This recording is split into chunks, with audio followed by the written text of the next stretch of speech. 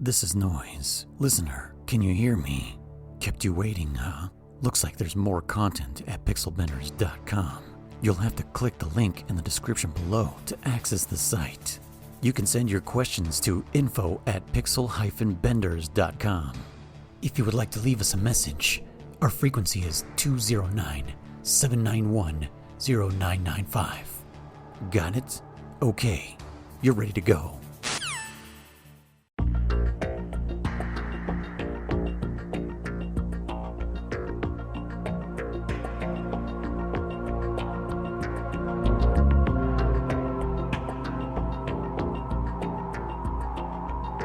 Welcome back, everybody, to Codec Calls, a Metal Gear Saga podcast, where we play the Metal Gear games from 1987 all the way to the present in chronological release date order. See, German, I didn't have to write it down. I just know it.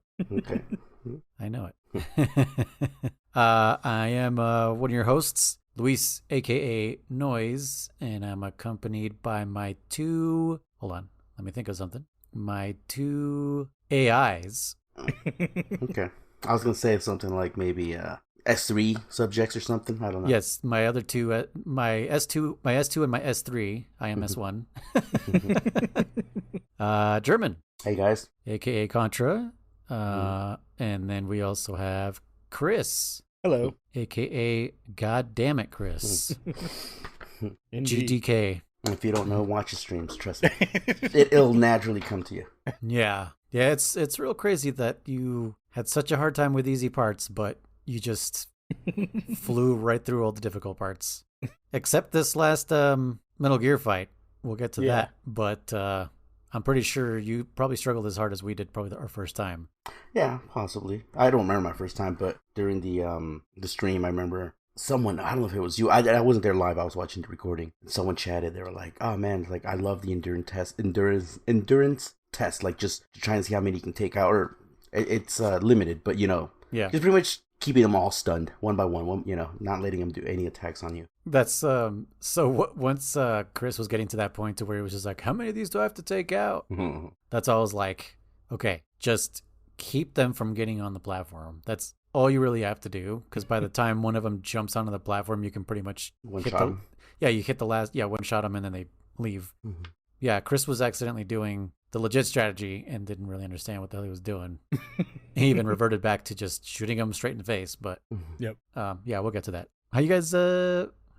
What have you guys been playing for this last week or watching?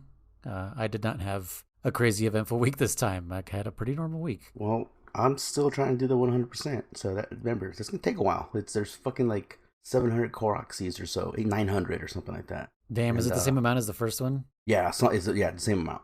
I'm like trying to do no strats, no strategy, nothing like that. I'm pretty far. Like I said, I'm just cruising around. Like I said, I'm playing Zelda. I'll be playing that for the next month or so. So that's what I'm doing. You know they're gonna give you a golden poop at the end again, right? Oh yeah, I know. Okay. But it's just, hey, you know what? I'm actually having fun with it.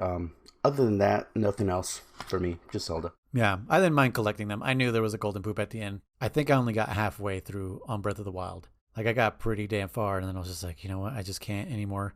Especially after there's no benefit after no incentive. No, there 300, I think. Yeah, no, it really isn't, and that is a shame. Again, that'll be another podcast. But I have my beefs with this game, and that's another story. But I still overall like it. So yeah, they should have let you like infinitely. Well, not infinitely, but expand your inventory all the way up to 900. Like, there's no reason why they capped it off. Being able to carry that much, or giving you a different kind of benefit or something. I don't know. Something. No, I agree with you. Yeah, but that's for a different podcast. Yeah. The Zelda podcast, especially since I don't know what episode it was, but Kriss said another crazy thing to us. That he's never really played any Zelda games. What? Do you remember him saying that? I played Breath of the Wild and a little bit of Skyward Sword. Yeah. I must have blocked that out. I don't remember that. Are you fucking kidding me? Yeah, it was that your bag for you. Bonnie's told you that too a few times, German. No, she's told me that you refused to play Skyward Sword the right way, and she's pissed off about you about that. Oh, what, like with the Wii remote? With the Joy-Cons. Nah, fuck that. Dude, nah, Joy-Cons are good. No. Not in my experience. I tried it. I gave it a shot, and it was not good.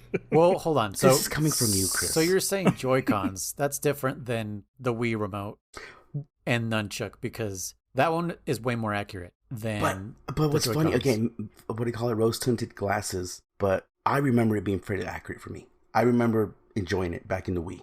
So I No, that's what didn't I'm have saying. Oh, With the Wii, it was better than the it's much better Joy-Cons? than the Joy-Cons. I thought Joy-Cons were superior though in the terms of the motion. No, Well, so the reason they're not is They're because superior in price. yes, that's for sure. Actually, that's not even true. I think back in the day, the Wiimote and Nunchuck were about $70. Were they? Dang. Oh, but then again, one Joy-Con is 40, but if you get a 2-pack, it's $70. So the price is the same, I guess, if you get two of them. Either way, so the reason the Wii is more superior is because there's an infrared camera that always knows that's true. where the remote is pointing. The problem with the Joy-Cons is that you have to, because it starts being inaccurate at a certain point, and you have to like point them straight forward and recalibrate them. Yeah, recalibrate. And then they'll work again. Do you know that you could use candles as your infrared sensor? Yeah. Yeah, Any light source. Yeah. Yeah, that was the fucking coolest thing ever. I never did it, but I saw a YouTube person do it. I was like, what the fuck? Yeah. I didn't know. Do you know why? Because of the infrared light, right? No. So No? the reason is because that the sensor bar. What do you think the sensor bar is? I thought it was just an IR, like a little light in there, no? Yeah, it's just lights. So I thought the opposite. I thought the sensor bar was cameras. And your controller was doing the light. Yeah, well, yeah, exactly. But it's the opposite. The controller has the camera, the infrared camera, and that's what I'm saying. That's why the candles candles work. Yep. Yeah. You have to. Yep. Which is so crazy. I literally thought it was the opposite. I was like, what the before fuck? the video, I thought the same thing. After the video, I was like, oh, okay. With that said, then yeah, candles would fucking work. But yeah, it's much better on the Wii. So I do agree with playing on the Switch with the controller. I own it. I started playing it, but I didn't. That's another game I gotta play through on the Wii, on the Switch. I'm sorry. Hold on, quick question. So that means that now that you really mention it, the cable from the IR from the sensor bar, it's literally just to light up the lights. Yes, it's not just feeding power. anything back into the Switch. That's It's just to the power. Wii. That's funny. Yeah, because you can have it disconnected and As long as if you had batteries in there, it would work. wait. You know what? I think the Wii does. Does the Wii ask for it if it's not plugged in? I don't think it does. I don't know, but Well, something else we got to test. Yeah. Chris, you're not playing Skyward Sword right now. What are you doing? I was playing a little bit of Minecraft with E-Rock. I started another server. Yeah. Like a paid server? Yeah. Oh, what mod pack are you using? It's roguelike adventure pack or roguelike adventure something. Okay. It's like an RPG type thing, yeah. Which Yeah, I'm cool. surprised he wanted to do that. So Oh, thanks for letting me know. Awesome. I told him to, and he just meh. You know what he did is he asked me where we hosted the server before, and I was like, I don't remember if it was Minehut or if it was MP Pro Hosting or whatever it was called, or I think it was MC Apex. Pro.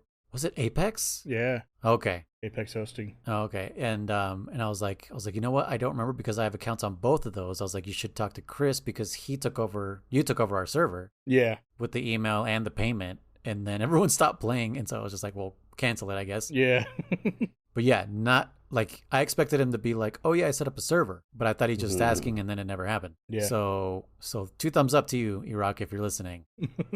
Thanks for the invite, buddy. It's not like I was playing Minecraft and inspired you to play Minecraft again Right. on my streams, whatever. That's cool though. Yeah, I've been trying to think of things to play with Minecraft, but you know what? I think Minecraft is what's crashing my computer, even when I'm not playing it.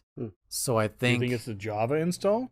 I don't necessarily think it's the Java. I think it's since I'm using shaders to make it look better. Oh, okay. I think that's fucking with my graphics card because obviously shaders are dealt with on the GPU level. So I'm guessing some remnants are lingering around even when I'm not playing it, and it fucks with the driver. And I don't know, it could be some kind of memory leak type of thing Yeah. with those shaders because I mean, the launcher warns you every single time. You know, it's just like this could crash, and you know, mods are not supported by Mojang and whatever, which is true. Once you start modding something, you're kind of entrusting your computer to run unofficial code that could definitely break a computer no matter what Yeah. game Well, you and mod. you're entrusting the person who made the mod that it's not some sort of Virus or malware some shit, phishing yeah. something. Yeah. And you know, code works differently for every computer. So for some computers, it's like no fucking problem. Like Jesse's computer works totally fine. It's got the same mods, but mine just decides to like, nope, I don't want to.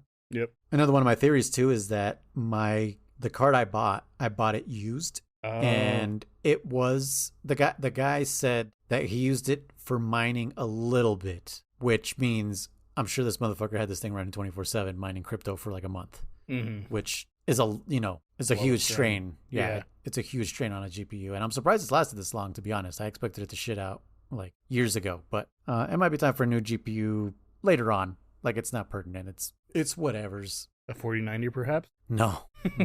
I was even I was watching some videos this morning. I was like, I was thinking of like the 3060 12 gig, just because word around the campfire is the 40 series is like, dude, it's like a 3 to 5% bump. Yeah, it's not worth it from the 30 series. And I'm like, man, that does suck. But in my head, I'm also like, but I'm not going from the 30 series. I'm going from the 20 series. So for me, it might be a significant upgrade to go straight to like 4060 Ti, because that's 16 gigs of VRAM. It is a little bit more of a bump. The price is what sucks, is because it's just like, dude, if you're just selling me a 3060 again, the advantage though is that the 40 series has DLSS 3 and AV1, which is a video encoder that would benefit me for streaming purposes and or video rendering. So that's the only reason I would consider that. Yeah. Laliluledo. I'm sorry, the one who shall not be named. Who? Sorry. I just blurted out a random name. I don't even know who that was. Just beep it out. Just beep it out. Yeah. Had gotten a 40 series card for that reason, because of the AVI encoding. Yeah, the AV1 is pretty much AV1, like what's say Lalululelo, Kriss. Laliluledo. Okay, edit that in there. Noise. Okay. Yeah, I'll move that over. Nice. Yeah, so what? I don't even know what I did this week. Oh, I started streaming BioShock. Oh, cool. Yeah, because I've never actually played all the way through it. Neither have I. I've heard they're great games. They look fun, but yeah. Yeah, it's always been on my bucket list of games to play, like since way back in the day. But when it first came out, for sure, my PC could not run it. It was like Unreal Engine 3, and my PC was just like, nah, bro, you could barely run Doom 3 and the original Far Cry. Like, you think you're gonna run fucking BioShock? You're crazy. I made multiple attempts to play the game, and I'd always get like maybe 1 or 2 hours in, and then I just forget. Like, it wasn't that it wasn't interesting to me. I would just kind of like forget. I find it personally, because usually I do my playing at nighttime. Yeah. And I don't know why I became like very like, maybe because you're underwater, the first one at least, right? Because first and second when you're underwater. Yeah, I'm like, it gets to me, man. I'm like, oh hell no, I don't know, it just gets to me, and I can't play it at nighttime. Just because you're like walking okay, around. Yeah, makes you claustrophobic. Yeah. God, maybe because like you look out and you see just a dark freaking ocean in certain areas, and I'm like, that's what sucked, dude. Yeah. My best friend was the same way with the original Resident Evil on PlayStation. He couldn't play it at night. You know what other one did that to me too? Is Dead Space. Same thing. You're out in space, and it's just, I don't know, just very, very creepy game. And I was like, Dead Space is good, but super creepy. But I can't play it at night. I don't know. Not that I'm afraid. It's just like, because it's too quiet. I need noise around me, Oddly enough, those kind of games don't creep me out, like Resident Evil or any survival horror doesn't creep me out. But if it's like first person puzzle, that super creeps me out, especially because they mostly don't give you any kind of weapon, right? It's all like you're exploring. If you encounter a creature or whatever, you just have to run. Your only option is to run or hide. Yeah. And that makes things like super duper creepy for me. I know one of our friends, a former streamer friend of ours, June, hates those type of games because he's just like, just give me a gun. Like, I just want to be able to fight back. And it's like, dude, no, that's the point. The point is you're supposed to feel helpless. And he's like, yeah, but then all I'm doing is running. By the way, the reason I'm doing that accent is because he's Swedish, and that's what he sounds like. But you know what? I kind of see where he's coming from, but you're right. That is the point of the game. And I think now that you mention it, it's because I play with headphones, too. I get no ambient noise, or I don't get any input from the real world. So you're more isolated. Yeah, so if I maybe play those games without headphones, then I think I'd probably be better. Yeah. Because then I do get paranoid. Well, especially when I have my cats and, sometimes my wife, and sometimes she walks in the room, I have no idea, and, and I'm like, my headphones on, and I just want to know what's going on holy around shit. me, yeah. I think the game that does that balance really well between running and hiding and also having weapons, which are not like superior weapons, so like kind of almost primitive, is Alien Isolation. Yes. I think that game, if you've never played it, German, it is really underrated, I think. I think nowadays it's got like praise up the wazoo. But when it first came out, people were like, this is a little slow. It's a little too long. But wasn't the AI broken on the fucking Alien? No. You're thinking of Colonial Marines. Oh, yeah, that's right. Okay. That made me sad because I really wanted to play as a Colonial Marine. But no, Alien Isolation is like Outlast and Amnesia, and I'm trying to think of other first-person games that are like, which one? Last Day, what was it? Dead to Light? Fuck is that one? Dying Light? Dying Light, something like that, no? It's kind of like that. So yeah, so but it's in between, right? So Alien Isolation starts you off with like nothing. Like the only thing you can fight, I think, is with like a wrench, right, Kriss? I think so, yeah. And even before that, you don't even have any of that. You just have like flares, and all you could do is like hide in lockers. Yep, you have to hide and avoid things, yeah, pretty much. Yeah, and as the game progresses, then you start getting crafting abilities, and then I think at a certain point you even get a gun. You get a couple guns. You get like a pistol, I think. Yeah, a pistol, and then like a flamethrower and stuff like that. Yeah, but nothing where you're like OP. You know what I mean? So you're still kind of like, fuck, I gotta kind of run because can I even defeat this alien thing? But you kind of have like a fighting chance. So I think June, if you're listening, I'm pretty sure you've actually. I think he tried to stream it one time. I think so. I think he and Clover got freaked out or something, right? Yeah, I think also frustrated because that game is hard. Yeah. The AI in it actually is the opposite of Colonial Marines. It's actually insanely good. It's too good. It's really smart. There's this thing called like the director, which is what the devs called it, and basically the director tells the AI the player is in this general area. Right, so the director always knows where you are, but the AI is always like looking for you in that general area. So if you go into another area, the director kind of moves along with you, which is what makes the AI seem so smart. Is just because the director is telling the AI like, "Hey, the player's over here," and it would feel like the alien's teleporting. And there's literally only 2 parts in the game. I can't remember the exact points, but there's only 2 parts in the game where it actually teleports. But that's for cutscene. Basically. Other than that alien never teleports, but it's really fucking smart. And if you play on PS4 with a PlayStation camera or with a microphone, you can turn on voice through the game. So you literally have to be quiet or it will hear you. Yep. And then if you play with a camera, you can actually lean your head left and right or up and down, and it will move the camera in game. So like if you need to peek around the corner, you can literally move your head and the camera will see you move your head. And yeah, so you can also play the game like that. And I tried that on PS4 and it's insanely hard because trying to be fucking quiet when you are afraid is fucking impossible. Like it's just like, and when I had roommates at the time, motherfuckers would come into the room and I'm like, shut the fuck up. Like, and then I get attacked. And also, if you try using the same technique over and over, the AI will learn. It learns, yeah, and will find ways to overcome that. So, like if you're using a flamethrower, it'll start not affecting it after a while. If you constantly hide in lockers, it'll start looking in lockers for you. Yeah, if you're always hiding under stuff, it'll start ducking down looking for you. Yeah, it's crazy. It adapts, yes. So yeah, yeah. Kriss knows. He streamed that shit. He is the only person I've ever seen in my life get killed by the alien before the alien is even introduced. I think I heard about it. I gotta watch it. It's an amazing thing. I think there's a clip of it. Like literally, the alien has not been introduced. It's just exploration. He didn't know where to go. All he had to do was go into one of the train things, and the fucking alien came out of nowhere and killed him. Yep. It just came in and killed him, and I was like, "Whoa, this is the tutorial area. Like, why did that just happen?" I speaking of that, I've looked through my clips and everything. I cannot find that clip. I don't think it exists. Yeah, I'm pretty sure I clipped it, but yeah, what a crazy thing. So if you guys have played Alien Isolation, give that a shot before you get to the alien. Just hang out in the first, I think it's like the first tram terminal or whatever you would call it. Yeah. Station, like the little tram station. Just sit there for like 5-10 minutes because I don't know how long it took Kriss, but then the alien will come by and kill you. But yeah, I think the reason I never really continued with BioShock is because I'd always run out of ammo and I was fighting the game loop, which the game loop is pick up money, buy ammo, shoot the ammo, buy more ammo, hack things to get discounts on these things that you buy ammo from. And I don't know, I just didn't like that loop, I think. And that's kind of what made me probably stop playing. But now this time I'm just like embracing it. I'm like, oh yeah, I'll hack everything. Fucking, because you can hack turrets, drones, cameras, you can hack everything. Yep. Yeah, I mean, it's I'm very bad at simulation type first person shooter games. I don't know if you know what that is, German.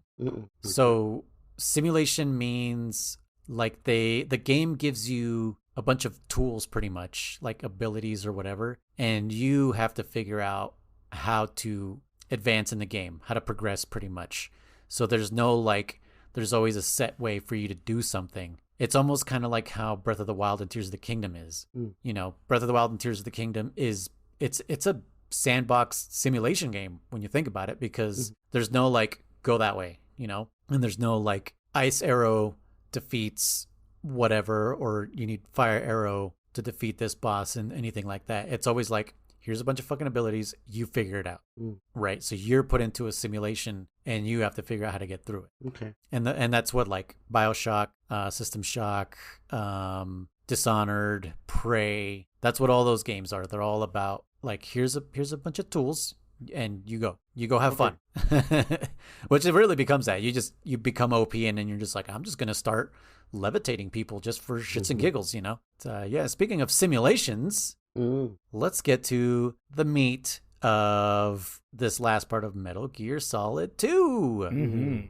Kriss. Yeah. I know the middle part of this game. We'll call it the middle because the tanker is really just the blue balls section of this whole game. But this middle part with Raiden that we played through previous episode. Yeah. It's a hard pill to swallow. A lot of information. Most of it is BS.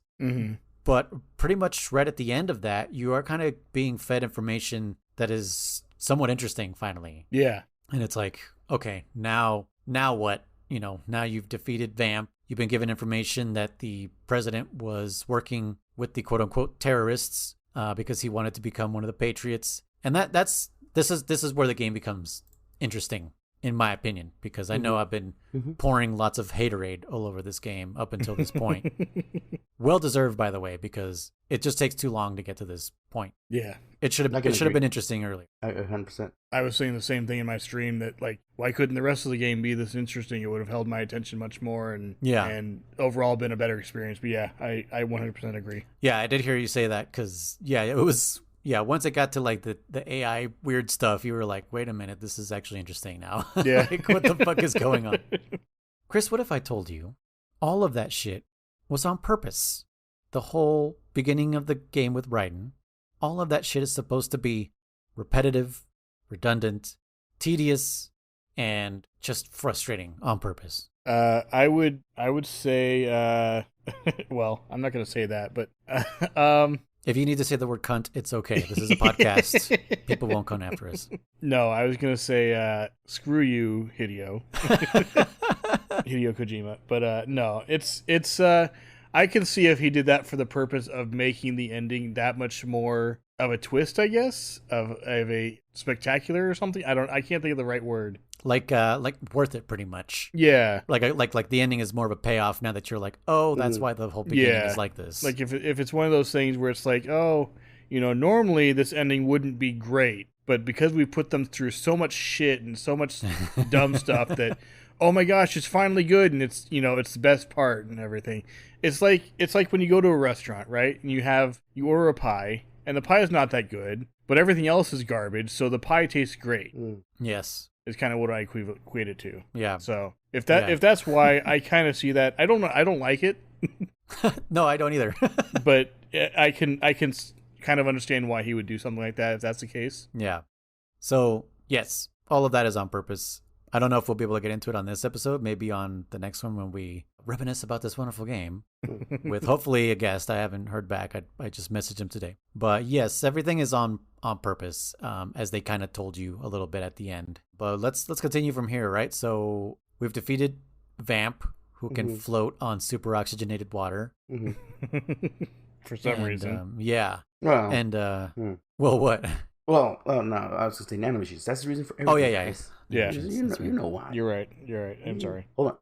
Real quick. Vamp. We didn't touch about this. Did you guys, I think it's a Codec call you had to do. Noise, you would know, but you might have forgotten, and it's forced on you. Kriss, did you know that Vamp and Fortune's father were lovers? I did know this, yes. I did not. Yeah, so it is a forced deal. So after you defeat him, I think, you call Snake up and you're like, oh man, you know, like I defeated Vamp or whatever. and he tells you pretty much the history is that he and Scott Dolph from the very beginning, the Marine commander, are lovers. It just kind of feels weird. I could weirdly, and not weird in a bad way, weirdly out of nowhere that's kind of his backstory, and that's why he's kind of devoted to her. Maybe I'm not really sure. Yeah, about that.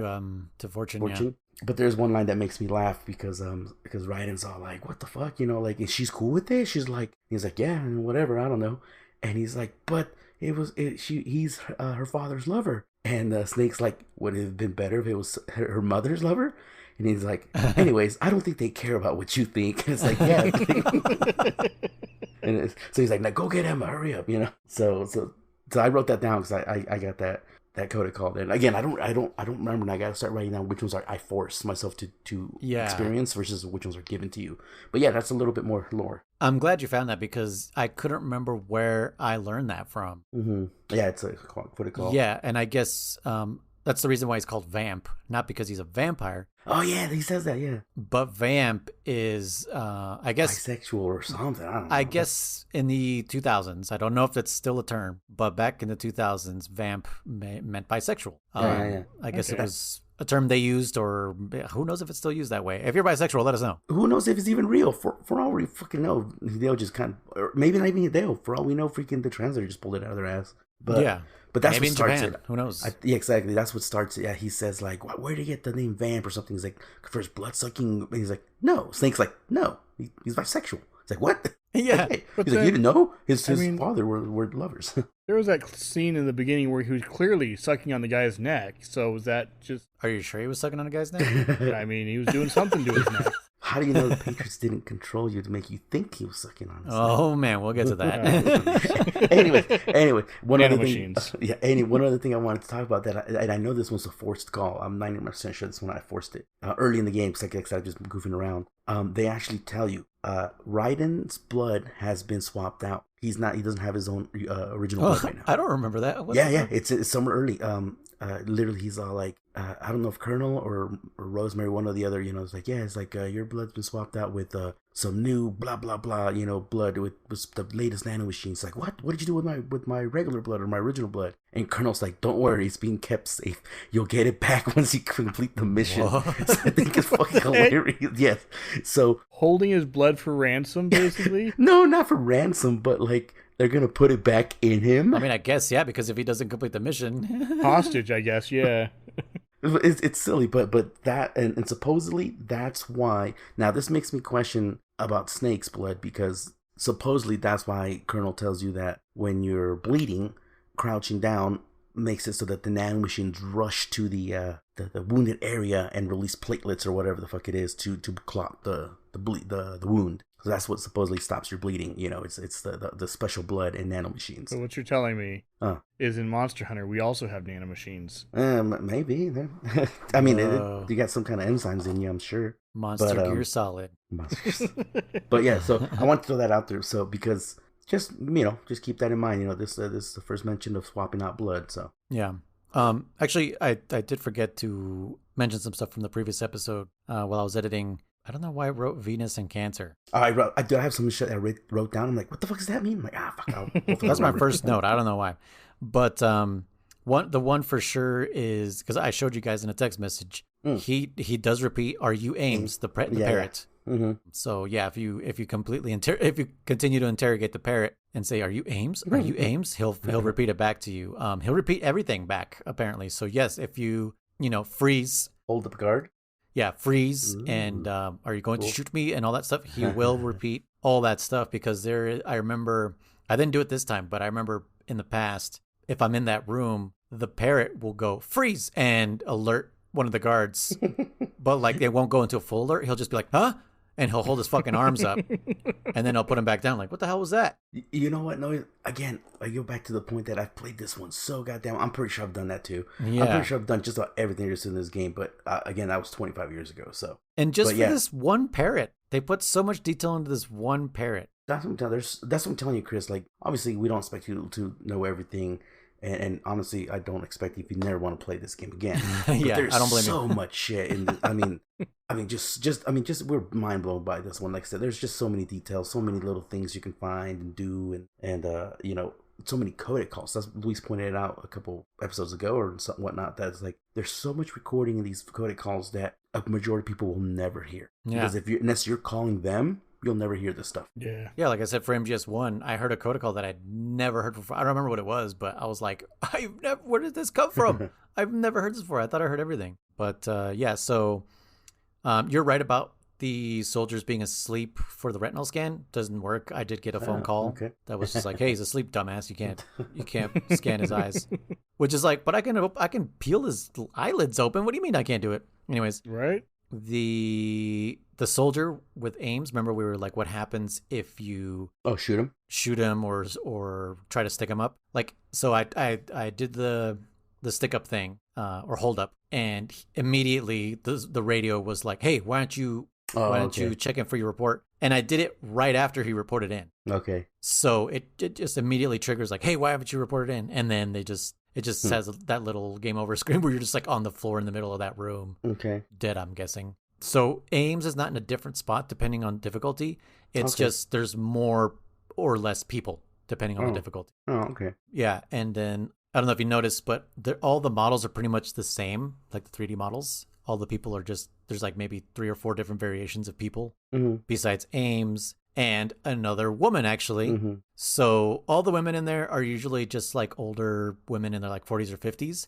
But there's one particular girl who is probably Raiden's age, like in the 20s. And her name is Jennifer. I don't know if you remember this, German, but... Snaketails? No. I don't know about Snaketails, but in this there's one in Snaketails. Oh, is it really? Okay, Yeah. So if you're like, are you Ames? She'll be like, no, I'm Jennifer. And then Raiden, if you keep pressing it, Raiden will be like, you're Jennifer. Like, you're Jennifer ... And she's like, yeah, leave me alone. And if you just keep doing it, eventually the other guard in the room, or the guard in the room, will be like, hey, there's suspicious activity in this room. Send another guard. And they'll send another fucking guard into the room. Oh, jeez. So now you have 2 to deal with. But that second one only goes back and forth right next to where Jennifer is. I tried to get a third guard in, but it didn't happen. But yeah, that was I don't remember that happening, but I was like, holy shit. Like, it's funny too, like she'll be like, leave me alone. And the guard will be like, what the fuck? And then start going towards her and stuff. And some of the older ladies in there, if you question them, they'll pee themselves. Oh, wow. Yeah, and they'll just like shake and pee themselves. And if you do that, by the way, if you question almost everybody in the room and then get to Ames, instead of saying, you're Ames, aren't you? He'll say, it would be a huge help if you just happen to be Ames. No way, okay. Because it's like Raiden is so tired of asking everybody, are you Ames? That now he's like, please, for the love of fucking God, are you Ames? Kind of like when we're fucking disconnecting, what do you call it? Lines on tap, right? You're like, please let this be the last one. Yeah, you work, better be the fucking one. Hopefully it's my customer. You disconnect him, like, yay, he's offline, it's my customer. Yeah, that literally happened to me today. Trying to find an outlet in this mansion. I was like, are you fucking kidding me? Like, oh my God. What else do I have here? We were talking about, last episode, during the vamp fight. So the reason if you shoot those grenades into the water and they explode, why it takes out his O2 is because in real life, that's what explosions do, underwater. Chocolate. They eat up all the oxygen because explosions can't happen without oxygen, right? Fire doesn't exist without oxygen. So that's a little detail that Kojima put in there. So if there's an explosion in water, obviously it's taking away the oxygen that Vamp is using to stay underwater. You know what I did on during my Snaketails playthrough there, you fight Vamp. I used no, not Snaketails, sorry, not the Snaketails. Snaketails I used grenades during my second Vamp fight. I know what it was, the boss battle, the boss rush. Boss rush, yeah.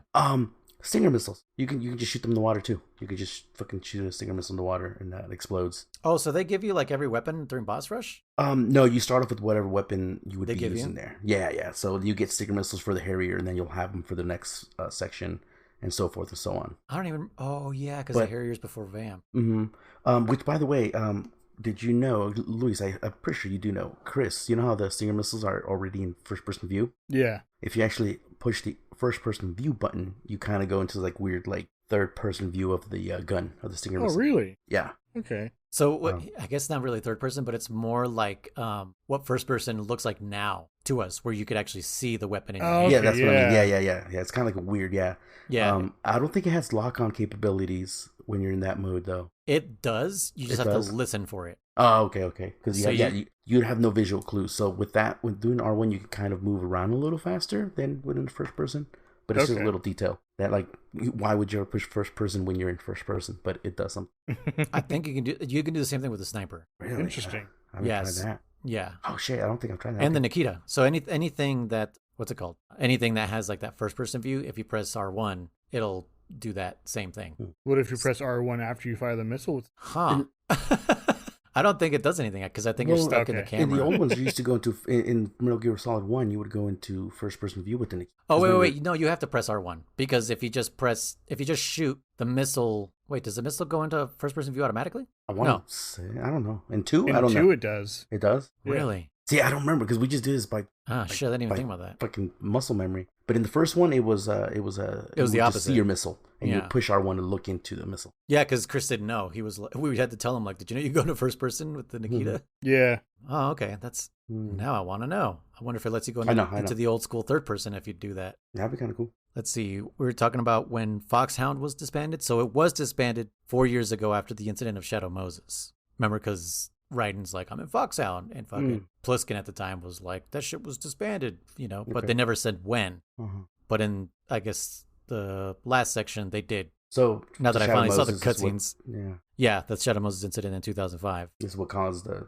Yeah, is what caused the disbanding of Foxhound. So Nano Communications. We were talking about if this shit is happening in your mind. Mm-hmm. It definitely is. Mm-hmm.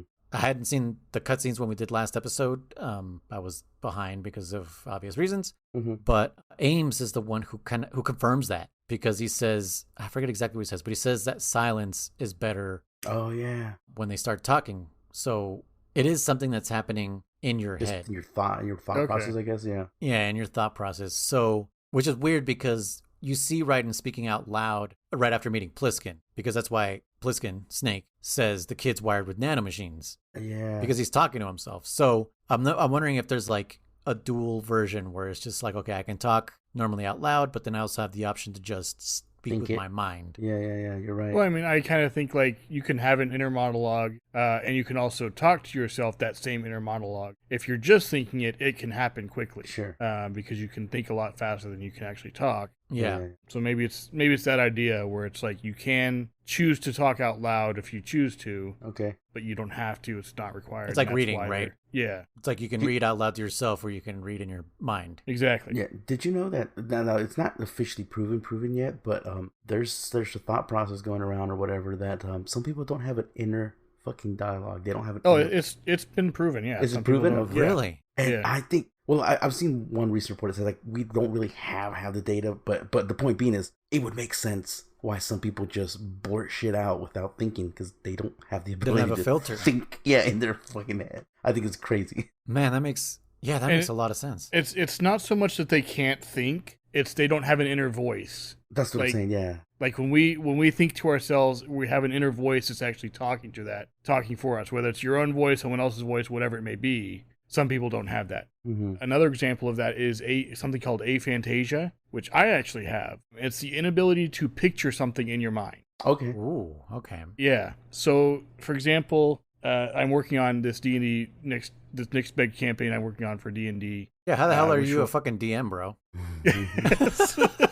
You can't picture anything. So it's different than making stuff up. So I will just say that. But I was talking to my wife because she's gonna do like some town maps and stuff like that for me. And I was telling her, I said it's difficult for me to picture what this stuff is gonna look like in a way that I can put it on paper, if that makes sense. Because I can't physically in my mind say, okay, this building is here, this one's here, this one's here.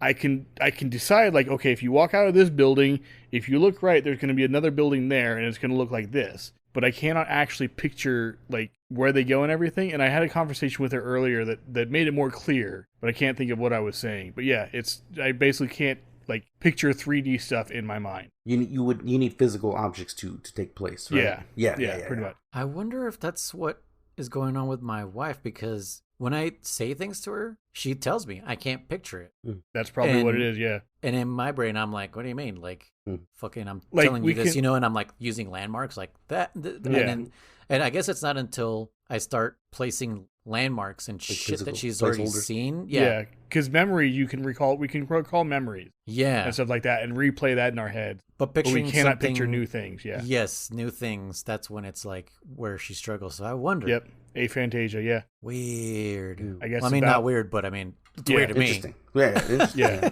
I think it's roughly 15% of the population has it. Yeah, it's so crazy how our minds work. Like all these things that we just didn't know. Mm-hmm. Even my generation, right? Like, I guess you guys are part of my generation, also. Kind of. I'm an '80s child, born of the '80s, and learning disabilities were still kind of new. Oh, yeah. Like we didn't really even figure them out until like the late '90s, I think. Mhm. Like I didn't know anything about dyslexia. I didn't know Oh. anything about ADHD. Like all of this stuff burst into the scene like late '90s, early 2000s. Yeah. And I was like, holy shit, like this is a thing. Like no wonder my classmates struggled, Mhm. Some of them were like perfect students, like they could fucking recall anything and are super good at something, and others were just like, I just can't, and Yeah. you're like, is this fucking kid stupid, or is he just not paying attention, or does he not want to be here? And those are like the things that I'm sure adults and teachers were assuming, right? He's either Yeah. dumb, he doesn't want Yeah. to be here, or he's just not paying attention. Instead of, he's got There's dyslexia. Louis, And he can't. He's struggling to read, and that's why he doesn't want to, because it's a literal problem in his brain Yeah. that he just cannot deal with. And German, you can speak to this. Yeah, I have high dyslexia. Are you kidding me? Like I thought I was with you. In first, second, third, all elementary school, I thought I was just stupid when it came to reading. I physically said that. I said I'm fucking stupid. It wasn't until way late in high school that I was like, I have fucking dyslexia. Yeah. I can't fucking read. It's Yeah. hard. No, but it brings me to a certain point where you and I experience this in work all the time, and there's a thing where there's some kind of training, but the point being is that it said cognitive disability was the word that was used, and they pretty much just said like, what's easy to you is not easy to someone else. You're like sitting here like, dude, just push input, and some customers out there, some people out there are like, input? What the fuck are you talking about? Yeah. Yeah. My TV works. It worked yesterday. It doesn't work now. I know you're on the wrong input. What do you mean input? What does that mean? It says no signal on my TV. Dude, it's because you're not... They just don't get it, Yeah, you have to explain what input Yeah, is, right? Yeah. Yeah. I mean, so... And I've learned, because of that wording, it made me realize I have the inability to read, write, and spell correctly. I mean, anytime I was like, hey, man, I was like, give me your phone number. What's the address? And people are all like, 8250. I'm like, hold, dude, I'm still on the 8. Like I'm still writing down 8. You already finished the whole. You're giving me zip codes now. Stop. Slow down. Let me write it. So Yeah. I ask for that patience with people when it comes to reading and writing and stuff like that. So likewise, as frustrating as it is, I'm just like, lady, just trust me. Push the input button. Just push it once. That's all you gotta do. Yeah. And I'm patient on as best as I can be, and I'm nice to them because I realize, yeah, it's easy for me, but it's not to them. And likewise, they might be able to spell circles around me, and I can't. So. Mm-hmm. Yeah, it's crazy that it's really only recent that we actually are doing something about it. Mm-hmm. Because teachers with 30 kids, Get 30, I was gonna say, yeah. no fucking way, man. Or more. Yeah, especially like professors in colleges have like 100 students, Yeah. and these kids may be smart, they made it to college, whatever, but some of them are still struggling. Mhm. Some of them probably work twice as hard as those who are fucking, sliding through like, oh, I got this perfect. And others are just like, I am writing notes vigorously because I cannot remember Yeah. anything this fucker's Yeah. saying. Yep. Everything is a struggle for individual people. You never know. And that's where I was. I was like, I remember the stuff because I can't keep up with notes. I'm telling you, I can't keep. I up can't write with- notes, no. I can't write notes for shit, and so I'm like, I would just sit there and just scribble, but just mostly try to remember every word he said because that was easier for me than writing shit down. So Thankfully, for me, I have photographic memory. So as long as you show me visuals, I got it. Mm. Even math or English. Like if you are writing it as you're explaining it on like a whiteboard or something, that is in my memory forever. And especially hands-on. But I think that's everybody. Everyone needs hands-on, and I think that needs to be more of a thing in school because talking at somebody, that never works for anybody. You got to be hands-on. Well, I think school needs to diversify in their teaching ways anyway, because one way of teaching is not going to help everyone learn. Yeah. You might find one that works for majority. It's not going to work for everyone, though. People need individual attention. Yeah. Which is an impossibility. There's just too many kids.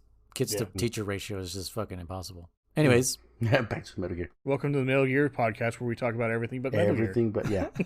yeah, Well- nanocommunications is telepathy. Okay. Gear. Okay. Yeah. And then we forgot to mention last time when we're doing the directional mic there with the conversation between Solidus, Ocelot, and Olga, Uh-huh. is that Solidus is after Outer Heaven again to create yeah. Outer Heaven the same way Liquid wanted to Oh, do. that's right. Yeah. He does mention it, yeah. Yeah, I totally spaced out until thankfully I watched these fucking cutscenes again, but I was like, oh, shit. And at a certain point, also, Vamp refers to Ocelot as Ivan. Yes, he does. This is the second person to refer to Ocelot as Ivan. The first one was Vulcan Raven after you defeat him at the tank. Mm. He calls him General Ivan. For some reason, I have notes that the Iran-Contra affair was during the Reagan administration in the 1980s. With Oliver North, yeah. Oh! That's the guy who took the blame, the fall for it. Okay, because German mentioned it. Yeah, Okay. yeah. I was like, why did I write that down? About governments and doing weird shit, yeah.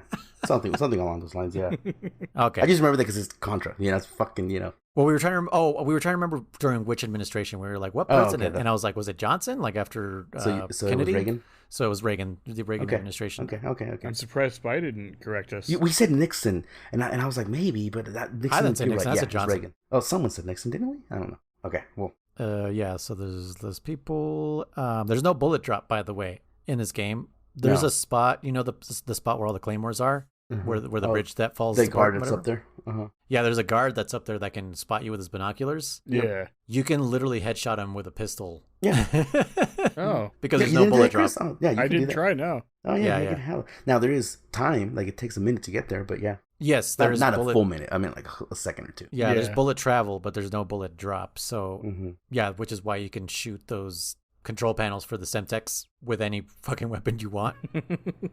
Yes, and then I have a complaint is the boss arenas are tiny in this game. I think that's another problem I have with it, because if you look back at MGS1, the only like tiny arena maybe that you have is maybe with like Ocelot. Well, Mantis, maybe. And I guess so Ocelot, Mantis, and then Liquid on top of the Rex. Other than that, the arenas are pretty big. Maybe Cyborg Ninja, but like the tank is a huge fucking arena. Sniper Wolf is a huge Yeah. Both of corridor. them, yeah. Both of them, are huge areas. Vulcan Raven has that freezer. Giant freezer. What? Yeah, is it even? Yeah. Yeah, I think like these arenas are super tiny. Like, I mean, I guess Fat Man, but Yeah. you it's can pretty generally big. just stand still and he'll just come to you. Yeah, he really does, except for the finding the bombs. But Yeah. yeah, that will lead me to big arenas and boss fights. That will lead me to one of the next sections coming up here. Because yeah, so pretty much we go get Emma, right? Yeah. Right after we defeat Vamp, and then And escape By the those way- purple orbs. oh yeah, the purple orbs. Yeah, see, Chris was fucking incepting me because I was like, yeah, I remember them too. I swear to God. See, this is Chris's, what is it? Anti-aphasia, Fantasia? Fantasia Yeah, 2000? Fantasia. Hey, Fantasia. Fantasia. But But I get it, because it is something new that you saw, and your brain took a mental note whether it was real or not. Mm-hmm. So you're just like, this thing, and I couldn't move. And so explaining it to us, you're like, this is the thing I remember. So Yeah. it's not like, Well, and I was in first person mode too, a lot of that. So I didn't. oh yeah, you can't see exactly what the fuck's It going looks on. slightly different in first person mode than it does with the overhead mode. Because when I looked at the overhead mode, I was like, oh, it is just rays of light. But then I remember in first person mode, it looks more like I was describing, like those little Like a 3D circle? lightning things. Yeah, 3D circle. Yep. I've just described a sphere. Yeah, no, anyways, go ahead. But no. So I was saying, so we get Emma, like just like a brother and sister. She pees her pants, right? Yep. Yes. I noticed Now- that too. Now I'm gonna skip really quick ahead. Chris, when they mentioned later on about how this whole thing was a recreation of Shadow Moses, if you will, did you ever get that feeling before that was mentioned? Not really. I mean, there were similarities. I never really connected to like, oh, this is the same thing, or like the same stuff is happening, or same sequence of events, or anything. Like, Okay. Not Did you even notice? dialogue? Yeah. Like when as soon as you get out of that little pool where the sub is, Mm-hmm. the colonel literally verbatim says the way he explains the codec to you is exactly the way it's explained in MGS1. You know, Yeah. the vibrations stimulate the small bones in your ear, so only you will be able to hear it. When you hear the codec, or when you need to use or when we call you, the codec will beep. When that happens, push the select button. He literally verbatim says all that stuff. Yeah. Well, I figured it was like that was the same. Yeah. But as far as like, I figured it's just like it worked the first time. Why wouldn't they describe it the second time as well? In case this wasn't your first. In case this was your first Metal Gear, I guess. Yeah. But for sure, I was already like seeing a lot of similarities. You know, the ninja, the fucking Mr. X. There's Claymores on. I'm like, what again? You know, the bloody hallway.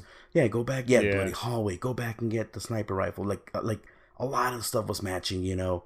The Ames dying of this weird condition, you know, and the same thing, like, oh, you bastards, you did it, or whatever, you know. I think that's when I started noticing it, when Ames died of a heart attack, because I was like, whoa, hold on, like that's when it really hit hard for you. You were like, wait a minute. Yeah, because before that, I have to kind of like almost like empathize with Kriss, where it was just like, yeah, okay, they're just saying the same shit. Yeah, because it's a Metal Gear game, right? Like I haven't played any other Metal Gear game up to that point, but now that we've played them since the one from 1987, they all kind of follow the same formula, where they explain what's going on. Here's how to use the codec. Yeah, that's true. You know, but like think of Monster Hunter too. Every Monster Hunter game has the same opening. Here's a small monster. Go kill it. Oh, don't forget to block. Don't forget to heal. Don't forget to do this. It's like I played Monster Hunter for 10 years now, or 20 years, or however long. Like I know what to do, but it's always in there. That's very true. Why? This is 2024, and games are still not allowing you to have I've played this before option. You know, option. Yeah. Pokemon will always start the same way. Mm-hmm. This is welcome to the world of Pokemon. My name is Professor whatever the fuck Professor I am in this game. But anyway, so we get Emma, and you freaking do the swimming and all that bullshit. Now she makes this dialogue to you. I want to ask you guys this question, because I remember this back in the day. Is it just me, or does it seem like she was into her brother? I way got that. Yeah. Okay. I was creeped out by some of the stuff she was saying. Okay. So it wasn't just me, because I was just like, I remember playing. I was like, oh yeah, I'm like, so she but it's a weird, like, oh, it could have been like she just kind of likes him in a cute, like, maybe brother sister kind of relationship, but she goes on to say like, oh, some guy I like wears them, not someone who I Oh, because she wears her glasses. They're not prescription. They're just for show, she said. The part that got me was when she talked about, we used to play house and he was my husband or the dad or something, and I was the mom. It's like, that's not normal. No, actually, I can see little kids kind of doing that, but it's just the way she when I heard Kriss say that, I was like, that's pretty normal. Like, I played house with my cousins. You're children, and you don't think of it as like it's sexual context. Yeah, I have never heard of that from any of my family or anyone doing that kind of stuff. You guys are fucking weird, and I think no. I think you think that because you have a sister. I have two sisters. So I don't. Okay, here's the truth. I don't think I ever played house necessarily with anyone, but I can see it being kind of just normal for siblings to play house. Yeah, because children will emulate everything they see. They just see like the whole like, oh, so off to work I go, honey, blah, blah, blah, blah, you know. But also, how much older is Otacon than his sister? That is one thing, yes. But also, see, that part that NFL is what makes it weird. If they were both young, that's one thing. Okay, kids are being kids. They're innocent. What, Chris? They're not thinking that. But... You bring up a very valid point, because the little picture they use of her looks very young. And let's just say Otacon was old enough to do certain stuff. So yes, that dramatic event. Yeah. So here's my counter argument to that is, when you're taking care of a younger sibling who's significantly younger than you, you'll play whatever they want to play. Yeah. They want to play something, and you'll play along as long as you still like your sibling, because of course there's parts where you're just like, get the fuck away from me.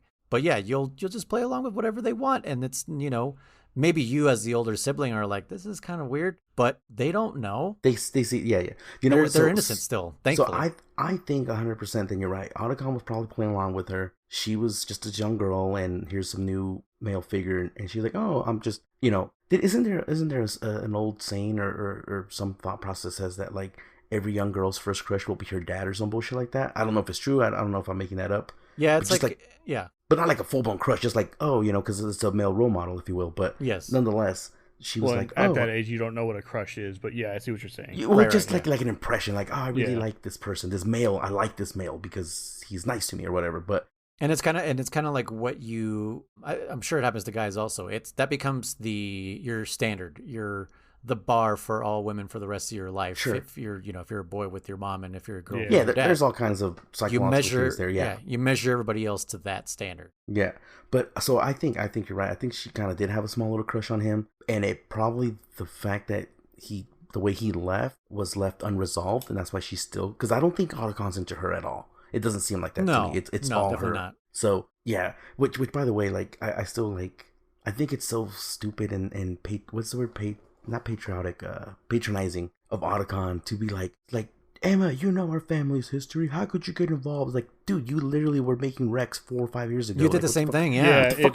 Get off your high horse, bro. Yeah, but I think the reason he said that is just because this is the first time he's seen her since she was a child, and sometimes you'll say the wrong things. No, that's true. Well, and instead of saying something caring and encouraging and thank God you're okay, it must have felt weird for him to maybe be nice to her. So the thing that you do the opposite. Well, especially since he knows the real reason why his dad died, and she was almost killed, and but yeah, so it brings us to this next section, which. But yes, Chris, sorry, I don't want to say your opinion is incorrect. No, I didn't get that at all. Yeah, no.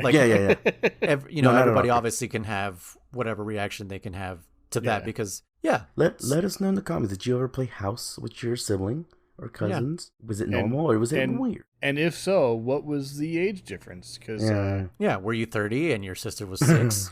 Yeah. But let us know. But no, this next section I freaking hate, and I remember towards like some of my last playthroughs, I would literally just give up in this section because I just hate it. The Emma escort. Who loves escort missions? I hate It's not as bad as I remember. Obviously, it's actually very goddamn short. Yes, but I just find it so fucking stupid. You got to swim with her, and I can't swim. Blah blah blah. It's like my brain always makes it longer than it is. Yeah, like that's what I'm saying. The hand holding part for sure. And then, Chris, did you how did you get through the cockroach section or the sea lice? Yeah, so sea lice. I just straight up knocked her out. I shot her with the trank. Nice, good job. Yeah, yes. No, it's just like I don't want to deal with this. Boom. I told when He Who Shall Not Be Named was playing, because he got ahead of us, and I don't know what he's playing now, but he got ahead of us, and he was in that part, and I was watching him, and I said, I just like knock her out, or I just choke her and drag her to the to the elevator. And he was like, what? I didn't know you could do that. I was like, yeah, dude. Like, what do you mean? Like, because the intended way is to spray the sea lice with the coolant. But I ain't got time for that. Like, I go call the elevator, crush a few sea lice under my feet, and then I just choke hold her and full Nelson her all the way to the fucking elevator. Yeah, I just straight up shot her in the head with a dart. Yeah, you can dart her. Dragged her. So her whole body goes through them, and like, that's what you get, bitch. No, Jesus. Do you guys remember? She's like the most innocent character in this entire game. To the clip, I forgot about that. If you shoot grenades or anything like that, the bugs will actually splatter on your screen as well. In first person view. Did you guys see that or no? I sent you a clip. No. Yeah, I did not see that. Go into first person view, and I know it works with the what is it, the RGB or whatever, and possibly Nikita's too. But if you shoot it explodes, and then a bunch of them will just fly at your screen and just get splattered on you. That's awesome. It's pretty funny. Yeah, I'm telling you, there's so much detail in this game. Yeah, so this next section, obviously. So I wanted to make this point before I forget. So now you get the sniper section, which I don't know why I love snipers, right? I think it's just something embedded in 99% of guys. You're like, sniper rifle? Fuck yeah, I want to snipe some things from far away, right? I find it very, very boring. Even my first time, I find it very slow, very boring. This particular sniping part, or just all sniping parts in game? No, this sniping part. No, okay. I was super excited. Like, again. Oh, I tried this part. Because I find all sniping boring. Oh no. For me, it was just this one. I like that like I said, the connecting bridge much better than this section. There's just the drones keep coming. It's just so fucking boring to me. A little Easter egg on here too, Chris. If you pull out your directional mic, you can listen to Emma talk to herself, and she'll be saying, I don't remember what she says. Things like, I think she just talks to herself. She talks to herself, and she kind of mentions that she thinks you're cute and stuff like that. Yeah. So there's 2 pillars that she walks behind. And I think it's the first pillar, right? The what No, you were about to second. mention. It's a second pillar. Second one. Okay. You walk behind the. She walks behind the second one, and why would you pull out directional mic, right? But if you pull out directional mic, she actually runs into guess who? Chris. Just what you have one guess. Who is it, Chris? One guess. I'm gonna say Fortune. Nope. No, you blew it, Chris. You're out of the podcast. All right. No. Nice knowing you guys. I'll see you guys later. He's like, finally, I'm free. Fuck Metal Gear Solid 2. No, it's a. No, my chat has been predicting that for many weeks now that I'm going to be out of this podcast. You're gonna get kicked out simply because of my gameplay. No. She actually runs into good old Johnny. Oh, okay. Yeah. This is a second appearance of Johnny. Yep. She runs back there and she's like, "Oh no, guard," or some shit. He's like, "Please don't kill me." Don't remember the exact dialogue, but he's like, "I'm not gonna kill you" or something. And she's like, "Why not?" He's like, whatever. Just get out of here, or some bullshit, right? And his stomach turns on him again. So he makes the comment and he goes, he says like, "Never get involved with pretty girls. They'll give you diarrhea or some shit like that, right?" And she's like, "What?" Some crazy thing he says. And he's like, "Oh no, just like in Alaska." Yeah, just like in Alaska. Yeah.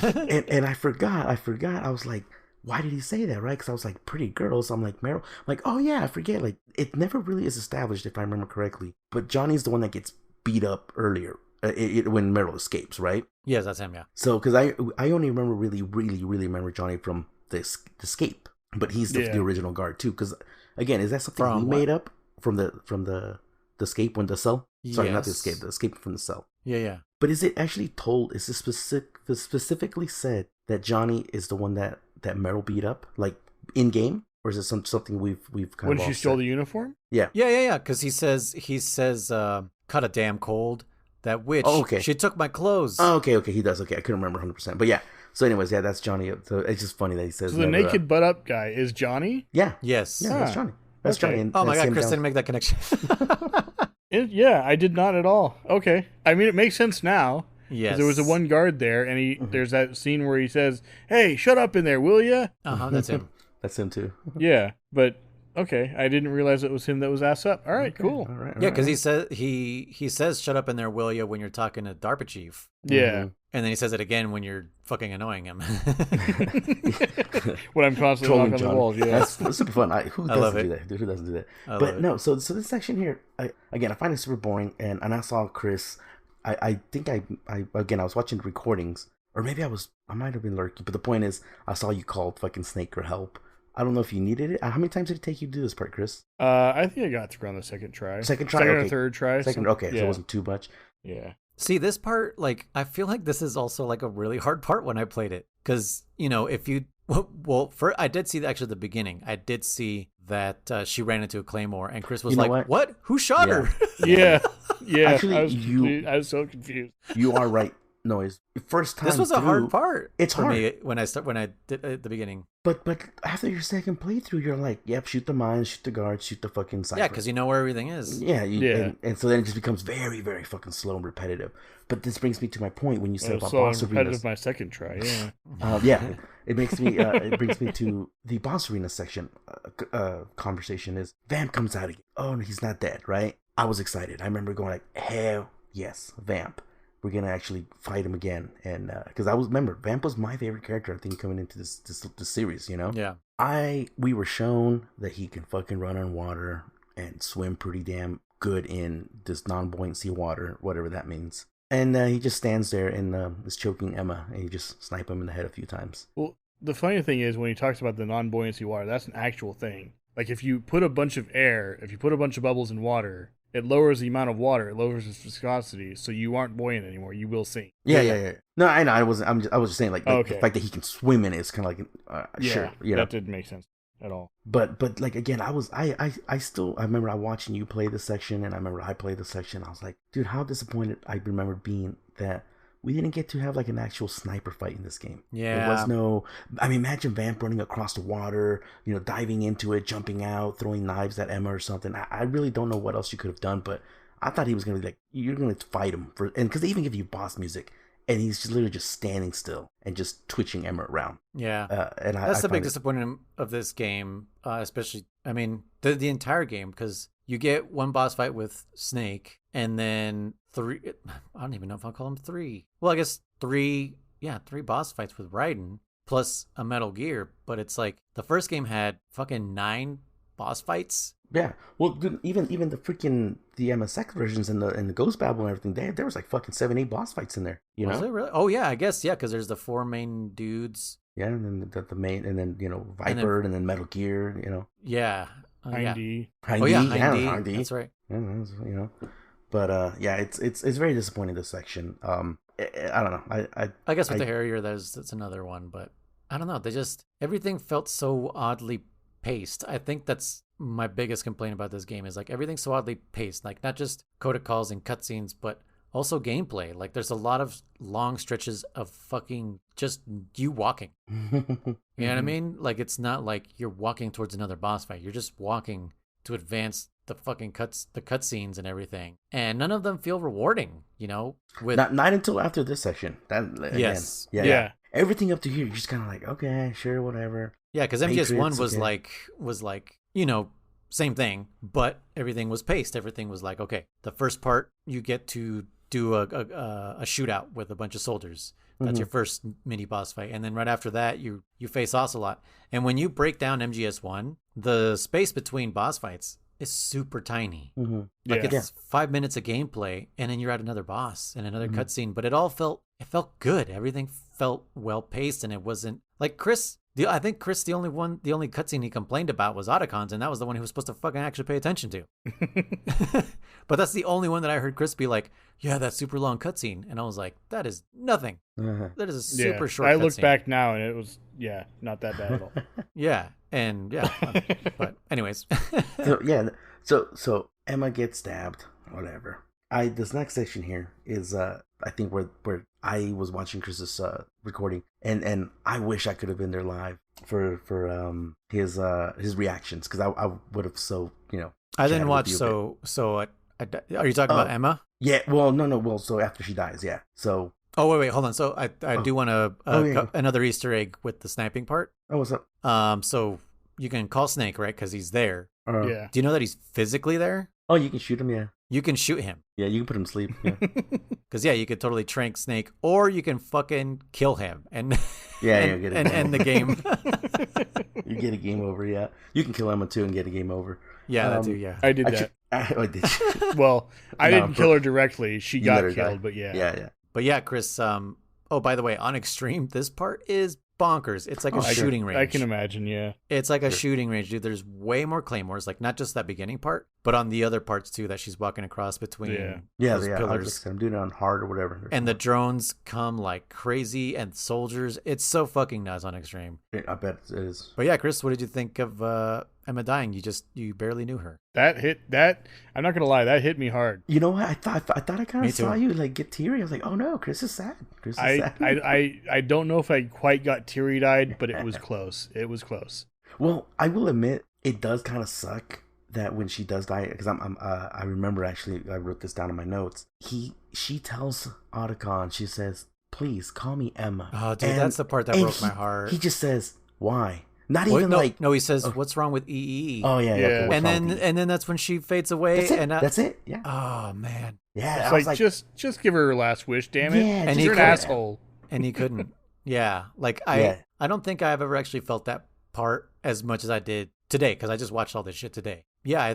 Honestly, I remember I said, I'm wondering if Kriss is even gonna fucking bat an eye at this part, because Kriss was so over all this shit that he just had to. That he was dragged through. That I was sure. No, well, because for the first time there were actual stakes in it. Yes. Yeah. But yeah, true. Like she was innocent. She didn't know what was going on. She was trying to help in what way she could, and then she gets screwed over, and it's like, really? Yeah, and and like Raiden and Snake are kind of like tiptoeing, like we still have to do the virus thing, and it's just like, fuck, she's dying, bro. And no shit. Yeah. Like how do you nudge her? Be like, hey, I know you're dying, but can you hurry up and do the virus? Right. But it has to be done. That's the thing. Yeah. This. Yeah. I definitely felt this entire scene more than I ever have in my entire life. Like, I think being an adult, for sure, I was like, damn, this is these are the casualties of war. We think about war as soldiers on a battlefield, But these or type even of things, just nation versus nation. yeah, but these things really do happen behind the scenes, Yeah. and these are things that we will never know about. Especially like back in the Cloak and Dagger days. With the Cold War, where it was spy versus spy and shit like that. Like that's what was really happening in those times, and I think that's kind of what Kojima is kind of trying to communicate with these games, where war doesn't have to be, like you said, nation versus nation. These are the things that he lived through and that his parents lived through, where people went to war not as soldiers but as spies and shit like that, and never came back sometimes. And we'll never know if they saved the world. They'll never be acknowledged. They'll be an unnamed star in an unmarked grave somewhere. And there are a bunch of unmarked graves where we never know if these people saved us from impending doom. Sure, yeah. It's crazy that that's what war can also be, and we never really think about that. Yeah, absolutely. But this is where we find out, Chris, I don't know if you care or remember too much, but Otacon was banging EE's mom. His stepmom. Her mom, yeah. Yeah, and someone in your chat said, like, was it before this section? I don't remember. They said Otacon sowing his oats or something like that. Sowing his oats? Yeah. And wait, sowing his oats? Isn't that a phrase? He was sowing his wild oats with his stepmom? Is that what they're saying? Yeah. Someone okay. in chat said that. Because it came right after the section. Because, with Sniper Wolf, and now we find out it's his mom, too, Thankfully, it was stepmom. Thankfully, it was a stepmom and not fucking, like, EE has a little girl or some shit, because that would have been fucking weird. That would have been real bad. Yeah. Would have been like, can somebody shoot Otacon in the face now? Yeah, no shit. Because, like, I remember hearing this section about, I felt like I liked Otacon, and I remember we talked about how Kriss didn't think Otacon would be making a comeback or something like that in this game, but like if he was gonna return. Yeah, but when I saw him in the tanker, I was like, oh hell yeah, Otacon. I don't know why I liked him. I was like, he's cool. And then you get to this part, and I kind of lost a little respect for him in terms of, like, you were sleeping with your dad's fucking wife, dude. Like, well, also, here's the thing too, is how old was Hal at this point? Sure. Because he could have also just been a teenager being taken advantage of. Yeah, because he talks about she seduced him, right? She seduced That's what him. he said. Yeah.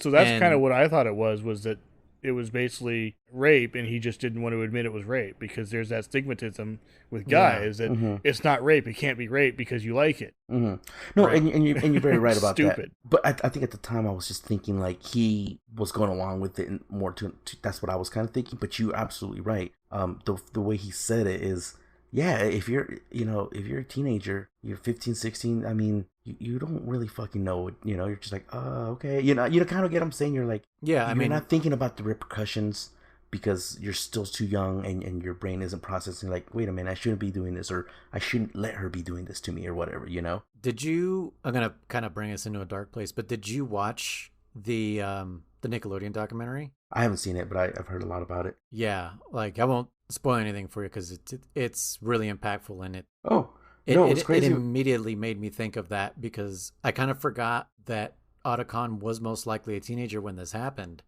Because I always thought of Otacon as an adult. Same, but you're right. Yeah. But yeah, this must have happened to him when he was a teenager, and then the dad found out that this was going on, and he wanted to kill himself, and almost took Emma with him. And that gave Emma the trouble for the water. Yeah, it was mostly the betrayal of his wife, not necessarily maybe his son, as far as we know. Not necessarily Otacon. We weren't there. We don't know what was going through his head. You weren't there?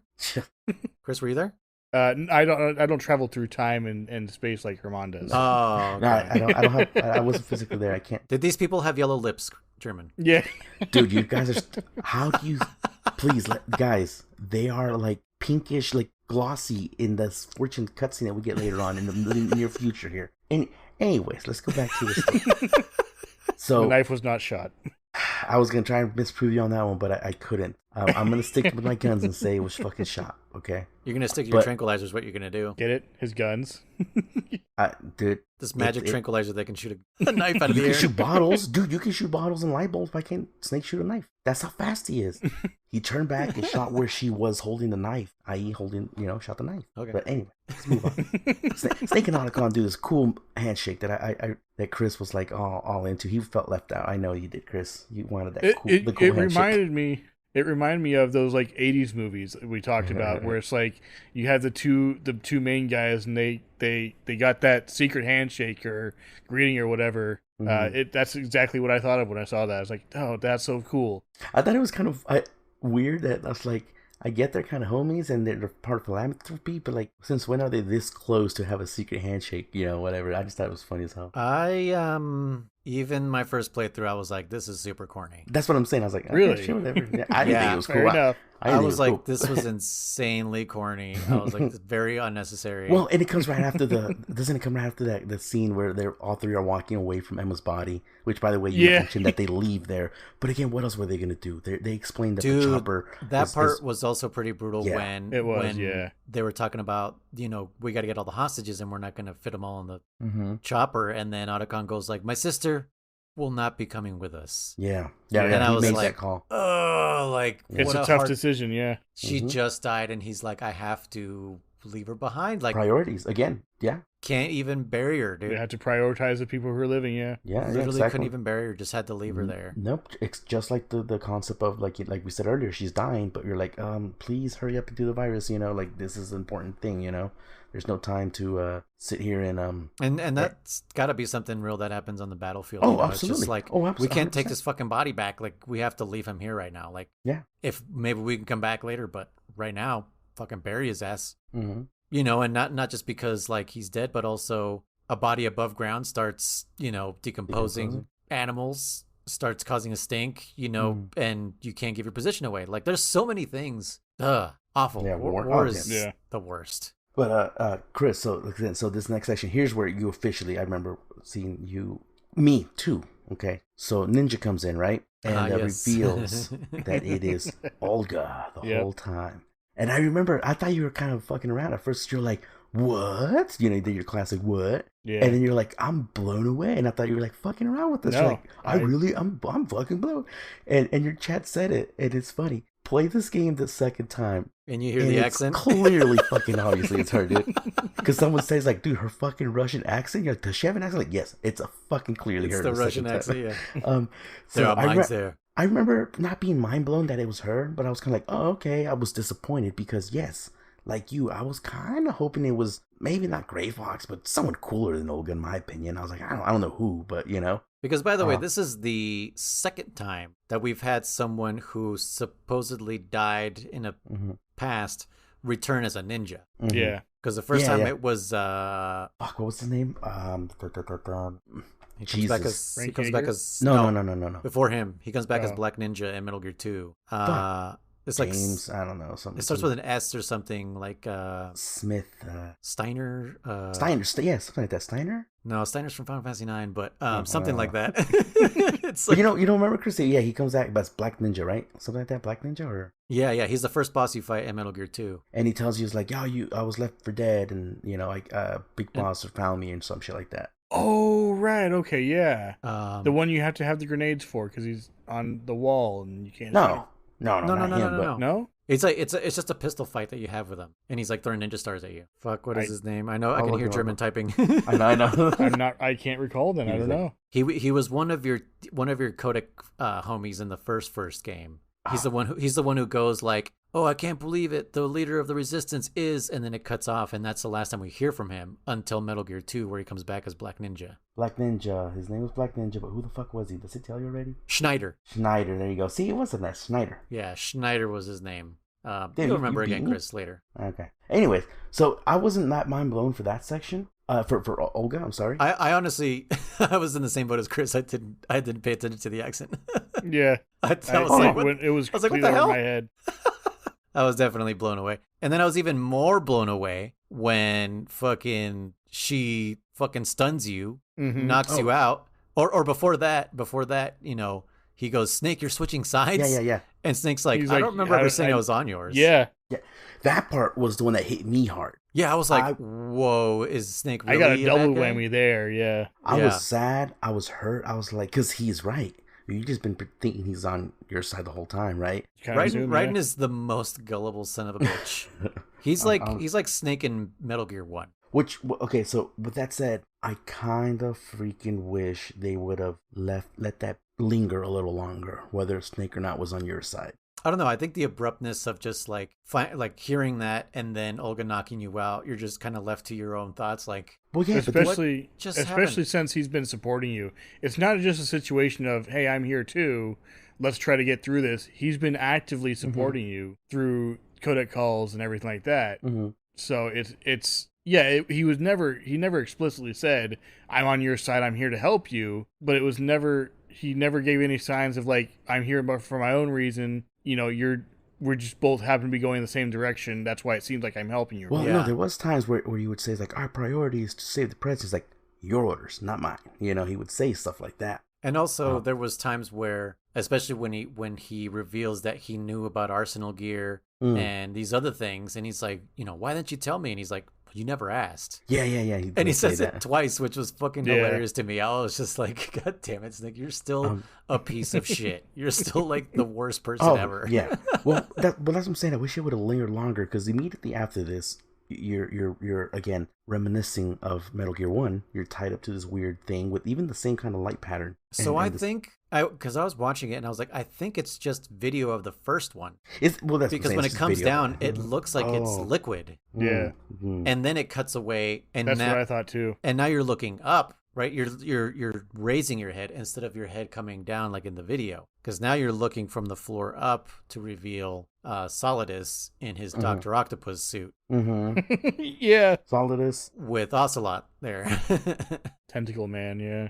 That's what I'm saying. Like, Solidus is there, and I'm just gonna jump real quick. Immediately after this whole conversation, and Olga comes in or whatever, and after they leave, she tells you, like, hold on, wait. I wanna know Chris's reaction to this room. Oh, okay. What the hell do you think was going on here? Oh, I kind of thought it was the same thing as it was in MGS1. He was going to shock you and interrogate you and all that kind of stuff. Yeah. But did you think you were back in Shadow Moses at all? No. So you think it looked similar, but it wasn't the same, I don't think. So I didn't picture that personally. Now that you mention that, I kind of think that, but at the time I didn't. Okay. So I had the same reaction with German, where it was, oh my gosh, it's the lights, like it's the same situation as it was with Snake, way back when, and with Ocelot and everything and Liquid and all that kind of stuff. And I was like, oh my gosh, it's the same. Like, but then he kind of comes to, and it's Solidus, and like it's clearly not in Shadow of Moses, but it does look similar. Yeah. It makes me wonder, because our next game is going to be Twin Snakes, and I think we're just going to spend one episode on that, just because it's just, so we'll give it its due. We won't hate on it too much. But it makes me wonder, because the Twin Snakes game was built on the Metal Gear Solid 2 game engine. I wonder if they used this room that they created here for the Twin Snakes. I wonder if they're like, hey, we already built this room. Here you go. Just use it, the assets. Just use it. It's already here. So, so take mental notes and see if like, oh shit, this actually looks exactly the same. It's like the same textures and whatever. I'll try looking back on it and seeing if it is the exact same model and texture. Well, so yeah, okay, we'll definitely do that. Because again, I was just kind of saying, like, I just wish they would have lingered longer on the Snake betrayal, because immediately after the conversation, which I'll get back into, Olga literally just tells you, like, I'll cut you loose in a couple minutes or some shit. Oh, like that. I get what you're saying. Yeah. I thought you meant like that scene should have gone longer, but no, I get what you're saying. They should have let you kind of sit and stew on. Yeah. Is Snake on my side? Did I really get betrayed or not? Yeah. Yeah. So anyway, I want Solidus here reveals that he knows Raiden. He knows Raiden. His name is Jack the Ripper, also known as Shikaku. No, what is it? What's White Devil?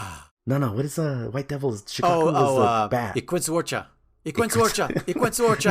From Ace Ventura. Let me guess. He said, White Devil. Yes. You speak what you do too? Sorry, I fucking love that movie. No, I do too. So yeah, he's also known as Jack the Ripper. I didn't even fucking think about that until you. White Devil.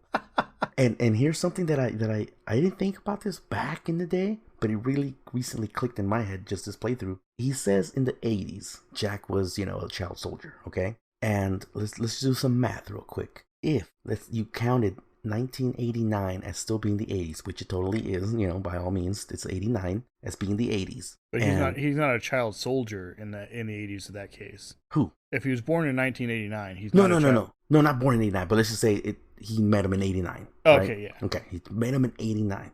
Solidus precedes Liquid and Solid, which were born in 72. Let's just say they came out. They were born in 72? 1972. Where do we have this fact? Did I? Are you looking into the future? No. Did you read the Metal Gear Solid 2 document? Is that what's going on? Did I? Are you from Did an they alternate say? timeline? Okay, well, there's some math there. Okay, we'll come back to that later then, maybe. We'll come back to that, Chris. Put a pin in that. Forget about it for now. I'm good at forgetting things. Okay, fine. So, anyways, so it turns out that Raiden has a lot more experience than he can remember. He claims. This is... Wait, Raiden has more experience than Raiden claims he has? No, than he claimed. Yeah. Well, because in the beginning, remember because he tells Snake. But who is like he? Is he Raiden? What? No. What the fuck is What are you going on? saying? You say Raiden has more experience than he claims he has. Right. Yes. Then he claims he himself has. Yes. Then Raiden claims. Okay, Raiden. so the not he not is more Raiden. than, not that Ocelot has. Right, that's what I thought. But I was trying to understand where you were. I was Ocelot. trying to understand. Solid as... I know. Okay. I was trying to understand who the he was in that Okay. in Himself. that sentence. Okay, He himself. Himself. Okay. Because He is fucking Raiden all of a sudden turns into Cloud Strife at this moment, Yeah. Okay. which really, really pisses me off, which makes me hate Raiden even more. Yeah. I don't know how agree. much German knows about. Do you know the story of Final Fantasy VII? I know most of it. Isn't Zack's memory or something like that? In Yeah, Cloud well- or some shit. Well, Cloud does a more disingenuous and more fucking asshole thing, is that he steals Zack's story. Oh, Yeah. okay. Spoilers, everybody, but Cloud's a piece of shit. Kind of like how I steal people's phrases. Word up. What hits me? What hits me? Dude, that was so funny when you said that. What? Chris told this story. So the day my wife and I revealed that we were pregnant, we put our viewers and our friends through a Minecraft world, like Easter egg hunt. Okay. And there's a point where our friend June, who is Swedish, and I will now do an impression of him. No, just kidding. We were underwater, and he was kind of in a spot. Well, there was a spot where I took out the water so we could stand there and breathe, and he was kind of standing at the edge, so the water, his O2 gauge went all the way down, and he started getting damage, and he was like, "What hits me?" And we're like, "You're drowning! Like get get out of the water!" And anyways, then we did like the baby reveal at some point, which is another whole other story that Yeah. Okay. June also it was hilarious. But then out of nowhere, Chris tells this story, but in the perspective of that he is June, and he says that he's drowning, and I'm in chat and I'm going, "What the fuck?" I'm like, no, that was June. I was like, "Did you think that was you, Chris?" It was so crazy that he told this story. And I was like, and he's like, "Oh yeah, that was June." And I was like, "Yeah, Chris, that was not you. That was June." Anyway, but yeah, that's what Chris is referring to. Okay. What hits me? I don't remember that. What hits me? So you're talking about the 80s where Jack was a child soldier. Mm-hmm. Something Solidus mentions here is that during the Civil War, Mm-hmm. and he doesn't mention what Civil War, so my brain was like, what the fuck is happening? Unless he did mention the country, but I missed it. I don't think he does. I don't remember mentioning it. No. So the country he's talking about is Liberia. Okay. So I had to look it up, but in Liberia, there was, in the 80s, a civil war happening there. And that's where Jack was a child soldier. Because if you look in the cutscene, he's the only white kid there. Mhm. And all the other child soldiers are black. And so that's why they called him Iquinsawacha, White Devil. Which I think they should have just stuck with White Devil. I really don't think why they needed to call him Jack the Ripper, which is one of the lamest fucking nicknames anyone could ever have. Mm-hmm.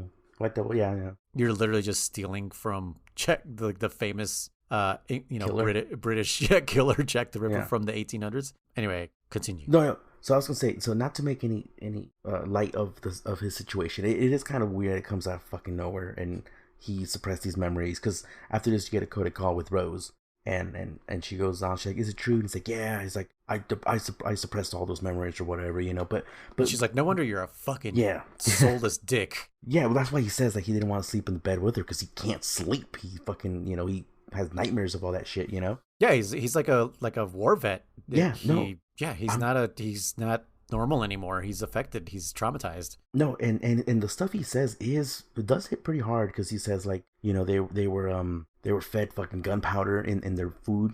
Oh it to fucks keep with your him mind. yeah, keep him It's kind of sedated drugged or some shit. Yeah, they would get rewarded Or not sedated, but like cooperative. Yeah, they would get rewarded when they killed people, and they were just what do you call it? Just shown fucking action like Rambo movies. and shit. Yeah, just kill just to amp them up. It's sad because this shit is going. Like we talked about this earlier. It goes on in real life. There's real fucking child soldiers all over the world, and it's a sad and scary thought. That you don't have to look any farther than Al Qaeda, the Iran War, Iraq War, and all that kind of stuff. Yeah, I mean, how many times were our soldiers going up and there's children out there with guns, women and children? Yeah, like they were armed.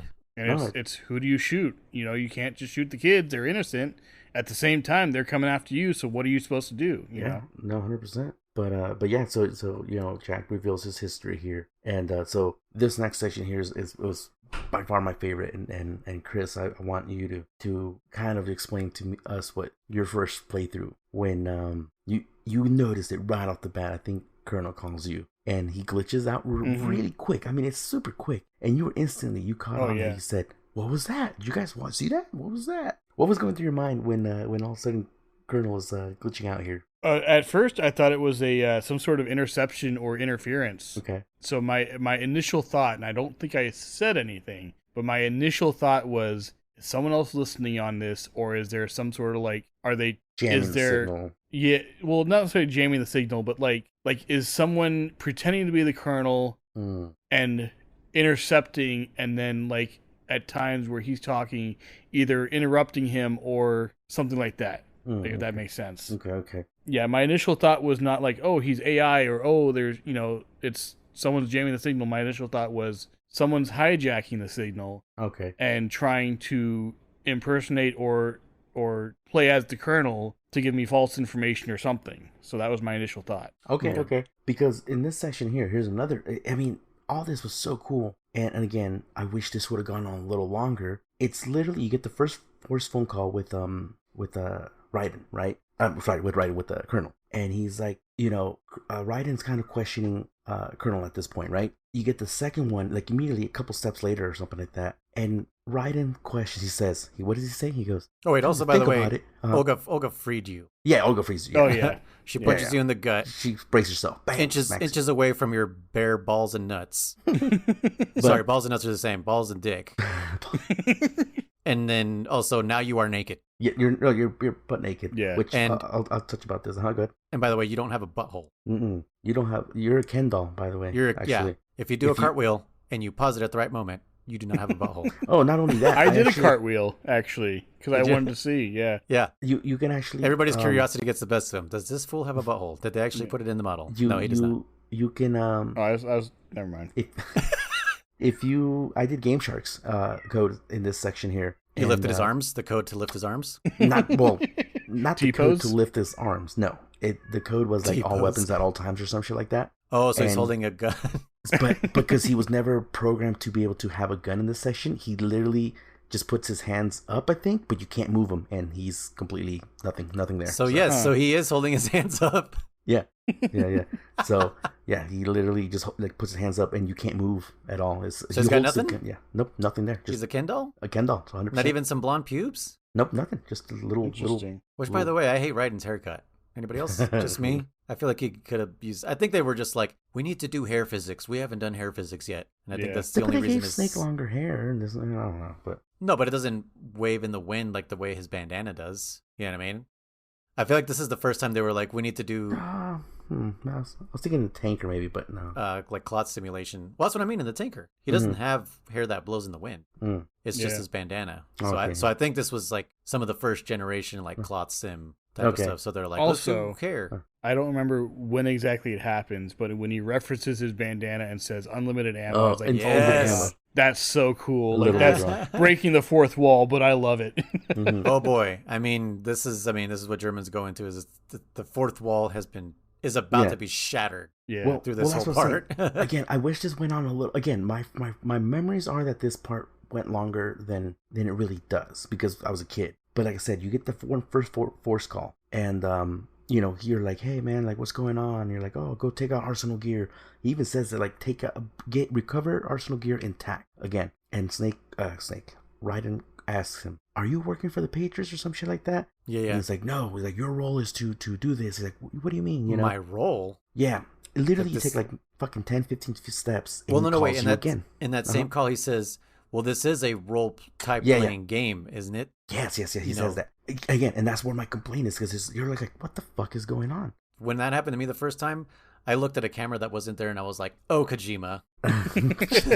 No, but the fact that like this section is really cool right now, and then he kind of kills it instantly by saying, "Wait a minute, now that I think about it, I've never met you once," or some shit like that. Yeah, and I was that's like, right. "Oh, dude, why did you do that right away? You could have done it later on." Like, just kind of keep you thinking, like, who am I talking to? Keep you wondering. know? Yeah, because then as soon as he says that, you instantly go like, "Oh, I've never met him once, huh?" And then every call after that, you're like, "Okay, this is something weird going on." Yeah. Again, this is another section where if you But call I think him, that's on there's- purpose. I think right here, Kojima's kind of treating you with respect. He's not like, "I'm going to You're keep not that dumb, dangling I this." guess. Yeah, you're not Okay. that dumb. Like, you know what's going on. Let me just confirm it for you because you know. I think maybe a little bit would have been better for me, but again, just because once you say I've never met you once, instantly told you like, oh, so this is not Colonel we're talking to now. Well, I mean, maybe on different difficulties it should have been different, and almost reverse of what it normally would be. Where on easy difficulty, it doesn't reveal it right away. It kind of dangles a little more, and then on more difficult ones, where obviously you're a more experienced player, you know what you're doing. Yeah, like you're gonna figure it out a little easier. Like, oh no, that's not Colonel. I think though, for me personally, I already had suspicions before he started glitching out because he does not talk like the regular Colonel. He's a fucking asshole. Like the original Colonel was not like this whatsoever. Yeah, he was nice to Snake. Even the fact that he had to withhold information from Snake, he was still his very friend, different, if you will. Yeah, very different personality. You know, brushing off the president's death. You know, just things like that. I was just like, this doesn't make any. This isn't making any sense, especially when, remember we mentioned that he tells, I think, who does he tell? I don't remember, but he says, this doesn't feel real. Yeah. That instantly, you know, it made me perk up and go like, wait, this might not be real, especially because Colonel multiple times when Snake is mentioned, he says he's not part of the simulation. Those are part of the simulation, yeah. Yeah, these are red flags before the Colonel even glitches out. Like, what fucking simulation are you talking about? Speaking of, yeah, it makes me think like maybe Raiden did like a quick little VR of the Big Show before he went here. I don't know. That's what I always got the impression of. Yeah. That he was just like, he did a quick little like VR, like infiltrate the Big Shell. Obviously the But how could they do a VR of the Big Shell if no one's ever been there? Well, I mean, they technically had building plans, but they didn't know Fat Man was there. They didn't know, yeah. But nonetheless, this section is so cool, Chris. If you call, this is my favorite part of the game. Colonel. There's so many. I sent you one of him like with the skull face. He's like, I'm eating right now. I'll call you later. Some bullshit like that.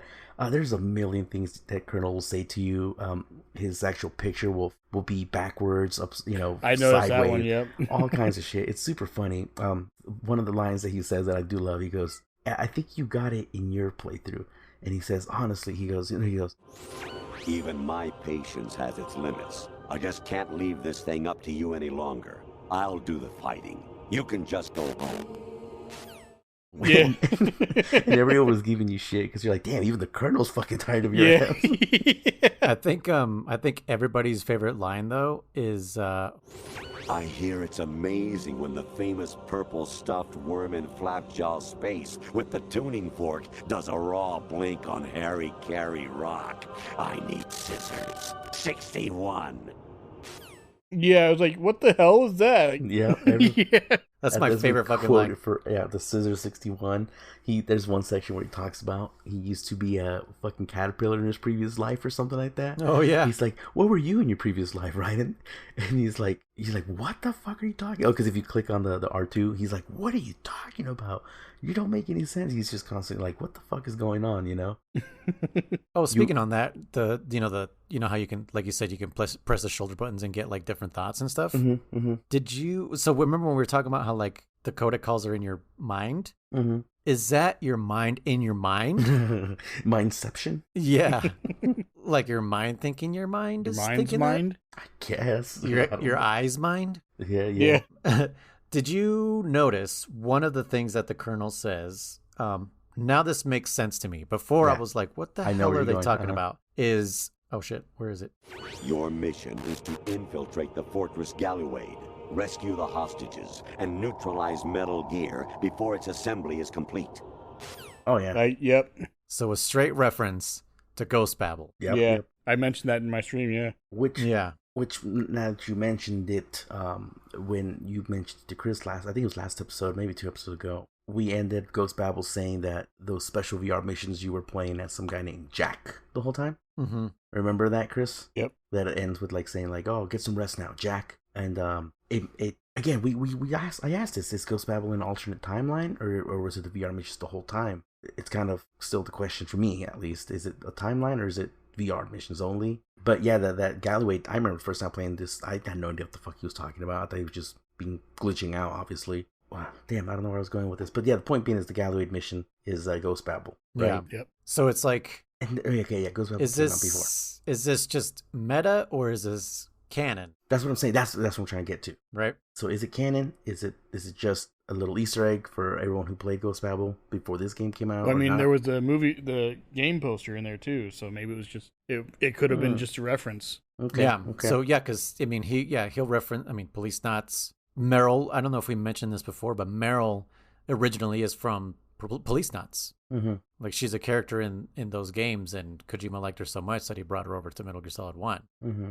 It's perfectly possible that yes, Ghost Babel is just side story, non-canon. This line is just a reference to that. There is 2 camps in this. There is the theory that Ghost Babel is, like I said, just a work of fiction. But then there's the other camp, which I am a part of, is that Ghost Babel was a VR mission that Jack went through. Okay. I feel I believe that 100%. Because if you think about it, the VR missions disc, they're all made up. Mm-hmm. They're not real missions that Snake went through. They're all just VR missions that were made up to help train. And I feel like Ghost Babel was the first iteration of this game. I know I'm kind of jumping the gun a little bit because this gets explained later, but I feel like, yeah, Ghost Babel is something they made up. Like, let's make another mission where Snake kind of goes through this whole fighting a foxhound type of, thing and rescues people and takes down a Metal Gear. That's what I was gonna say. Speaking of, I mean, at the time I'd only played Solid in this one, but yeah, not all of them are following that same fucking footprint. It's like infiltrate something by yourself. Yeah. Weapons on site, make contact with some VIP, some fucking scientist every single time. Make contact with a scientist. Rescue the scientist. You're fighting some super elite squad of misfit soldiers. Every game does the same thing. They all have a tragic backstory. Yeah, exactly. Except this one has no fucking tragic backstories. This one also bummed me out. Yeah, Batman didn't have a tragic backstory. No. Vamp's backstory. They do say that in the Codec Call. Vamps, but in the Codec Call, in the Codec, not in like, the game. Yeah, not like Vamp dying, going like, I'm bisexual. No, well, because his is he was caught in a bomb blast in a church, and he survived by drinking the blood of his family. Oh man, I forgot about that. Yeah. So you get that in the Codec Call. So he was trapped under rubble for like a week or something like that. After you defeat him? Yeah, I think after you defeat him when you call Snake. I don't remember, but like I know I got the fight, right? Not the sniper fight. Yeah. I think it's after the fight. Oh, during that same call, I guess, when they revealed that he was bisexual. I think it's the same call. Probably. Okay. Yeah, that's his backstory. Batman has no backstory. Fortune has no real backstory. If you would have said that she lost a child and her dad and her husband, then I would have. Yeah, but it was like, oh, my husband. By the way, a little side note there. They explain it in the Codec Call possibly, but for sure they kind of go into it in the Snake Tales. Her husband was the leader of Dead Cell. I think so, something like and that. He was doing something shady. He was stealing money or something. Not even nothing crazy. Just he was just taking bribes, and so they threw his ass in jail, rightfully so. And that's where it kind of gets questionable whether he died in jail naturally in prison or they killed him. But that's her backstory. There is like, oh, my dad died. It's like, but was a criminal, I guess. I don't know. It's just very weird. Her dad dying is a sad truth, I guess. But he's a soldier. Again, soldiers are expected to fucking die. It's not. Yeah, I could not relate to her at all.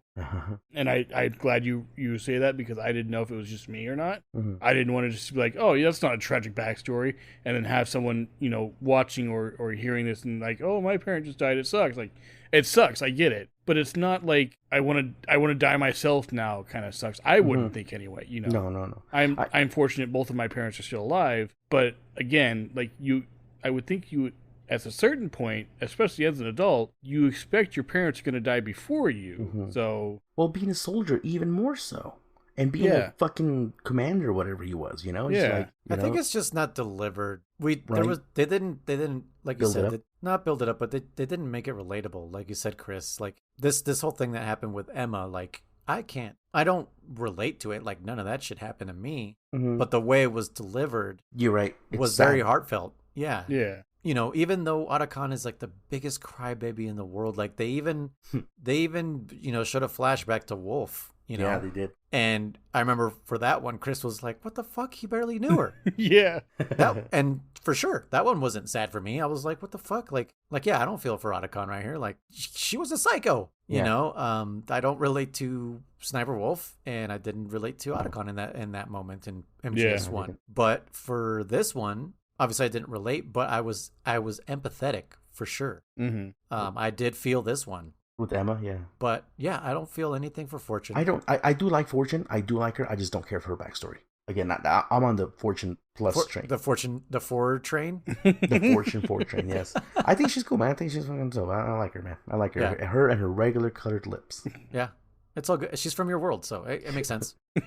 Bros. But yeah, anyways, weird phone call after weird phone call. Super fun part, right? Your radar gets taken over. Oh yeah. The fucking yeah. Do you remember where you saw those videos before? I think there's 2 videos. I can't even think of what the videos were now. In the girl in her underwear just chilling in the chair. Oh yeah, it was from the tanker. Yeah, the projector. That's right. Okay. Now the thing is, Kriss picked up a phone call immediately after that, so he gets rid of it. And oh right, yeah, you can let it play out. Nothing happens, obviously, it's a game, but you can just let it. It just turns into this crazy porn, Chris. You should have not answered the codec. Easter egg, Kriss. You missed an Easter egg. No, I wonder how many, me included, how many teenage boys were like, "Wait, what if I let the video play all the way?" Yeah. Like, stop calling me, Colonel. I know you're crazy right now. I'm watching this video.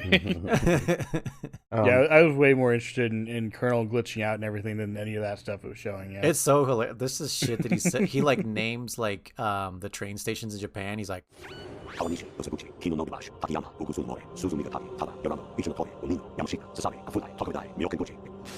that's what it was. Yep. Is that what that was? Yeah. Okay, I thought it was like the people who were working on I thought it was some of the names of the producers or something, or like no, yeah, it's team like or something. Okay, like the major Tokyo train stations and shit, and yeah, he says the weirdest stuff. You can see a skeleton. So much funny things. Yeah, I like I said, that munching one where he's eating, I think is hella funny. There's one where he's asleep. Oh yeah. There's plenty. He's just fucking snoring. Yeah.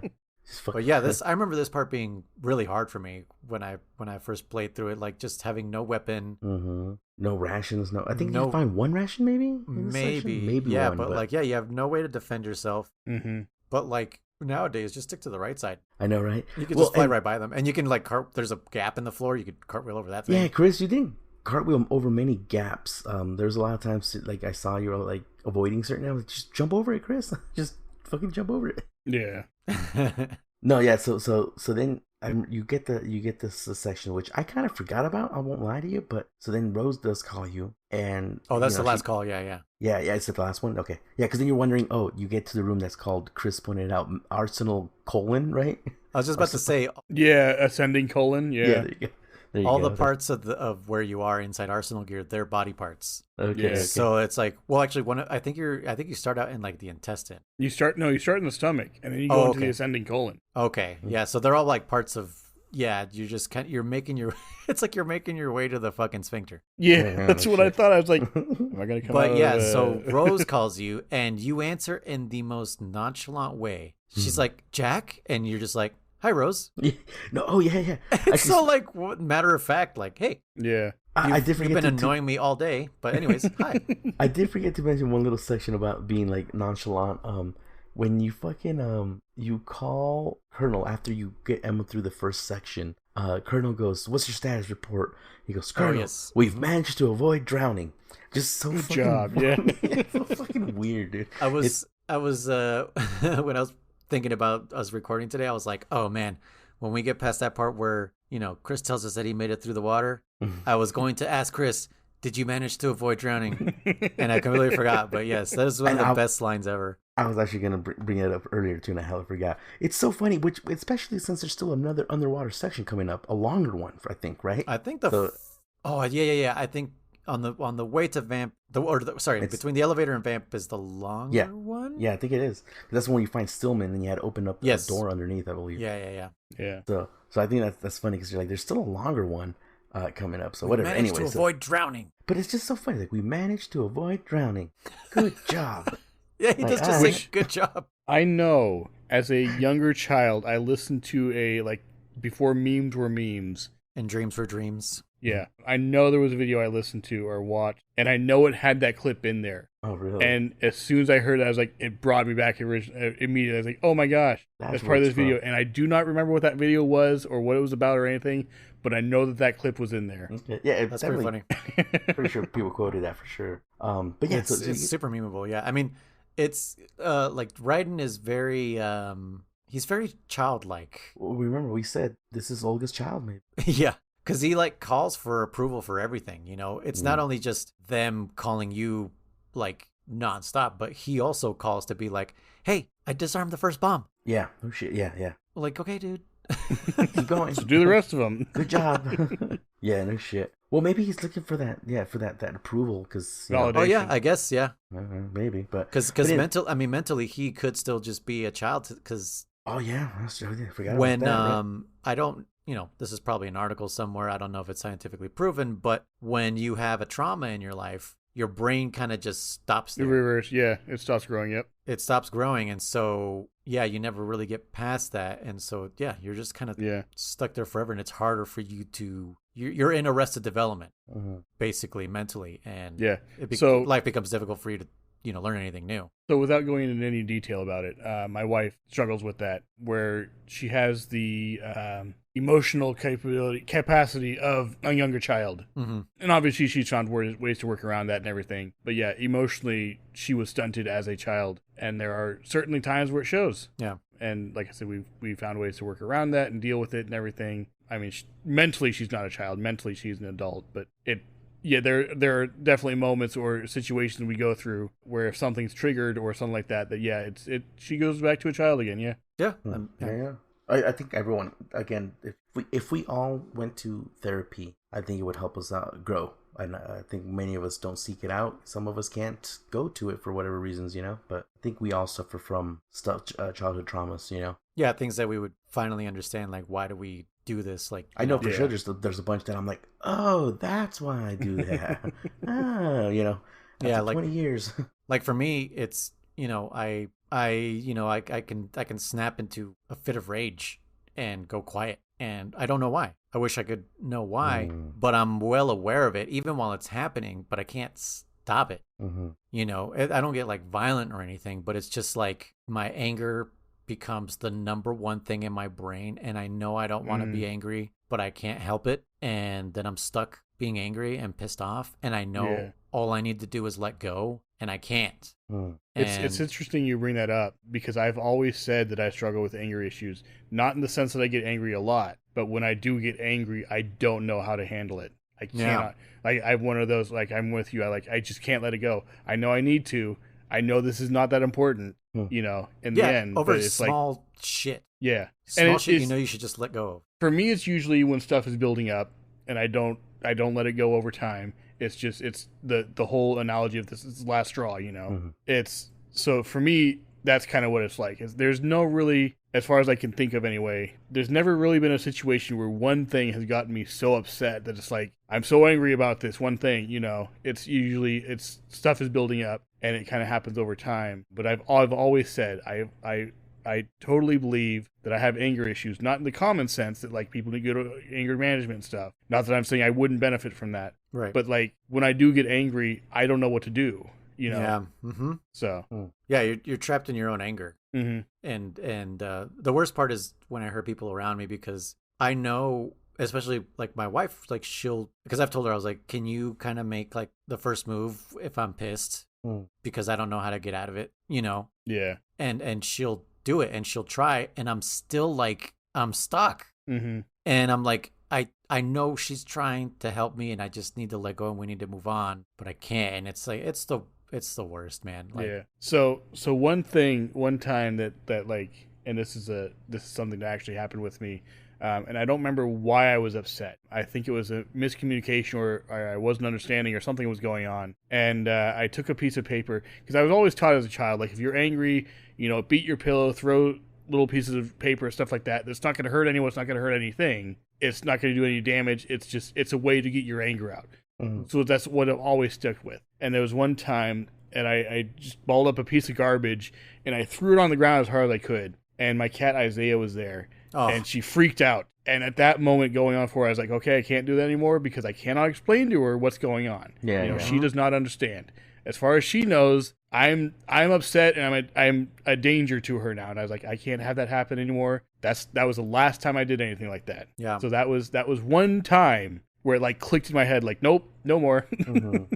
Yeah. So. I see it in like my dog. Your dogs will feel your anger before it even happens, and that was one of my first steps for sure is seeing how my dog would get super anxious, and I'm like, and I'm like, I hold it all on my shoulders and I'm like, okay, just fucking kind of let it go. So I mean, I still struggle with it, but same. If in my mind I'm like, oh shit, the dog, and not just the dog, my wife, and also now my kid, and I don't want to pass it on to him, and there's nothing more heartbreaking than when I get angry and then I see my kid tense up.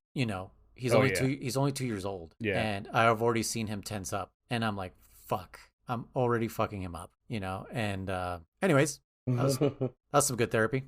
Yeah. Comment below if you've done that, if you had similar situations. Yeah. I think it's okay for us to be open here. And if any of you guys have similar things, I hope maybe this is helping you to look within yourselves as well. Or even just know you're not alone. Like, we all deal with this stuff. Yeah, 100%. Yeah. We may seem normal, but we're absolutely batshit crazy, like everybody else.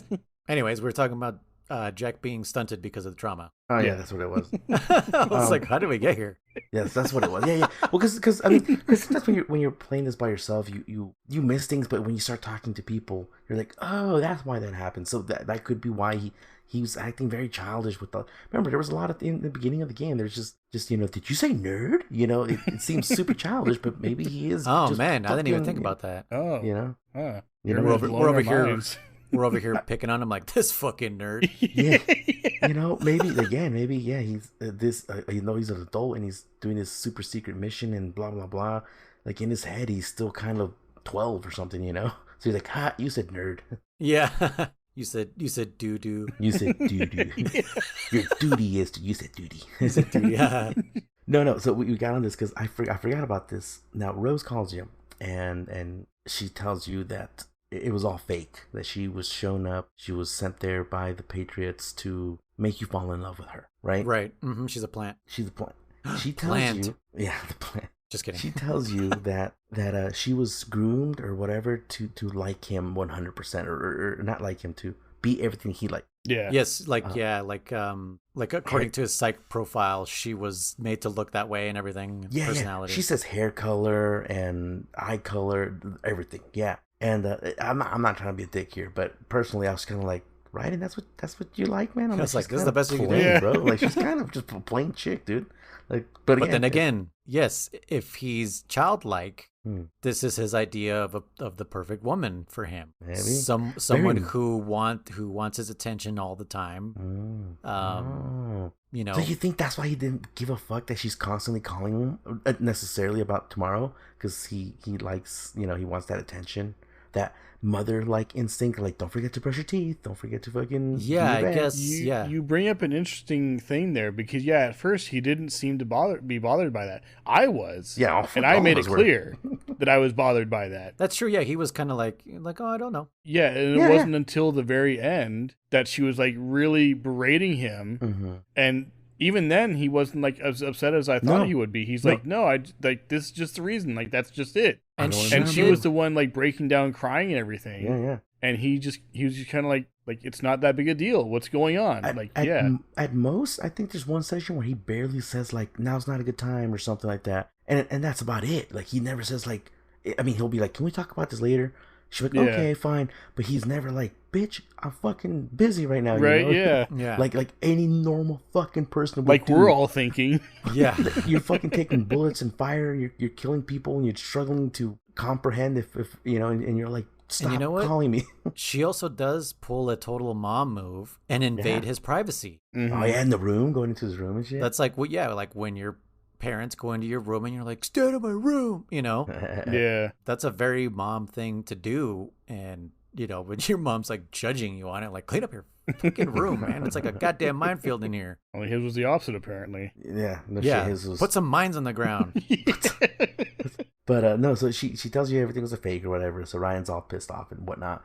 But I forgot about the ending. She says, I don't think she's pregnant directly. No, she says it. So I'm pregnant. But Or even say I'm carrying child. I'm carrying, I think, something so like that. so even Yeah. before all that, this is actually when Raiden is kind of like, dude, like I'm in the middle of a mission. Like this is actually when he does kind of snap and is just like, fucking, we need to talk about this another time. And she says, Raiden, I'm carrying, I'm pregnant.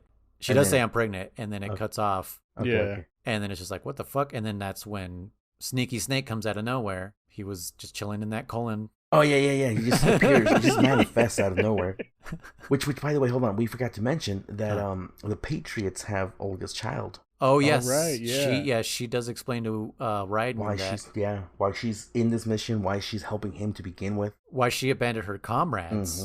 By the way, she gave her comrades to her soldiers in her command. An actual tragic backstory. Yes, yes. We kind of forgot about Olga. Another Nastasha. Yeah, honestly, another. But yeah, she reveals that his nano machines are connected to her, so or at least directly a feed to the Patriots. So if he dies, to him, they kill her, or she dies instantly. I'm not sure, but either way, she reveals that, right? So the point I was getting is, I forgot Rose says she's pregnant in this game. I always thought it like cut off before that, but she does say it. Yeah. So in this section too, I think, even before this, you get Otacon's codec call, which I thought it was super late in the game to get another person for your codec. Oh yeah, here's my frequency 1.1. Oh yeah, 1.1.12. Yeah, 1.2. Because Raiden asks Otacon to look into the kernel once the kernel. Right. Yeah. So that's weird. This is actually a good reason why Raiden to do it this early, for Raiden to be like, you know what, I've never actually met him, and so this kind of sends Otacon on the mission of like, hey, find out who the fuck this guy is, because I don't think I've ever met this dude. Yeah. And so Otacon, when does he tell him here in this phone call? Yeah, he tells him like immediately after the colon, I believe. Now, Chris, hold on, a quick question. Now, noise too for you as well. When you get this codec call about like, oh man, like I've never met him in person, he's like, oh, the call's coming from within Arsenal Gear, he says, right? Now, did you think... Oh, this happens while you're doing the firefight with Snake. Oh, yeah, in the middle section. Yeah. While you're trying to get to the end of the whatever. Did either one of you guys think... This part used to be really hard for me, too. Yeah, well, it's a hard difficulties for sure. All those, what are they? Tengus, they're called, right? Tengus, yeah. I was like, what is these soldiers called? The Tengus. Did you guys, either one of you think that... What option did you guys think? Colonel is a real person, and then this one's just a fake? Or did you think the Colonel was fake even from the fucking beginning of MGS1 and all that? Oh, I figured this was a fake kernel. Just this one? Yeah. Okay. Not as far back. Fake? No. Okay. Just curious, because I couldn't remember what my first thought process was. Because at first I was like, probably thinking about it, I thought like MGS1 Colonel was fake too. But then I remembered like, no, because Snake actually sees him, in MGS1. He goes to Alaska to fucking talk to him, right? And in the sub, they see each other. I mean, the one in Ghost Babel isn't real. The one in Ghost Babel isn't real. But also, what's her name? Naomi and Mei Ling are both on the same sub with the Colonel, right? Yes. Natasha's on the sub? No, she's remote. She's somewhere else. Natasha's somewhere else, I believe. I forget where. I think she's just straight up in fucking Russia, dude, or something, and just talking over. No, she's in California. Is she? I don't remember where she's at, but I know she's not on the sub. I don't know why I know this, but yeah, she's in California somewhere. Just chilling. Oh, another, I was going to mention a fun fact. The voice actress that does Emma Emmerich is the same voice actress for Naomi. Oh, is it? Is Jennifer Hale is her name. Oh, okay. Jennifer Hale is actually a super big voice actor as far as video games and animations and animes go. Like, she is super huge. She's Bayonetta. Okay. So I don't know if you guys have played the Bayonetta games. I haven't played them, but Nope. She's in those. There was like a recent controversy, like maybe last year or something, where she was underpaid and she brought attention to that, and they got rid of her. Yeah, I was fired for that, and it was just like, what the fuck, dude? Like, pay your fucking people correctly. Yeah. I think this was all happening during the actors and writers strike. Okay. So I think the voice actors were also too like yo, we're also people. But yeah, I think that backfired on her. But I think she drew attention to it. I don't really remember the results of what happened, but she was a leading, no pun intended, voice in that whole thing. She's Naomi and Emma, which they both sound nothing alike, by the way. Yeah. She did great. That's the impressive part of voice actors. They can voice two different people, and you wouldn't, unless you really know them, wouldn't be able to know that's the same person. Different voices for different people. Crazy. or like we said, or you're the opposite, and you're fucking Patrick Wahlberg, is it? Yeah, Wahlberger? Patrick. The Tick. Oh my gosh, why can't I think of it now? Crunk's voice. So yeah, either you make different voices for different characters, or you use the same fucking voice for every character, and people don't give a fuck. Yeah. Anyways, yeah. So freaking so you find out Rose is that's a fake and the plans. Then you do a bunch of fights with Metal Gear. Oh, this next section, because I'm watching the gameplay here. This next section, I love. Oh man, by the way, quick question, Chris. Did you use the sword after Snake gave it to you? Oh yeah, on Snake. On Snake, yeah. Oh yeah, Snake, of course. Yeah. No, but then after that, you went to using guns. You never touched the sword until like the end, didn't you? I used a little bit. I used it on when we were fighting those guys in that room. Oh, did you? Okay, yeah. I don't remember. But speaking of that room, is it like the most awkward? Yes, it is. I hate that it's the right joystick. It doesn't make any sense. I didn't remember it was the right joystick, but yeah, that shit's freaking. It sucks. Ugly. Yeah, and you have to because you can do a spin attack, but you have to like spin it like 3 times for it to finally do one spin attack. Yeah, very. It takes so long to set anything up. Like it's not worth it. No, it's very. The coolest thing about it is blocking the bullets, obviously. Yeah. Yeah, you kind of feel like the ninja at that point. Yeah, you do. That's the coolest part, you know. But also, Chris, there's a blunt side to that sword. Yeah, he figured it out way too late. Oh, did he?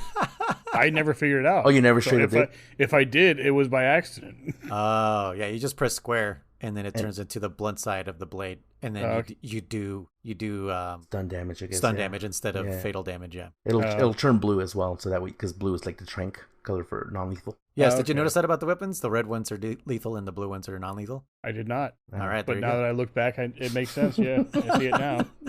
Freaking Kriss. So this next section I love because I was watching. That's the subtitle of this podcast. A codec called "Freaking Kriss." Yeah, didn't notice it. Didn't know.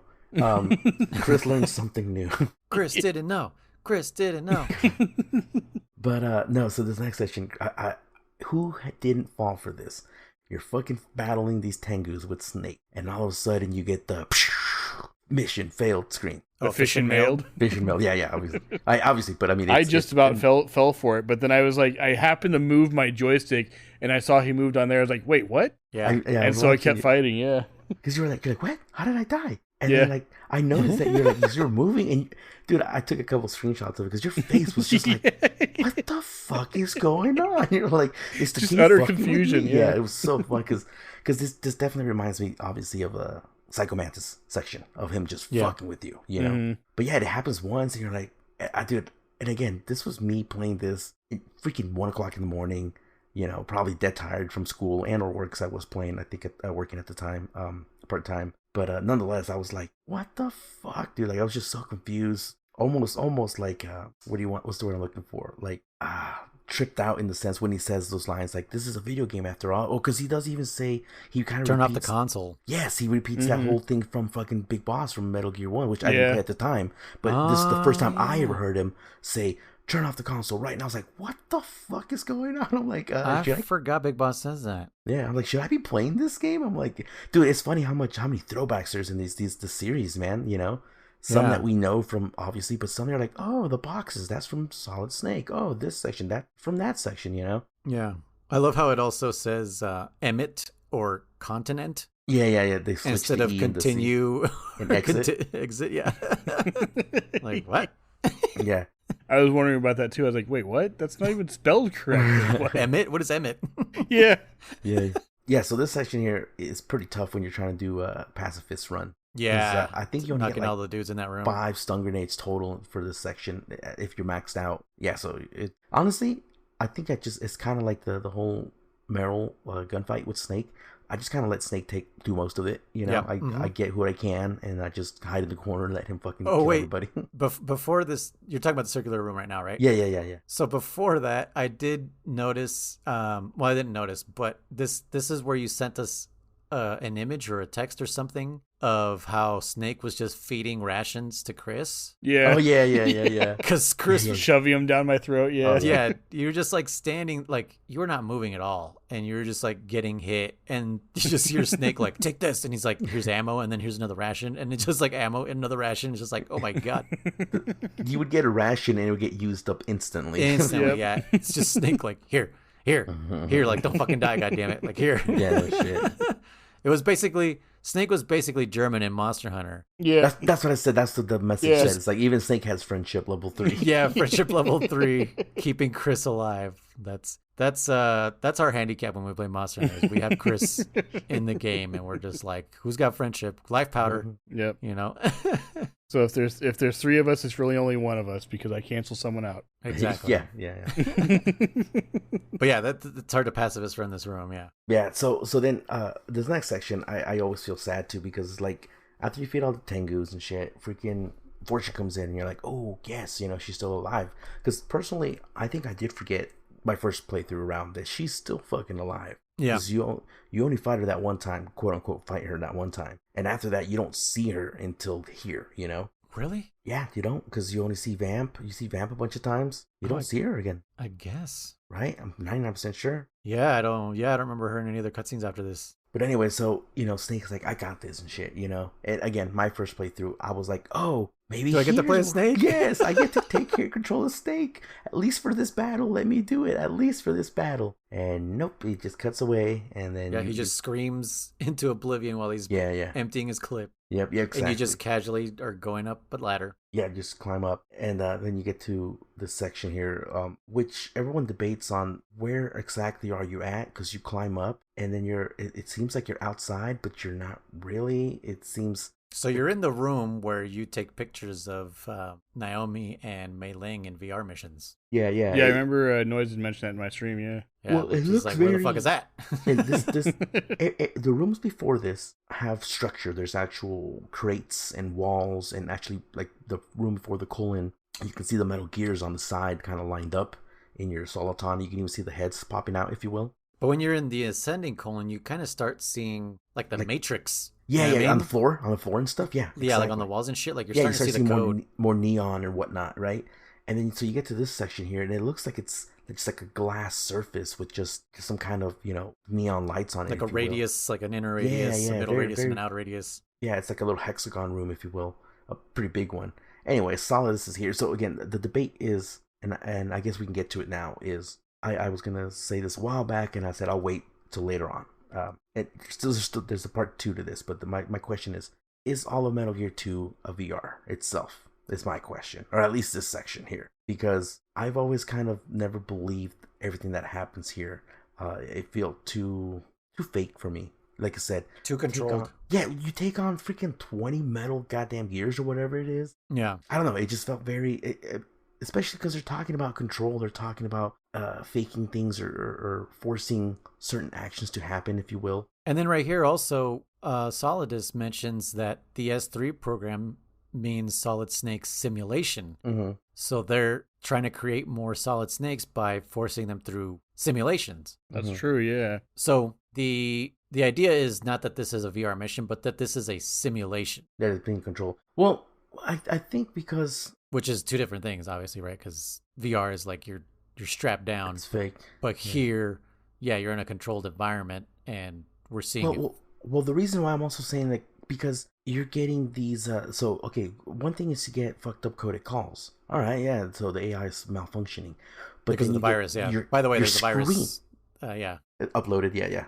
But then you're getting your screen is fucked with, too. Like, now it's saying you failed your mission. Like, that, again, that raises these flags, or like, is this real? Like, how are the nanomachines... Because your nanomachines aren't tampered with as far as we know. It's just GW's AI or whatever that was kind of, you know, handicapped. And then why are you getting these game over quote unquote screens while you're still actually in the process of doing your mission? Right. The fact that the kernel AI says, this is your role and this, turn off the game and all that stuff, I don't know. I still go back into this like big argument is that this really happened. I'm still kind of convinced that, maybe this whole game was a VR mission.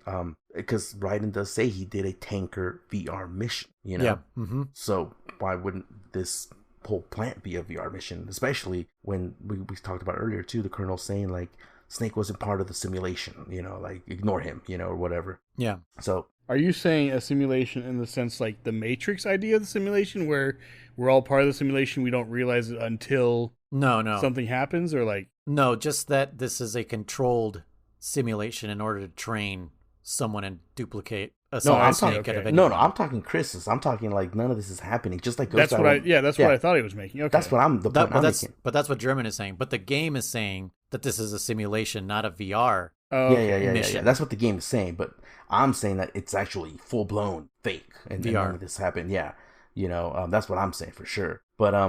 But yeah, Solid this makes that claim about the S3 being the Solid Snake simulator, blah blah blah, kind of reidifies the whole like no, that's later on, a little later on. So you get to this boss section here, and you either hate it or you love it. You got to take down all these Metal Gears. As far as like concept goes, I hate it because it's like these are the easiest Metal Gears of all time. Yeah. Now I will point out this thing. And Rex was like a fucking epic battle. Now what would you say, Noise, if I told you that this wasn't the real Metal Gear? Or the real Ray. Well, also, okay, so the Rays are also not the Ray that Ocelot took. No, yep. These Rays are mass-produced to defend Arsenal. Yep. Yeah. So I do also get that they're just not as powerful as Ray, possibly. Exactly. Yeah. They're not fully equipped. They're fucking, like you said. They're probably made to be work more in tangent because Solid does make a point later on. Arsenal Gear needs support, Yeah, Arsenal is useless without defense and all these other things working together. And yeah. These Rays are more shells than they are, than they are useful. Threats, yeah. Well, they're clearly unmanned. So exactly, they're unmanned. Too. Yes, I was going to bring up that point. Yeah, they also aesthetically they don't have a long tail like Ray does. Oh shit! They have little stubby tails. Yep, they have little stubby tails versus Ray's big old long tail. Okay. But yeah, so with this Ray fight, I after I was watching Kriss do it and watching him struggle like crazy, but then I did it, I died. I think I died only once, and it was just because I was. Oh, you know what I was trying to do? I know I died. I didn't notice this Noise. I never noticed this. You mentioned in Chris's chat one of the Rays is A05E, and you said, "Hey, that's Rose" or something like that, and Chris didn't get it. It looks like the word Rose. Kriss. Yeah, no, I got that. Oh, you did? Yeah. Okay, I thought you didn't get it. I was like, I don't think I ever noticed. I was like, oh shit. I was like, Rose. Oh, the Rose Ray. So I died only because I was trying to keep that one alive. I was blasting all of them. I was trying to keep Rose Ray alive. And that one ended up jumping on my stage, or, my battle area. And then so I was just trying to dodge him while shooting all the other ones. And he ended up getting me with the knee missiles once. And I used my ration, and then he got me again. And he killed me. I was like, okay, I'm just going to blow them all up. I don't care anymore. Yeah, I hated those knee missiles. Absolute bane of my life. I think those are the toughest things. But once you get it down, you kind of have to like dodge into them in an angle. Yep. Yeah. It's kind of like... I was fine as long as I didn't have saw them coming.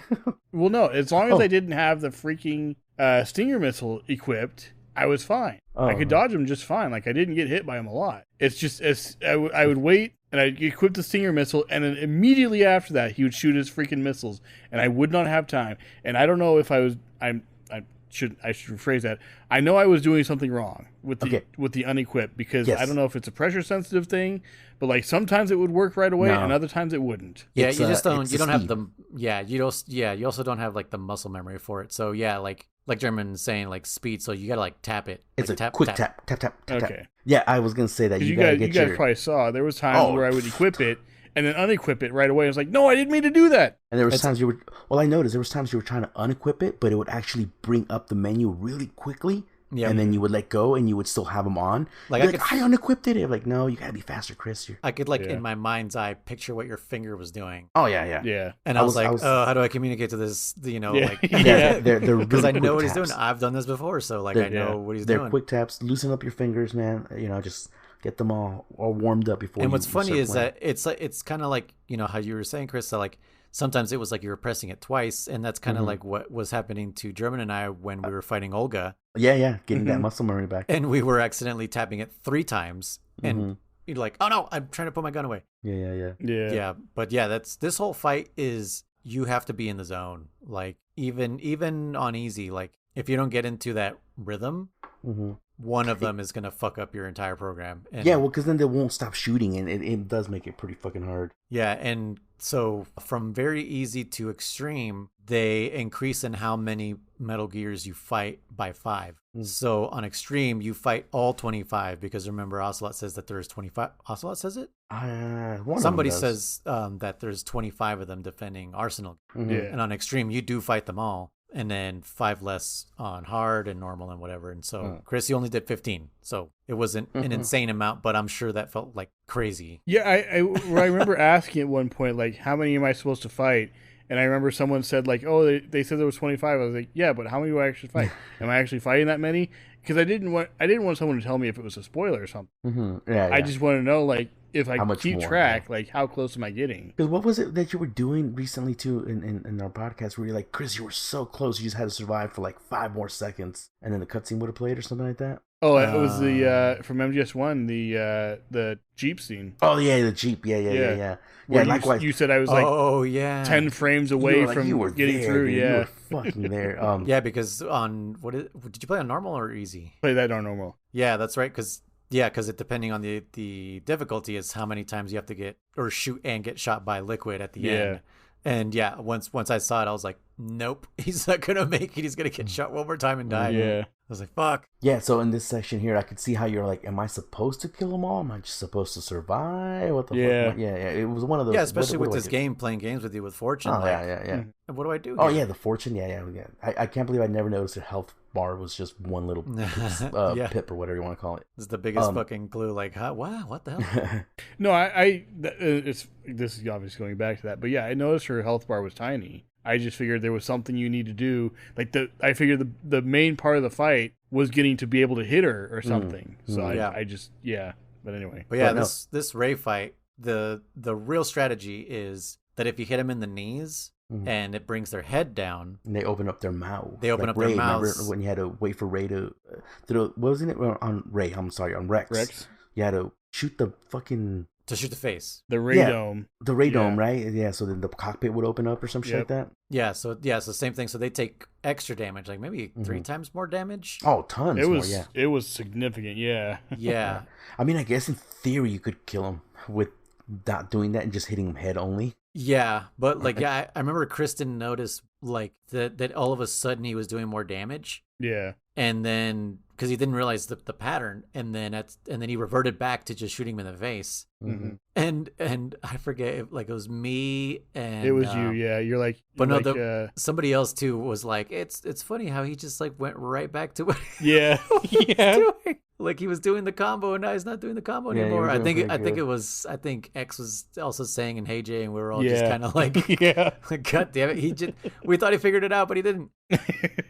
But yeah, also, like, it's not only just that, but don't attack just one at a time. Spread it out. Yeah. And then that way, by the time one of them jumps on the platform, you can one-shot them, and then that one leaves, and then the next one comes, you one-shot that one, and then that one leaves. That's why I was like, do everything you can to keep them off the platform. I eventually figured that out. I think on the last couple of runs is when I kind of figured that out, because I noticed like there's a time delay between you shoot the knee, you shoot the face, and like it stumbles back and then has to like move forward a bit again. Yeah. And it's a good couple seconds, like where you could be doing damage, but you can't because there's nothing to aim at. And I always like that moment that you're talking about. It looks like they're just doing like a little dance. Yeah, it does. Yeah. They're like, oh, let me adjust myself right here real quick. And I started experimenting. Like, oh, what if I shoot the ones outside the ring? And I did that, and it started working out. And I remember there was that. What else was there? Gosh, I was just thinking. I can't think of what it was now. But yeah, there was a couple times where it's like I'd figure something out. Like, oh, that makes sense. Okay. Oh, did you also figure out that the missiles can lock on after you shoot them? Yeah, that's what it was. Okay. Yeah. Because I think Hey Jay had mentioned, like, shoot first, aim later. Yeah, he did. Yeah. And because there's so many boxes, and I was noticing you were trying to lock onto one, but it would lock onto another. We're like, no, don't lock onto that. Yeah. And this is a feature from MGS1. Is it? Yeah, so you can... Yeah, especially for like the Hind D or for Rex. Oh, interesting. Okay. Which makes those fights significantly easier because, especially the Ray Dome, because you can curve it. You know, sometimes you would hit the Rex face. They curve like crazy in this one game, dude. Yeah, you hella fucking like wanted. No, big time, dude. Wanted those fucking Stinger missiles, and it's like, oh, that's what I meant to be aiming at. Oh, okay. Oh yeah, it works out a bunch of times. I don't even know when I discovered that. It was just like I must have just it was in this shot battle for sure. Yeah. Oh, I discovered it quite by accident. Yeah, because I think I fired one and it missed on. I was like, no, I missed, and I like locked on again, and it ended up hitting. I was like, wait, what? Yeah. So, because you must have pressed it again. Too. Yeah. I'm trying to think. My first playthrough, I have no memory of this, but how did I figure out the combo? I mean, I'm trying to offend, but it's kind of obvious. Like hit the knee. Oh, kind of what do you call it? It must have been because like, why is there lock-on boxes for their knees? That, or I'm trying to think. Maybe I'll go back and play it real quick. But like does Otacon? Because I'm sure the only person that will answer your codec right here has got to be Otacon. Because Snake I was thinking it must have been Yeah, he won't answer. Rose won't fucking answer. Mr. X won't answer. Oh, won't answer. You just reminded me of something. When you get knocked out by the ninja, you get a phone call from Rose. Oh yeah. It's just static on your side. And, and Rose just says, "Jack, if you can hear me, do you want me to save the mission data?" I didn't fucking knocked once. out, yo. And then you just say yes, and she's just like, "Your mission data saved," and then just goes away. No, I didn't save once through this. So there's a bunch of times she's like, "Do you want me to save?" And I'm like, "Nope." She's like, "Nope." ... Yeah. So I was gonna say with this fight here, this section here, I kind of wish, thinking this is a new thought process of mine. I kind of wish this fight, instead of just being like an endurance battle for the most part, if you were to use the other rays to damage the ray that's in front of it, because they're all shooting missiles, and stuff like that. I think it would have been cooler if it would have been like, what do you want to call it, like bullfight them, like, have them lock onto you, shoot a missile, and then move out of the way real quick. I see, and then it hits the ray or something like that. So if there was also like rays behind you, because if they're all in front of you, it's kind of hard for that shit to happen. But if they were surrounding, just something. If they had or the laser, you taunt them to using their laser, and then you get out of the way, and he hits the ray in the center stage or something. I hated that laser. Oh, you got hit so many times by that fucking laser. That's what I was gonna say. So figuring out like the combo with hitting the knees in the face, and then getting the distance right. Yes, because I knew there was that optimal distance where they're not going to use that laser thing if you're too close, and they're not going to fire all those missiles if you're too far. Because that's like especially that first part where they're like just using guns and stuff. Because I had my body armor on, but it specifically says only for bullets, so I knew it wasn't going to work for the lasers and for the missiles. I told you that, Chris. Well, I figured that out too. Yeah, but and then you went back to using the body armor. Right, but I was trying to bait them into using the gun. That's why. Hold on. Speaking of real quick, I don't know if I mentioned this on way earlier or not on the Tanker episode, but this is as of right now, I think officially the first Metal Gear without a cock turret or a cock gun. Oh yeah, I guess. Oh yeah. Yeah, like they all have some kind of fucking gun in their cock, but not this one. Oh yeah, the Ghost Babel one had a flamethrower. Yeah, it had that's right. The flame cock. But also, I was gonna say, okay, Chris, I was watching you use the BDU and not the BDU, the body armor. What's it called? Body armor. Yeah. Now, here's something I was gonna say. I've never equipped it anything other than rations unless I needed to equip a key card. Is that something? I guess you do that too, Noise. You use rations, or you said you use the BDU for just to aesthetic purposes, right? Yeah, but if I'm not speedrunning, I will have the rations equipped. If I'm speedrunning, which means I want a better rank, then I'll stay away from the rations, obviously, because every time you use a ration, it affects your score. It affects you, because like I said, there's you get the AP sensor in this game, and which I never use. I use it for fun, but it's pointless. Yeah, it just vibrates when you got the goddamn radar. There. Yeah, I mean for the plant mission, because you have to get the node before you unlock the map. Right. It might be kind of useful, but did you say nerd? I know. I almost said nerd. I'm not gonna lie. But, which, by the way, you are right about difficulty. If because when I played it through very easy, also. Okay. And the map is there. Oh, so really? Okay. So you don't have to go touch the nerd. Like, it's just there. Okay. It might also be on regular easy, but maybe mistaken. Very easy, it's just there. But normal for sure, you have to go touch it. Search zone by zone. But that's what I'm saying, because like even in that section of the plant where you're like, oh, I don't have the map, so maybe I'll use this AP sensor. It still doesn't make sense because your eyes are your best fucking. They gave us first person view, peeking over corners, tiptoeing and all that stuff. Like, why would I use this AP sensor to know if there's a guard near me when I could just see him near me? You know. I will say with my modded playthrough where my camera is now behind me.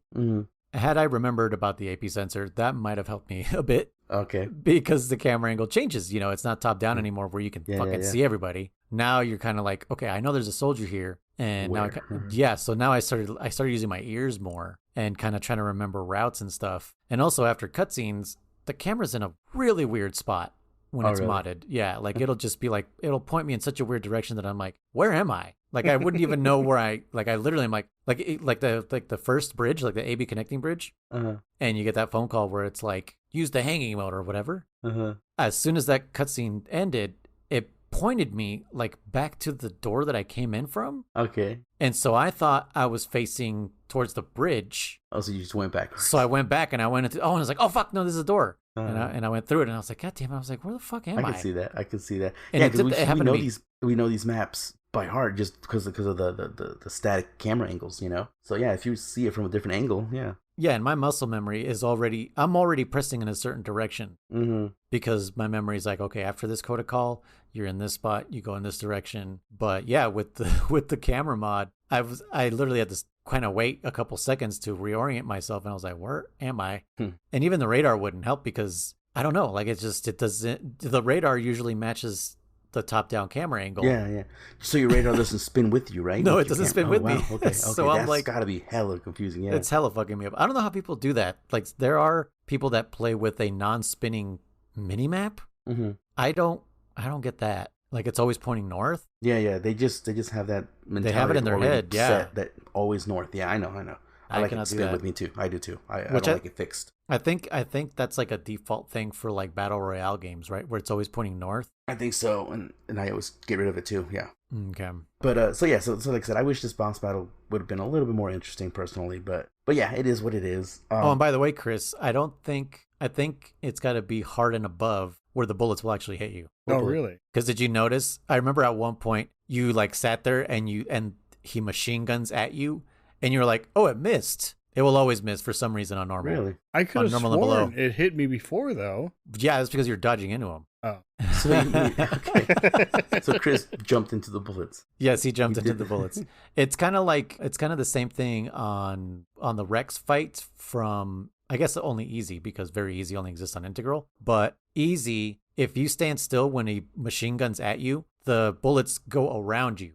So they shoot parallel to your body, and you pretty much have to like move into them for them to hit you. But on normal, they shoot in a precise line, so you actually have to get out of the way for those ones. Okay. But I'm pretty sure it's normal and below that these bullets will not hit you. Huh. They're just meant to fake you out, I guess, because the only things that'll hit you are that fucking laser, the missiles, the knee missiles, and the back missiles. Yeah. And obviously the stomp, which is so fun when he stomps. Oh, you know what? Speaking of stomp, I was gonna bring up this point. How I hated the fact that this Metal Gear and Rex, I'm trying to remember, he has more of a fuller leg, doesn't he? Rex has a meteor leg, and this Ray has the, oddly enough, it has the Ghost Babble. Yes, it looks just like Ghost Babble, right? It looked like a deer, the very fine, right? And I always found this to be like didn't look right to me. And I was gonna bring up the point about how unrealistic it looks in. I'm like, how would you be walking on these two little stumpy legs? But if you look at robotics, like that one dog that they've made, it has the same kind of little feet, little stumpy legs. Yeah, but that's also quadrupedal as opposed to that is true. It's true quad, but still, I mean, well, this is superior fake world technology here, so I don't know. Yeah. Maybe because it's supposed to be amphibious, and that's where it's supposed to be more useful. That could be. Okay, more streamlined or whatever. Yeah, it's not going to use its legs very much. Okay. You know what? Hold on. Now that you mention it, another question. Why is it that these fucking Metal Gears, do they ever explain it? Because I know a reason I have in my head, and I think I made it up. Why does it look like they fucking bleed when you fucking hit them? Is it just Yeah, right. It's like they're spewing out oil, but it's red. I figured it was that or hydraulic fluid or something. Yeah. Oh, Okay, hydraulic fluid. Yeah, hydraulic fluid makes sense? I remember my sister because even like always, power steering fluid is like kind of reddish. yeah, like reddish purple. Yeah, I remember my sister like, "What is it bleeding?" And I was like, yeah, the metal's infused with blood and nanomachines." Yeah, I don't know. I was like, again, I would make up shit just to make it work because I didn't have the answers. I was fucking like 10 or something. I was like 11, 12 years old. I don't know. But Man, that still blows my mind that you were such a kid when you played this, and I was already like in fucking high school. I think I was. Oh shit, I just graduated. Oh, did you? when this game came out? Yeah, because I graduated a year early. So, oh man, I had all the time in the world to play this game. No, I was playing, yeah, because only on weekends and all the way up to like midnight or 1 in the morning. No wonder I played the shit out of this more than any other Metal Gear. Yeah, it was right after high school. Right after high school, so I had all I had was I had a job, but yeah, I had nothing else going for me. I didn't have college planned yet. It wasn't until my homie graduated the next year, and he was like, "Hey, want to go to college with me?" And I was like, "Okay, sure." He's like, "You should do programming." I'm like, "All right." And then we went to completely different colleges. Well, we went to the same college but different campuses, and it was just like, okay. well, that was dumb. Oh, okay. But yeah, so hydraulic fluid makes sense. I was just wondering what the hell that was, if they ever explained it. But my explanation was that it was like metal impregnated with fucking blood for nanomachine reasons. Yeah. That was my thought process. Yeah, that's Raiden's blood. That's where it went. They're not. He is referred to as a weapon after all. Pretty soon, right? Or did it already pass? No, not yeah. It's at the end with the. Oh yeah, with the super fight. Long holy balls. But then, so this next section, I remember Olga comes in, and Chris's chat made this point, and I agree 100%. My first thought process was, because now we're being told the S3 program, the Solid Snake Simulator, is being punched into our heads, and then Olga comes in, not in her goddamn ninja suit, right as Raiden's about to get smashed. I didn't even see her. All I saw was a floating head. The camouflage. Yeah. But what I agree with, like, yeah, especially hindsight later on once Ocelot reveals some other stuff. If they were trying to recreate Shadow Moses, why didn't she come in her ninja fucking suit? And how much cooler would it have been if it's a powered suit? I'm assuming Are you talking about right here at the end? Why didn't she come in as a ninja? Yeah. Well, because the simulation's over. But she's still trying to keep Raiden alive, though. Remember, that's still her ultimate mission, is to keep him alive. So right, but everybody did she do just showing up? But everybody knows who the ninja is, especially Ocelot. Ocelot arranged. Well, for that to Ocelot happen. knew. Yeah, Ocelot knew. Solidus, I think. I mean, I guess Solidus didn't know, but at this point, I think maybe Olga's acting out of desperation because she's trying to save her daughter. And but that's what I'm saying. The ninja suit would give. No, I'm not saying the mask. I'm just saying wear the damn suit. I think it would give her some strength bonuses. That's what I'm trying to argue. That's what I'm arguing with. Because yeah, you're right. Because even Ocelot, what's his name? Raiden says he's like, "What are you doing? They'll know." I'm like, "Oh yeah, you're right." It's like it's obvious, bro. Like, it's her. But whatever. Like you said, like the whole point is to keep. At this point, the plans are already ruined or whatever. You defeated all the Metal Gears. But anyway, she gets caught or whatever instantly. It feels very anticlimactic, very unneeded for her to show up in this dramatic fashion just to get choked out by Solidus and then shot in the fucking head once. And that's it. With the most epic gun. It's like a P90. It's like he twirls it around like Ocelot. He twirls it around with his thumb. Yeah. Mm-hmm. Which is to me is very reminiscent of Terminator 2. Oh, the fucking when Schwarzenegger, he's spinning the sawed-off shotgun with his with one hand. But it makes me think of that every single time. I'm always like, yeah badass. Yeah, but and then just a single shot to her head. And it's just again, that's what I'm saying. Why? What was the whole point of her doing this? It makes. I mean, if she had come in her ninja suit and stopped the Metal Gear, like Gray Fox did, just stopped it. It would have looked cooler. Because again, right now we still don't know that this is a Shadow Moses recreation. We just know it's a Solid Snake simulation or whatever. Yeah. I wonder if that suit is just for show. That's what I'm saying. I'm assuming it gave her bonuses, but it might have not. So who knows? Yeah, it might. Because you never see her turn off camo. You just see her jump off that bridge. So you're right. Maybe it's just for show. Well, you don't see her jump off the bridge. She's just gone. Oh, that's right. She jumps off the bridge as herself. You're right. Yeah, so, an epic dismount. yeah, no shit. But then all the freaking Metal Gear start acting up and shit, and because of the virus, right? What's his name? Solidus. Chris made this point. Takes down, how many is it? Like 3 or 4 with the fucking gun. Mm-hmm. Oh yeah. Like in like a handful of shots, what took you fucking dozens of fucking missiles. He does it with this one gun pretty damn quickly. Yeah. Makes no sense. Doesn't he like climb? Yeah, he climbs on one of them. Heads? Yeah, on one of them he climbs up on top and he puts his Dr. Octopus hands on it, if you will, and he just shoots it like a madman just down the face, you know? Yeah, I guess, I don't know, maybe must have found like a little weak spot. Who knows? Special bullets? I don't fucking know. Again, even in nanomachine bullets. I know. At least fucking Gray Fox's gun that we talked about was some kind of plasma pistol or something. The Mega like Man that. cannon, yeah. Yeah. Like, no, he's using a fucking regular gun and he just kills 3 or 4 Metal Gears. Oh, and then I think it's this section already. But then what's her name? Fortune shows up with Solid Snake in handcuffs, right? Mm-hmm. I always thought, I don't know about you guys. I always thought, because remember, the last thing he says to her is like, "I didn't kill your own man," you know? And she's like, "I don't believe your lies," or some bullshit like that. Yeah. I always thought that like somehow he was able to convince her that he didn't kill her and this was all like a staged. ruse. Yeah, a ruse. Because if she was hell-bent on killing the man who she thought killed her father, why did she capture him? Why didn't she fucking kill him? You know? So I was always under the impression like, oh, no, this is part of his plan. Like, he convinced her, you know? But no, he doesn't. He really was fucking handcuffed and defeated by her. I mean, it makes sense. He couldn't hit her with any bullets, so... Yeah. Then you get another really cool section, in my opinion, is Ocelot comes in, right? He reveals he's been behind everything. He's an agent of the Patriots. And no way. Ocelot? Oh yeah, Ocelot, man. He's been behind everything and anything that you can think of. Oh, and then apparently also the GW virus that was uploaded or whatever also contained code to erase all the information about the Patriots themselves. So that was planned, you know. Yeah. That was part of the plan. It's like, yeah, let them succeed because that we need our information erased or whatever. You know, Ocelot reveals that Fortune is not lucky whatsoever. She's not supernatural whatsoever. Shoots her right in the chest. And then explains how, because remember, Kriss and the tanker, you were like, how the fuck is nobody able to shoot Ocelot? Do you remember that? Yeah. Because he's just casually walking to the ray and everyone's just like unloading on Ocelot and nobody's hitting him. And I remember you said something like, what the fuck? Like, like nobody could hit him. And then here's where he explains that, you know, he just has like this electromagnetism type of thing.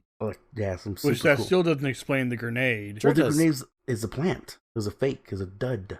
The grenade was a plant? Was a yeah. I mean, remember, at least this is the way I interpret it. Noise, you can correct me if I'm wrong here. Remember, the Patriots control everything. They sent in the Navy SEALs with the weapons they selected, with the ammo they selected, with the grenades they selected. I think that grenade was a dud, like a fake, like a blank, if you will. That's why it didn't blow up. No? I think it just diffused the. I think it just stopped the fuse. Okay, I could see maybe. Which, I mean, this must be a more technologically advanced grenade because normal grenades are chemicals, right? Yeah. Once you put those two chemicals together, you can't stop them. But that's my thought, is that these are like controlled by electricity rather than a regular chemical normal frag grenade. My thought process was always like that grenade that was given in their supply crate was controlled by them, and it was a fake. It was a blank. Why only the grenades? Yeah. Why only the grenades instead of the bullets? Right. Well, because they needed to see real bullets whiz by her. I don't know. Like, listen. I'm not your sister. You can't just explain your way out of this. No. Okay. Because they still have. You can't bullshit yourself out of this one. They still have to get to be able to show off that she can dodge bullets. And if you're trying to shoot at Russian soldiers with blanks, you're not going to get past them. So there was real bullets. So you're telling me the only time that they used a grenade was against her? Yeah. I don't believe it. I do. They're fucking they're the worst they're soldiers not there ever. To blast their way through. They didn't need the grenades until they got to her. That's how good they were. They're Navy SEALs. Also, by the way, if their intent was for the grenade to work, why did they shoot it right next to the fucking president? Wait, that would have definitely No. Yeah, because he was Vamp goes and picks him up. Yeah, he's on like the right floor behind her, and I don't know how any of those stray bullets didn't fucking hit him already. That for sure. That for sure is a. Hey, here's the answer to that. He had an electromagnetic field as well. Jesus Christ, Jeremy. Nanomachines. Why not? Why not? You know. I don't know. I think it's just a grenade that is just a more advanced grenade rather than a chemical type of frag. My money is on if they're really this powerful and can do anything, everything. Why couldn't they control who has that electromagnetic field? What kind of ammo you're getting? What kind, Okay, so here's my argument against that. They don't have complete control. This is a simulation to see if Raiden can get through all this and become a Solid Snake type of soldier, a Foxhound level soldier. And see, here's the reason why they don't have complete control and why this is a test. Because they talk about how, actually at this point, Ocelot mentions that all of this is all that I just said. And that Fat Man was actually kind of like the peak of where, like, if he doesn't stop this maniac, that's where the simulation would end. Yeah, okay. And all of that up to Fat Man, that all that shit happened before Fat Man, the grenade and everything. So I don't believe they have that much control. They're here doing a simulation. They're testing. They say it multiple times that this whole simulation is to test how good GW is at creating these soldiers. Okay. Right? Okay. Otherwise, if they had complete control, why do the simulation? For what benefit? For who? Well, okay. Then it's not a simulation. No. But first one was so. This is what this game does, Chris. The grenade is after Vamp picks him up. So I just went back and saw it. She thought all the bullets whizzed by her. Oh, it does happen after. After. So that was there. Okay. Now, what better? You're saying it's a simulation, and it's to see if Jack can succeed, if you will, right? Right. The goal is for Jack to succeed, but to see without, if he can succeed. Without help. Okay, without help, but you still need to build the tension there, if you will. So remember, he's seen this soldiers, this enemy, Fortune, that can't be hit by anything, right? I don't know. I still think, like, I guess like in any controlled experiment, you have your controls exactly, So yeah. This was they remember. As far as I'm concerned, they picked what members of SEAL Team went in. It wasn't random fucking soldiers. They knew who was going to be there. They knew Ames was going to be there. They know, as far as I know, they know everybody and anything that's going on in the shell, because they're controlling everything. That's the way I see it. But I guess I don't know. I just don't think that's such a specific piece to control. Well, you know what I mean? Because everything else that they control is in a broad sense. They set the stage and they put the players in, but they've nowhere. But in the rest of the game, set though, the stage is through guns and all that. It's part of the set. But hold on, nowhere else in the game do they control ammo. This is the only part where you're saying that they would control this one specific piece of ammo, right or wrong? Yeah, I mean, at least right now that I can think off the top of my head, sure. That's my only argument against that, because it's very specific to just be like that one grenade. No. Well, isn't it more likely that these grenades are controlled by modern day current technology electricity? So German, essentially what he's doing here is he's invoking Occam's razor, and he's saying the simplest solution is probably the right one. Of course. But if you remember, this is Metal Gear, so the simple solution is definitely probably not the right one. No. But this is just the grenade. This is why I'm saying this, is because everything else is way more complicated than this one grenade. And you are hyper focused on this grenade. Maybe the whole time the grenade represents the no. I'm just I thought Chris had something for a second. Okay. The grenade is just as a metaphor for our lives being controlled. Let us know in the comments or give us a call. Yeah. About this grenade. Is this grenade controlled by the Patriots? If you happen to know Hideo Kojima, or Kojima, if you're watching Kojima himself, please let us know. Was this a plant grenade? I can see Occam's razor. I can absolutely see it. I've always just thought they're that powerful. If you're setting up the stage, you're going to set up what equipment goes in. Right. Also, why is there just ammo everywhere? Well, that's gameplay. That's a whole other fucking thing. Oh, come on now. Why do soldiers drop M9 ammo? Why the fuck would a soldier have tranquilizer bullets on him? Nanomachines. Yeah. That is gameplay. That's not world building. That's just gameplay. Where does gameplay end and world building begin? Especially in this game. This is the game that tells you it's a game. To turn it off.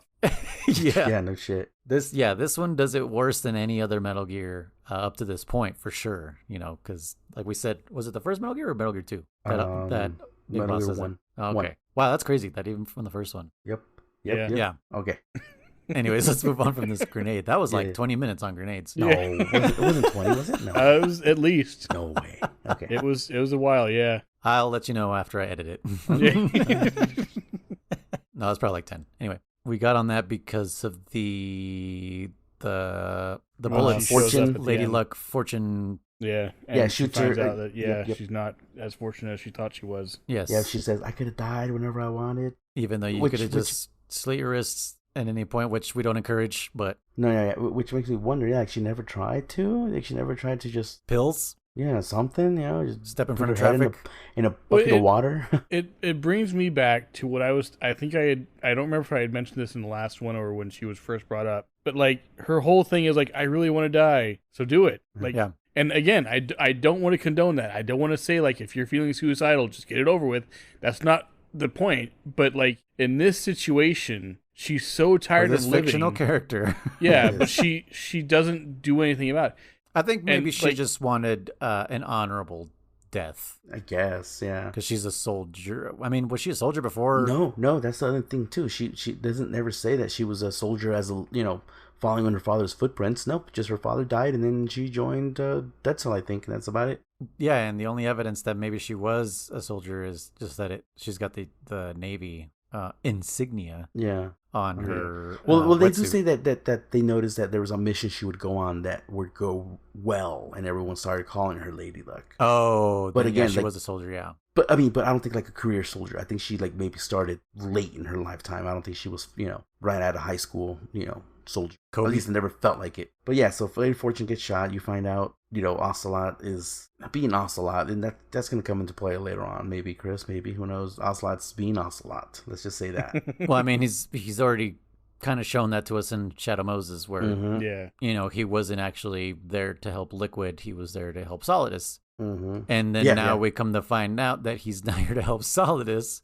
He's here to help the Patriots. But yeah, now that he's here to help the Patriots, and it's just like, how long has this been going on? Because, you know, he cheated on Gerlukovic, and now he's cheating on Solidus. Yep. So then you what's his name? Ocelot. Sorry. So now the real Ray is there. The real Ray's there because he's got the big old long tail and everything, and he jumps into The Alpha Ray. Yeah, the Alpha Ray, the first Ray. He jumps into it, and he's gonna kill them all. I think, right? Then he say like, "I'm gonna fucking kill all of you" or some bullshit like that, right? And then Fortune stands up and fucking does her mumbo jumbo new age voodoo, as Ocelot put it. Well, yeah, because Ocelot does say that she has psychic powers. Yeah, because he's like, you thought it was like your psychic powers, but no, it was just, you know, good old fashioned technology that was Cutting edge Yeah. technology. cutting edge. Yeah. But so she puts her hands up and she deflects the bullets and the missiles. Actually, they're missiles. Oh, well, actually, you know what? Before that, since Ocelot admits that he's not there to help Solidus points the gun at him and shoots, and, you know, they all go around Ocelot, and that's when he, like, decides to jump into the Ray, pretty much. And then that's when he's like, you know, I'm gonna here's the rest of Ray's payload, you know, and I'm gonna, Yeah. like he literally like everything he's got. Yeah, he's like everything. Yeah, the back missiles, the knee missiles, the cock missiles, like everything. He's just like boom, and So- fucking all of them. Cock missile was just a giant cock. Yeah, it's just there's stains everywhere, and fucking yeah. Fortune manages to actually use her psychic power, so she does have some Something. which is weird that Ocelot says before that there's no such thing as a supernatural when clearly he's witnessed it before. Yeah. Says the guy who's got a fucking dead dude's arm in his hand.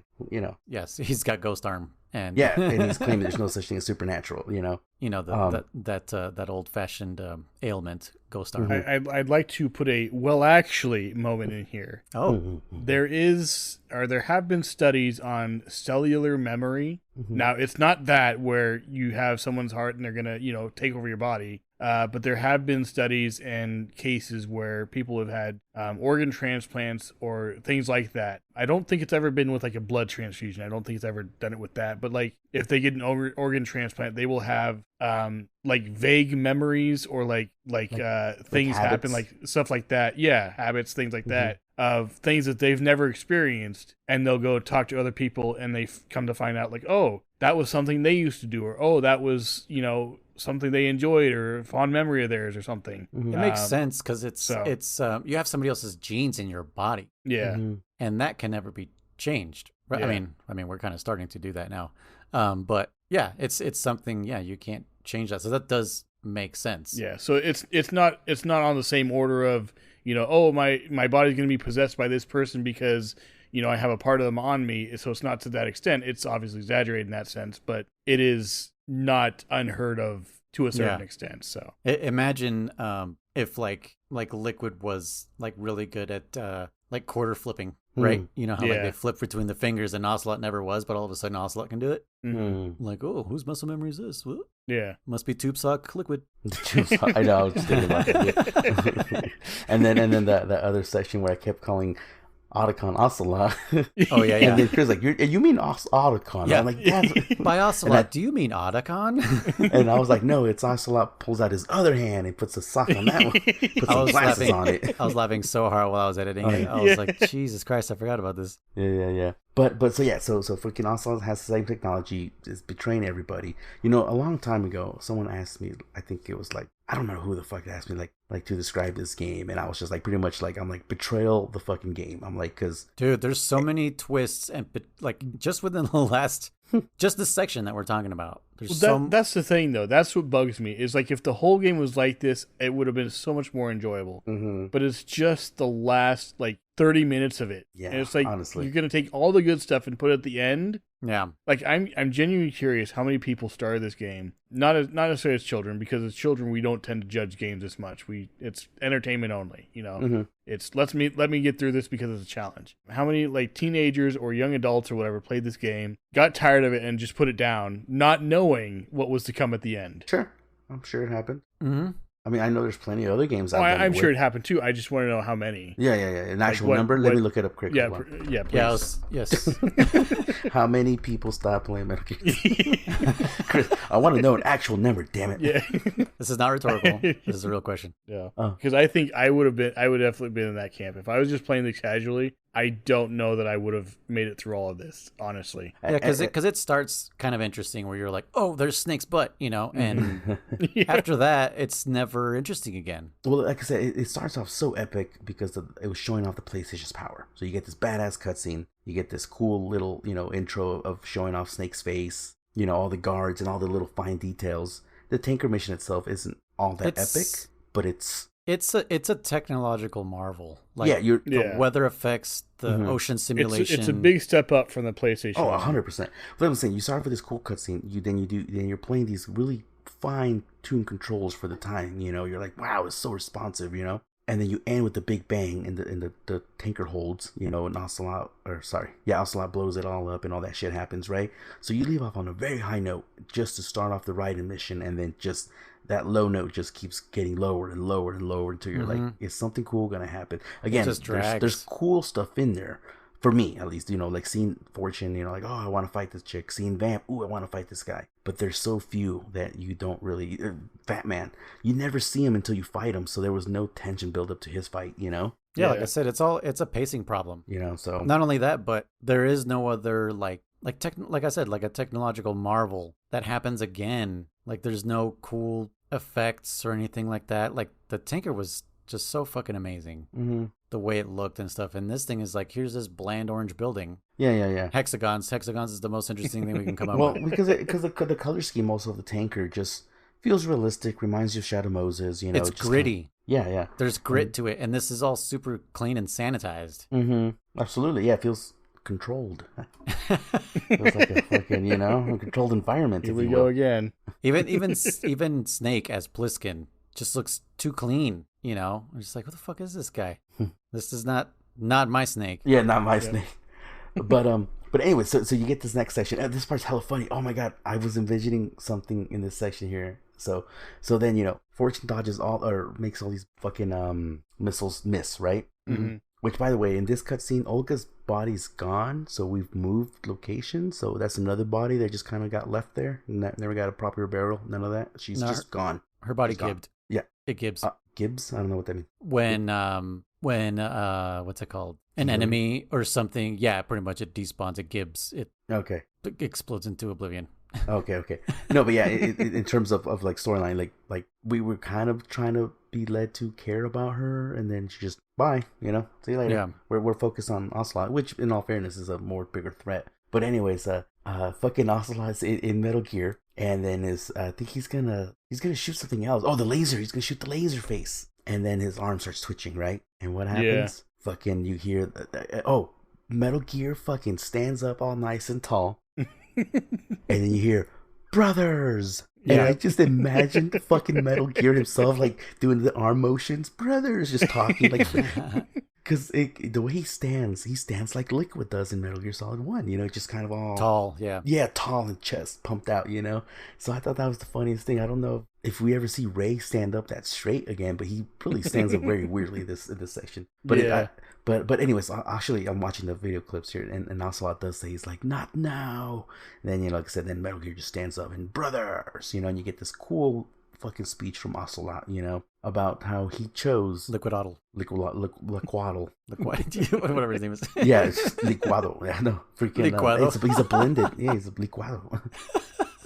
Liquado is means blended, so that's what that perfect. Two people. It's a shake, milkshake. Yeah. Liquado. Yeah.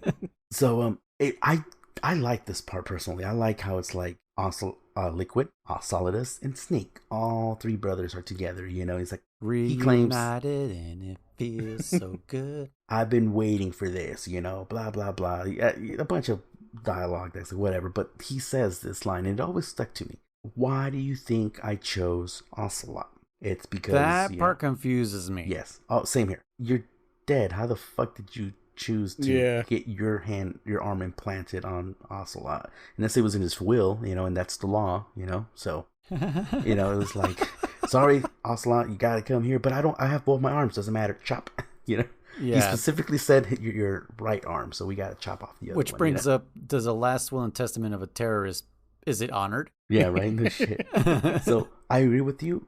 Even my first time playing through, I questioned, what do you mean you chose Ocelot? Like, you didn't, because you died, so it would, if anything, he said, hey, I'll take his arm, fuck it, why not, Again, I still don't know why, he chose your arm, but again, it must have been some kind of pre-agreement. It's like, oh, by the way, Ocelot, if I die, you can have my arm. I don't know, I guess, If I happen to die by some virus, just take my arm, But anyways, that part's kind of cool. Wouldn't that virus also affect Ocelot now that it's grafted to his body?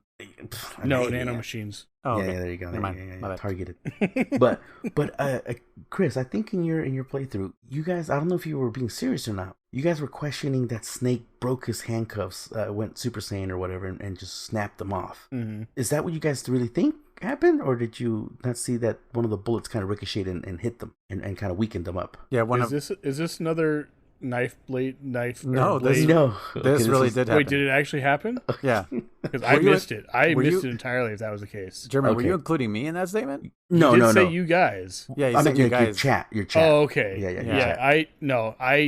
I mean, personally, I don't know what my chat was doing or what they were thinking, if they were just going along with me or messing with me. I thought he had just straight up broke out of him, yeah. Oh, okay, no. No, one of Solidus's bullets, which also doesn't make sense because Solidus is in front of Solid. Yeah. And somehow those bullets, it was the Kennedy magic bullet went behind Solidus. No, I thought it was the one that when Ocelot first shoots Metal Gear guns, Solidus blocks him with the swords, and I thought one of those is the one that ricocheted. Either way, he's still in front of Solid. Yeah. That's very true. You're right. He's right. He is in front of him. Yeah. Yeah, that's not how physics works, Iraq. Yeah. Oh my God, sorry. That's twice. That's twice. I'm going to count every single time. That's not how physics works, German. Yeah, unless like, because, I mean, it was behind his back, but if he happened to, I don't know, it didn't really look like he dodged forward and maybe exposed. No, I don't think he arm. did either. He didn't. I was watching it. But anyways, that's what happens, Kriss. Yeah, Okay. I thought it was going to instantly break it loose, but no, it was just weakened, I guess. It's really, really silly that he then busts out of him, and then he jumps. But it makes him look more Metal Gear. badass. I guess, yeah. But then he jumps. This part is epic. So this is another part that makes me, I mean, because this also could all be a VR mission, but it makes me believe that it's a simulation too, is because this is kind of how Raiden sees Snake. as a legend, as somebody who would jump after Rey. Mm-hmm. Right? So, yeah, did all this fucking actually happen? Especially after... Yeah, go ahead. So what you're implying, if I just want to make sure I'm getting this right, is not only is this a not real thing that's actually happening, but possibly like all in the mind of, so not just a VR mission that he's going through, but like he's actually imagining this stuff happening? Is that what you're kind of saying? Yes, because at a certain point, I forget who points it out to Raiden, but that... Oh, Ocelot points it out to Raiden when he's explaining the Colonel, that the Colonel may not actually be an AI, but a construct of Raiden's ideas of what the Colonel is. Oh, right. Yeah. So all of this could just be a manifestation of Raiden based on things that he's been told, has experienced. And he's stumped in his mental growth too, so. Yeah, and so this whole thing might be an entire creation based on the last thing that he just did, which was Ghost Babble. So it is lost.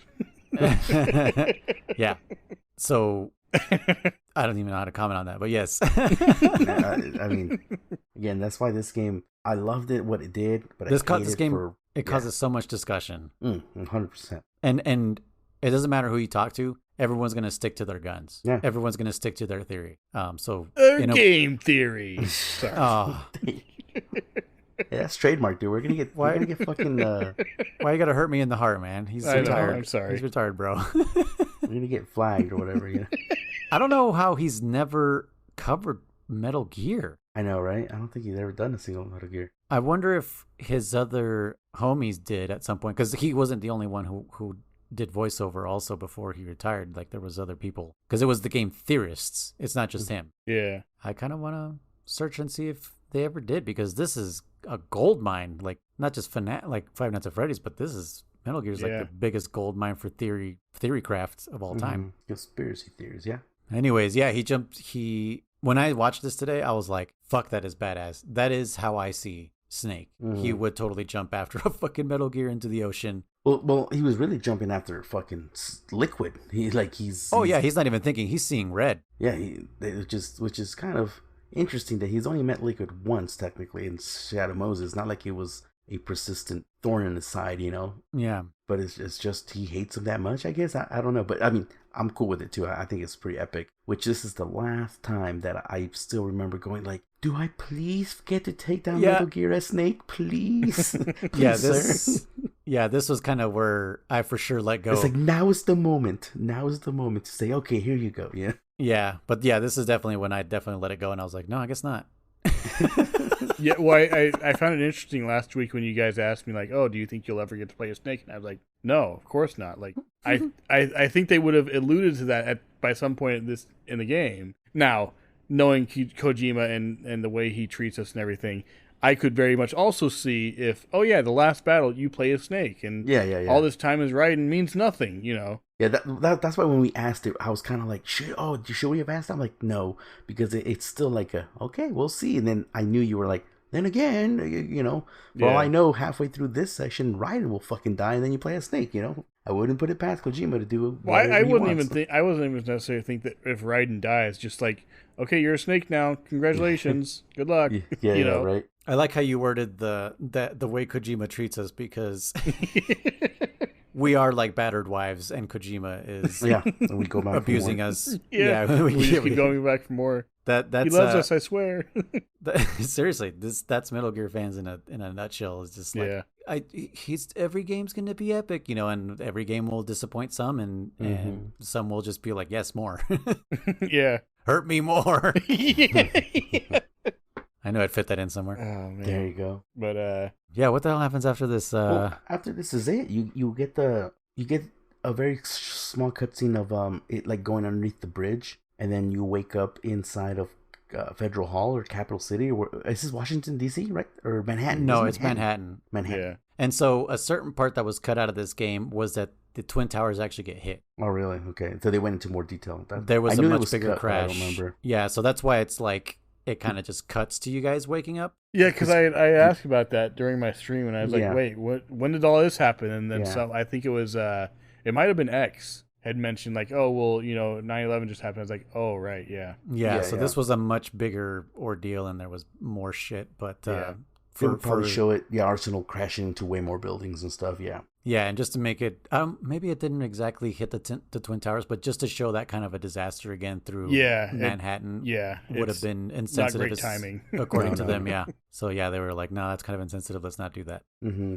And then you fight all of this at the end. Yeah. So we're wrapping up here, but yeah, you pretty much it's just the end. It's just the end. No, I wish you get the codec call that they start calling. Isn't this where they start calling you a weapon, right? Yes, and they explain why you're named Raiden, and the nickname for those Raiden ships was Jack, and it's just they're so patronizing at this point, Oh, so Kriss, you did make the point where you were like, oh, so Rose is an AI too? I think you were saying. Oh yeah, that's right, Rose is an AI. But I was like, but you were like, no, like she was a real person because you met her. Again, as far as you know, because what is real? Are you sure? Yeah. Yeah, no, what is real? I think they make that comment. But they also say that like they're trying to like control information by controlling context, not content or some shit like that. So Raiden makes the accusation that they are trying to censor information, and they said, no, we're not trying to control information. We're not trying to control information. We're trying to create context. Yeah. And basically, to summarize everything that they're talking about is we're spewing out so much fucking information onto the internet. Like this is where everyone's like, Kojima predicted the future, which I'll get into in the next episode when we talk further into this. But technically, yes, this does predict the world that we live in now, where we're fucking posting everything that doesn't fucking matter. Like, look at this fucking meal I'm about to eat. Look at this bullshit I'm doing. Look at me spill milk in a grocery store because I think it's funny. Like all this absolute nonsense and bullshit that is hitting the internet and will live there forever. No matter how much you try to delete it, it will live there forever in some server somewhere. What the AI is talking about is we need to sift through all of this crap that you guys are outputting, and we need to make sure that only the important shit survives, and that we create context so that the next generations actually benefit from the information that you put out here, because otherwise it's just the world we live in now. It's nonsense. Yeah, it's just chaos. She does say, she says something along the lines of like, it's stunting growth or some shit like that. And what's crazy or civilization or something like that. Yeah. Every year that anyone goes back to this game and goes like, oh, they predicted the future. It's getting more and more real. Like, it literally has stunted our fucking growth as human beings. Like, just the whole 2016 to 2020 presidency is proof of just like, wow. Well, not only that, but like even look at the general population. I was watching, Iraq was showing me a video of a YouTuber, and I can't remember the guy's name. He's in a gay relationship, and they adopted a child. He's in a gay fight club? Yeah. They adopted a child, and Iraq's like, yeah, I don't know how they did that. Like they're not qualified, blah, blah, blah. And I was like, okay, I don't know this person, so I'm not going to judge. So this particular video I was watching, they were talking about like cooking and stuff. And Iraq was explaining to me like the background and everything. He's like, yeah, they didn't know how to cook. I was like not well, like they could cook mac and cheese. No, they don't know how to use pots and pans and stuff. I was like, what? How do they live? How do you get by day to day? And I was actually thinking like, unfortunately, that's not uncommon these days. And then I came across a video on TikTok of some guy, and half of this stuff, I used to think it was just people messing around. But it's so common now that it's like, that can't be the case. There are people that are this dumb that don't understand. Well, maybe not dumb, but just like uninformed, unskilled. Yeah, let's go with that. You're right. I'm sorry. Dumb is not a good word. Yeah, unskilled or unmotivated to look up the information, to learn and all that shit. Yeah. Yeah, and in a day and age where we have literally all information at our fingertips. Yeah. You have a smartphone, it's connected to the internet, there's loads of information out there. You can look up anything, and with very minor investigative skills, you can get to the bottom of what's the truth and what isn't, right? But it's just like, even my younger sister will do that. It's like, why don't you just look it up? Why? I don't, like, it doesn't make any sense to me. Like, it's even when I was, but it's no effort. Like, no, that's what I mean. It's the effort that deters them from, But like, German. I think back to when I was German. Talking to you, German. About what? Discord, PC. Yeah, that's a lack of interest. So honestly, I don't give a fuck. But I know what you're talking about. Admitting duds and tranquilizers. I researched knives. it, man. I looked at it. It's there. Did you look it up lip on the color? internet? Anybody Yeah, else saying it's that? there. Anybody else saying the same I'm thing? gonna on the look it up on internet? Wiki actually. See what Wiki has to say about it. No, because that was bringing up the subject matter of like controlling information and all that shit. Because back in the day they used to say the internet wasn't a reliable source. You had to go to the public library, right? Yeah, teachers would be like, if you were just copying and pasting from Wikipedia, Yep, we'll know. I remember that. Yep. Right? Yep. Whereas nowadays, it's If you use a controller with rapid fire, I'll know. Whatever, exactly, Ocelot. right? but you think nowadays like they're using AI to write papers and stuff. It's No like shit. Oh, Yeah, why? ChatGPT. And they don't even Like- they don't even go through the effort To proofread it, yeah. editing out the spot that clearly says, well, as an AI model. Like, Oh, dude, yeah. that all you have to do is delete that Fucking part. lazy. Right? Yeah. Dumbass. Oh my But god. it's like when we were younger, if we wanted to look up information, like German says, we had to go to the library. We had to look up in encyclopedias. We had to do all that kind of stuff. And there was a podcast I used to watch on TikTok called Daughter Issues, I think it was called, where it was an older millennial and his daughter, who was a Gen Zer, I believe. And he would talk about like stuff that he would go through when he was growing up. So when you were going to record a show, you don't just click record on your DVR and schedule it. No, you had to be there. You had to have your tape ready. You had to have the channel ready, and you had to do all this stuff. When you want to make a mixtape, you had to record it off the radio station, and then you had to play that back onto and another maybe- tape and cut out all the other stuff. Yeah, maybe you got lucky that was your song coming Exactly. out. You had to wait days or weeks to have your song play on the radio, call in, make a request and hope they listen to you, but it's just one of those things where it's like, it's so vastly different. Like it's so easy now. Yeah, Life is so much easier. And yet they put in so little effort to do anything. Like it's so contradictory. It doesn't make any sense. I try to make that point to so many people all the time that are just sitting there just fucking consuming TikTok and these fucking videos, and I'm like, bro, you talk about you don't have time? Get off your fucking phone. Get off your fucking phone right now. And like I have never been a hands-on dude with like power tools and anything like that. Yeah. And this job kind of like introduced me to that. Like I had maybe used a drill here or there with my dad, like showing me as a kid. Yeah. But never in my life was like, I need to use a drill to make holes and, drive screws and all that shit. And Let's just explain what a drill is. yeah, it's To make holes. it's a thing. Drill no, things? no, see, hold on. Drills don't just do that. You know that. Come on. They also drive screws in and pull them out as well. You could also pull out. But yes, I did explain what a screwdriver or a drill is.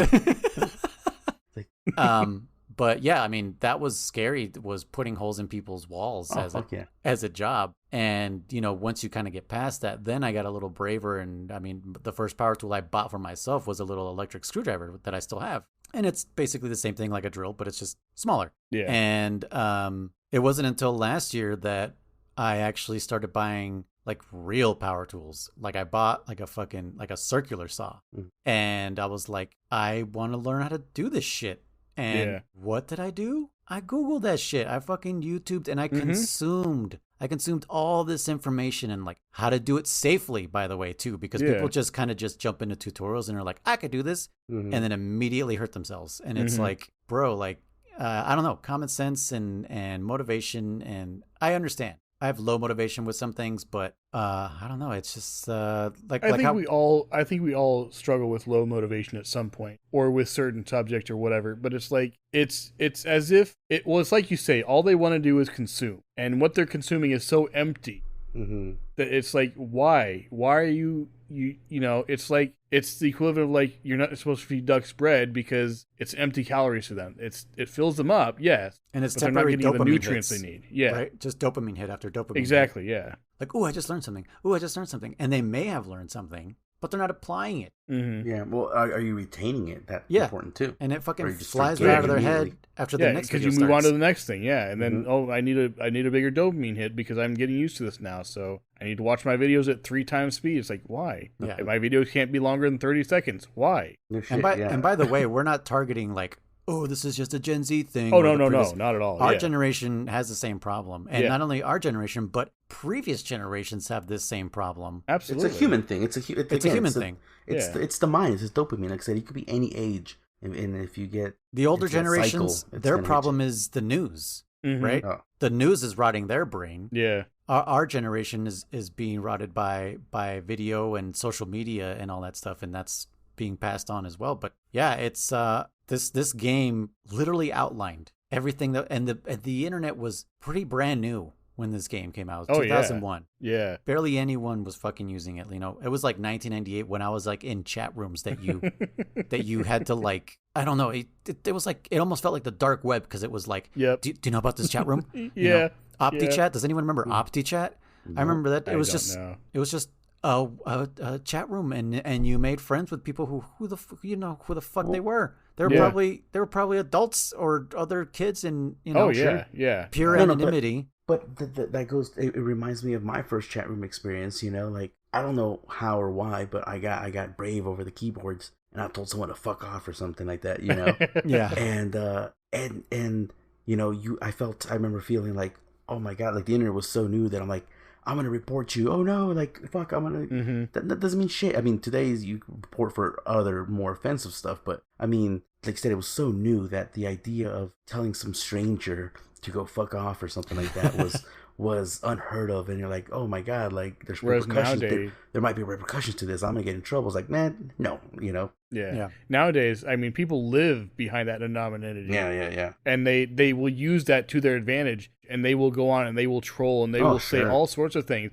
they would never say in real life. They would never say to you in person. Yeah. Because they don't have the cojones to do it, you know. That's right. You people are cowards, by the way. If you're one of those people, you're an absolute coward. Absolutely, yeah. Like, it's one thing to have a different opinion, you know, and like, oh, I don't agree with this, or I don't like that, or this is how I think. But when you're going on there and you're just tearing someone down for the sake of tearing them down because you're on the internet and they don't know who I am, would you do that in real life? No, you wouldn't.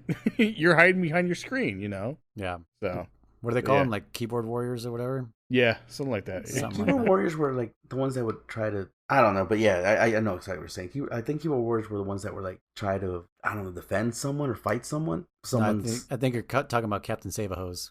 I don't know what that is, but no, but yeah, there's so much, you know.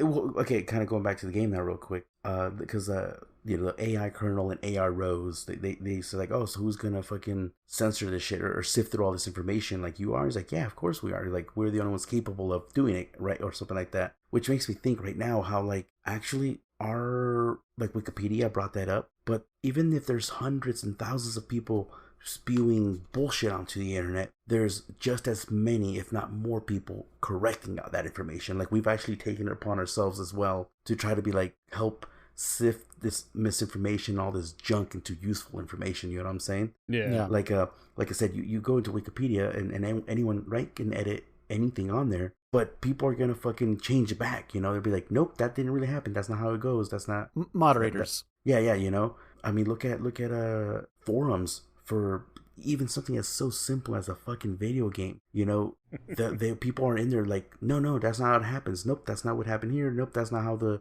game flows. Or that's not how you do a quick reload. You know, like, you can't just go in there and say like, oh yeah, I beat Metal Gear in 2 minutes. People are gonna call you out. They'll be like, no, you didn't, motherfucker. Like, there's no way to do it. Like, we broke this game down. There's a community of us that know exactly how it works. Yeah, like and it took a while for this to happen. You know, hasn't anybody corrected that fucking game fact that Kriss followed that was completely incorrect with the shit? Oh yeah, yeah. Well, somebody go back and correct that one. God damn it! I forgot about that. Yeah, that was fun. I don't even remember what it was, but I just remember it was from Metal Gear 2. Was it 2? And it was the whole hang glider scene where you have to you have to use your smokes before and it won't work otherwise. And I was like, what? Something like that. Yeah. You have to wait for the smoke to blow the other way. Oh no, it was the gas grenades. You have to put grenades. You put your gas mask on. Yeah, keep going in and out or some bullshit. But it was the smokes. And then throw the gas grenades until the smoke went the other way, and that's when you do it. Yeah, because the smoke was the real way. Yeah. No, the smokes was the real way. Yeah, exactly. Yeah. But yeah. So good. I was just gonna say, that's all that this part is talking about. And oddly enough, ChatGPT is kind of what these AIs are. This is a primitive version of what these AIs are. Because it is parsing the entire internet, and because it's ChatGPT is not an AI. It's just a predictive language model, right? That's what they call it. So it's sifting through all of our entire internet and just responding with what would be the next logical word, and that's that's just the infancy of how to like sift through all that information. So Oh yeah. I'm guessing that's, as long as it's under our control, that's the best way to basically comb through the entire internet and find like hate speech and useless information and all this shit, and just set that aside in a certain part of the internet and be like, that's where you live because you're absolutely fucking useless. Like, you sit over there and here's the real, like, there's going to have to be a time where we have to organize the internet because it's so fucking insane and out of whack right now. It does help to be like a .org or a .com or a .edu. That's kind of the step in the right direction, right? So .edu is always education stuff, and .org is always nonprofit, and you know, .gov is government. Yeah, .gov, and yeah, it's all gonna get organized eventually. But yeah, it's crazy that this game, because it's not just Kojima, obviously. Not just Kojima was the only one writing this. He had a team of writers and whatever. But just for them to even see that kind of future, which is our present, it's mind-boggling. Mm-hmm. And as a kid, all of this flew over my head. Oh, for sure. I mean, I didn't know what any of this thing meant. They were just talking at me. I think that's why I played it so many times, because I was like so trying to figure out what this meant. Yeah. What is Kojima trying to say? What is this game? Because at the time, I don't really think I knew Kojima as a director, as a game creator. I just knew this game series was so damn fucking cool. And I was like, what is the message that's trying to... I played it so many times over and over, just trying to figure out, control information, you know, the Patriots, what it really meant. Who are the Patriots? Are they real? Can they really exist? Could they control things like a grenade inside of a soldier's fucking gun, you know? God damn it. So anyways, we'll wrap it up pretty quick right here. We'll go further into depth in the next episode, but the actual breakdown, because the games are getting longer and longer. So basically at this part you fight Solidus.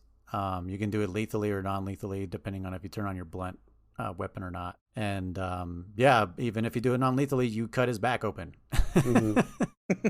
How did you like this fight, Chris? Did you find this fight okay? The mechanics of it bugged the hell out of me, just because, like we had talked about before, I hate the way the sword fight works in this because it's the right stick. The idea of it, it didn't stick out to me as one of my favorite fights. Okay. Right, there's better one-on-one fights that we've had already. Yeah, it seemed very forced. Okay. Like this has to be here. Yeah. For it to be a Metal Gear game. Yeah, exactly. Yeah. Like it was the whole like, oh, there has to be a fight after Metal Gear because that's how Metal Gear works. And so, oh, well, he's the only one left, so let's throw him in there kind of thing, as opposed to Ocelot or something. It's like, I don't. And like the one thing that really bugs me, and this is just the continuity of it or whatever, like Solidus clearly wanted to kill him. Yeah. And yet, here, take your sword so you can fight back. Why? That classic villain, it's a trope. Gives the... It wasn't... Well, but he never made it clear, like, I want this to be a fair battle. I want to be honorable. Like, everything he did in the game up till now did not make him seem like an honorable man. Yeah. You know?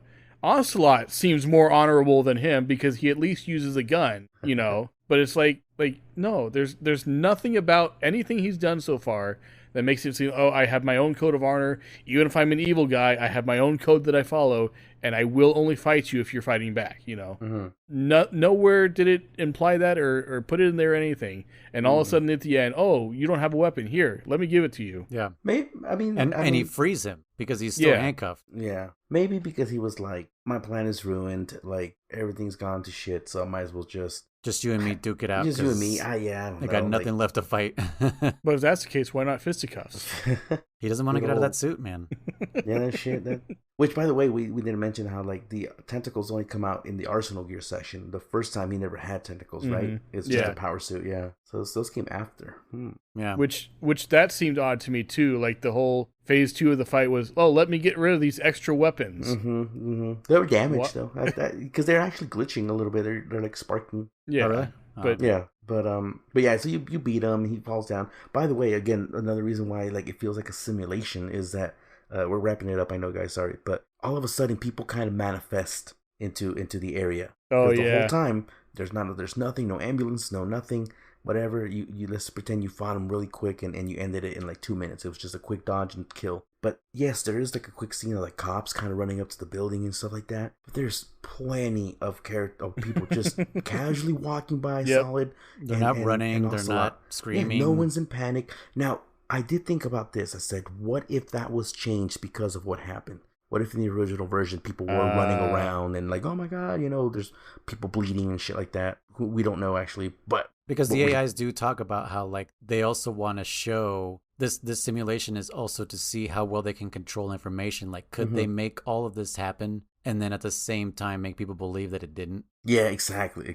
Yeah. So again, we don't know if that was cut content, changed content, but what we have is people are just kind of nonchalantly walking around this gigantic, super secret, tank, if you want to call it that, And yeah, so that's very weird. One little Easter egg here for you, Chris, before we start wrapping it up all the way through. When you see your dog tags, it's the info you plugged in, right? Did you notice that? I didn't know. Oh, you didn't? Because your chat said that. They said, if I saw a dog tag that said, damn it, Chris, I'd want to toss it too, or some shit like that. Oh, okay.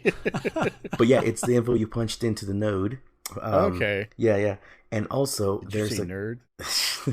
there's a cutscene there, not a cutscene. There's a little Easter egg there too. I took a screenshot. I don't think I sent it to you guys though yet.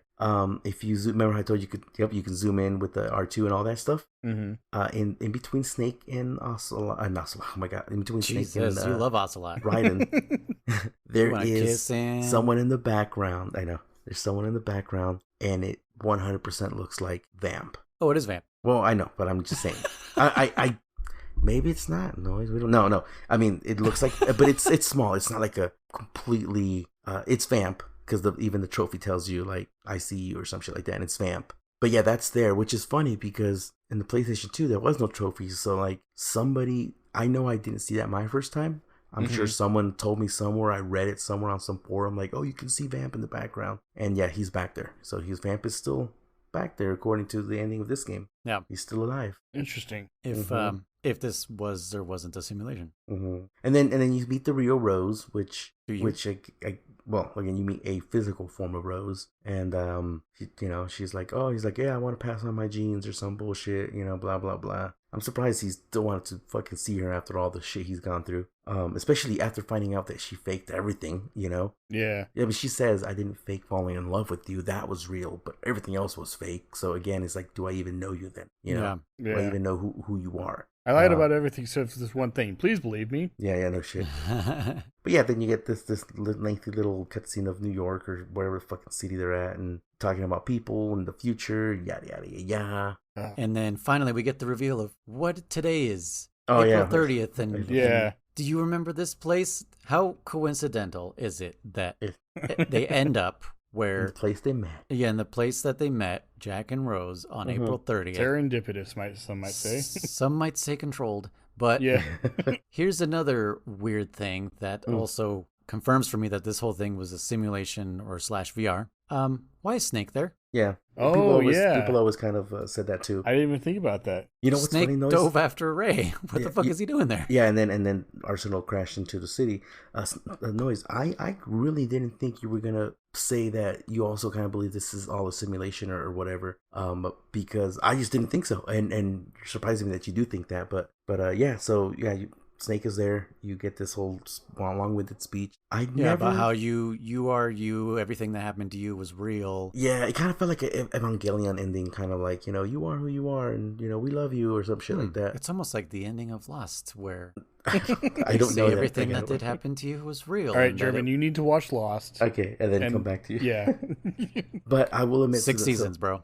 Watch all these back. so the last couple things here is this. Even though I beat this game 1,000,000 times, I don't remember this fucking cutscene. What do you got? Not the cutscene. The music, the ending theme. Oh, I don't have memories of it. At the stars. I'm like, I was listening to it, I'm like, wow, I don't fucking remember a single line or note of this thing. That's how impressive it was to me. But then at the very end, you get the classic, as far as you know now, Chris, secret codec call, or ending codec call, and it's between Ocelot. Sorry. Otacon. Jesus, man. Dyslexia at its finest or something. I don't know. Otacon and Snake. And you said Ocelot again. No, I said Otacon. Okay, yeah, just testing you. Just testing you. That he's got the names of the pages. They reverse engineered the disc or whatever the fuck. Yeah. Right? Oh yeah, because Snake reveals that the one that Ocelot had was a fake. He goes, oh, what, Snake, the disc that Ocelot had? I mean, damn it. Yeah. It's spreading. But yeah, is that what you said? The disc that Ocelot had was a fake? Yeah, that's what Snake claims. No. Wasn't it the disc that Raiden had that was fake? Well, because also I took it from him though. Oh, right. Okay. Yeah. And so he's like, yeah, we got the real name of the list, and he's like Snake. He's like, one of the names on that list is the name of one of our biggest contributors, you know. So and then he's like, another thing, they're all dead. What? When did this happen? Over 100 years ago. Yeah, about 100 years ago. And then Snake's like, what's going on? Or something he's like, what the hell? That part always sticks out to me, and we'll find out later on if that has anything to do with anything, Chris. But what does that make you think right off the bat? Just so we can end it up here. I don't know, actually, because I remember when that finally happened and when they revealed all that and everything, I was like, there's been so many twists and turns and changes and pivots and everything in the plot so far. It's like, I don't know what to think anymore. Yes. It's hard to keep track of everything. Yeah. Oh, absolutely. So honestly, my answer is I don't know. That's the best I can give you. Okay. Oh. Yeah, that's a legit answer. 100%. But yeah, I genuinely don't know if it's going to lead to anything, if it's going to fall by the wayside, if it's going to be retconned. I don't know. So I guess there's like 3 camps on this game. Okay. There's was this a VR mission camp? Was this a simulation, like a controlled experiment camp? Or did this all really happen camp? I'm going to go a 4th route and kind of what you talked about. I'm going to say that this is all just happening in his mind. Oh, that's right. There's also that, yeah. Yeah. So I'm going to go with that route, honestly, because after all the evidence and everything, it explains that nano communications things and yeah. So that's what I'm going to go with. I think it's kind of a mind theater, if you will. Okay. Theater of the mind. He's just sitting there lobotomized somewhere. Yeah. In a chair. He died. That's... Wait. Sorry. What? I spoiled it. Never mind. The right and died? Yeah. No, I'm just kidding. But yeah, I don't know. It's there's certainly a lot of twists and turns and pivots and everything. And I got dizzy trying to keep up with it all. But what would you rate this game? Out of 10, and then out of all the games we've played so far. Are you asking me to rate it overall? From all the games that we played? No, both. Out of 10 as its own game. No, but I mean the game overall. Yeah. Like as a whole. Yeah. Including the tanker, yeah. No, I know, but like every aspect of the game is what you're asking me to rate. Yeah. Okay. As a standalone by itself, Metal Gear 2, how would you rate it out of 10? Now that you know also that, the beginning, or not the beginning, but the right and beginning was all on purpose. Yeah. And it wasn't just like, we don't know what to do here. I'm going to give it a 5 out of 10. Okay. Dang. And out of all the Metal Gears we've played so far, where would you put it? Top the list, bottom How many of have the we list? played? So there's Metal Gear 1, 2, Solid, Ghost Babel, and this one. So I'd say 5 mainline. Well, not mainline, but 5, because VR missions is, Yeah, it's at the bottom. The bottom? Yeah. I would even go as far to say this is worse the NES versus the ports. Really? Yeah. Oh my god. Yeah.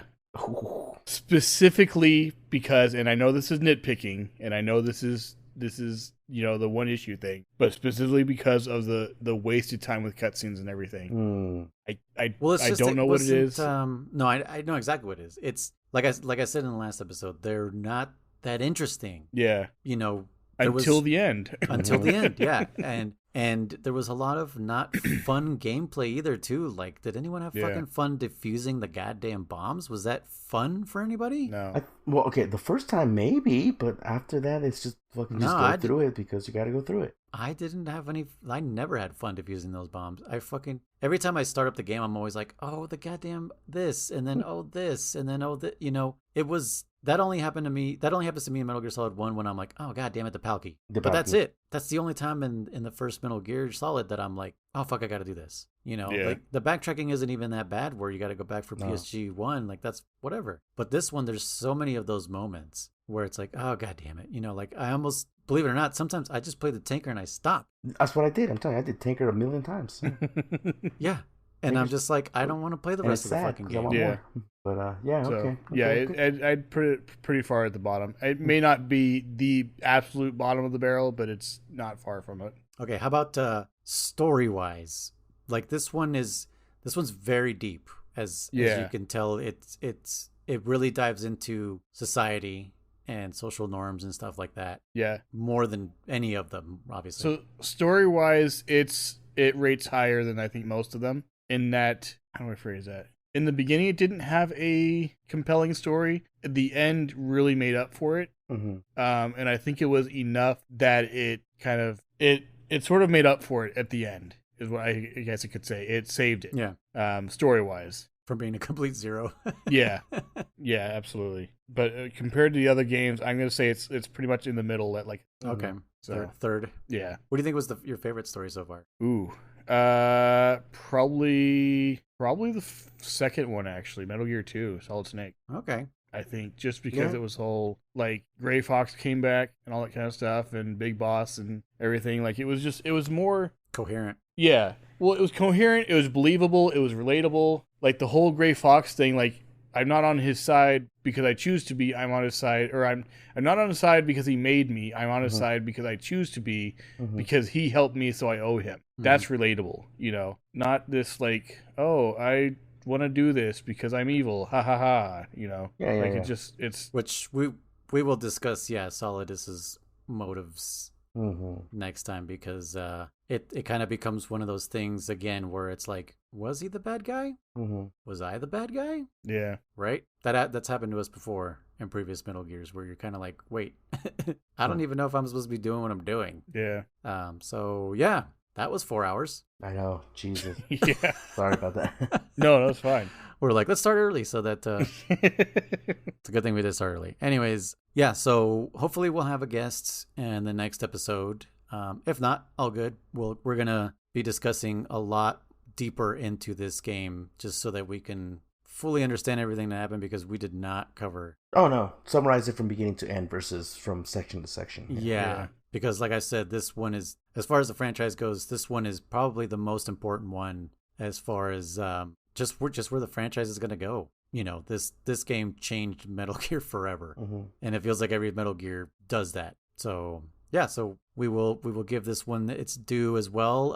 Don't worry, this will not be the only Metal Gear Solid that will get this much attention, because the rest of them are just as deep bonkers and spectacular. And yeah, we don't have to play anything for next week. We get to chillax. Maybe give those Snake Tales a try, Chris. I know you noticed there was letters on the screen, and you're like, nope, not reading. Yeah, which I'll admit, Chris. That's exactly what we both did the first time we did this back in the day. You're like, nope, but two, I was very sad that you didn't read it out loud and put some voices on it. You were just kind of reading in your head. I was like, Chris, read it out loud. Like the whole thing to me was they just finished giving you hours and hours and hours of useless cutscenes. And now here, some extra stuff. Nope, we're gonna make you read it all. That's exactly what I told German. I was like, I was like, dude, why couldn't you just come on? Animated. Yeah. Yep. Well, it didn't even have to be animated, just voiceover. Like, that's all I want. Like, just, you gave me all this art useless stuff at the end. Yeah.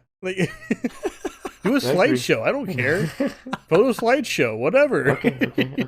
They did stock footage in some of their scenes, so what the heck, Yeah, definitely. But yeah, it was just one of those things where it's just like, nope, not right now. Fair enough. If you want to give those a try, I will. I admit I still have not played through a single one all the way through. Oh, I have. I always start them, and I'm always like, I don't even know what I'm doing here because I didn't read the fucking thing. No, read them. They're good. I've done like 2 or 3 of them. Yeah. Anyways, so we will see you guys next time. Take the week off, guys. Chill, relax, and this has been Codec Calls, a Metal Gear Saga podcast. I was one of your hosts, Luis, aka Noise One. And guys, I'm Contra, aka German. And I am Dammit Chris, aka Dammit Chris. Wait. I know. All right. Well, we'll see you guys next time. We're signing off. Good night. Or am I real? Are you real? All right, you guys. Bye-bye.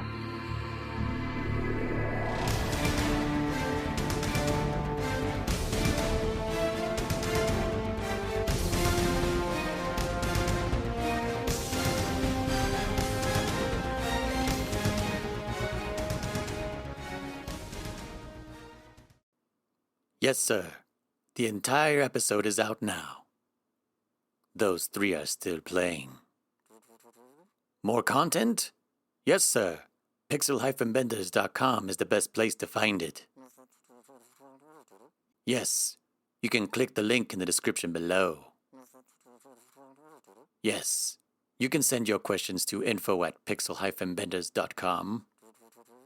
No, sir. It doesn't cost a thing to give the show a 5-star rating. That's right. Nobody knows you are the one that will keep this podcast alive. Yes. Thank you. Goodbye, Mr. Listener.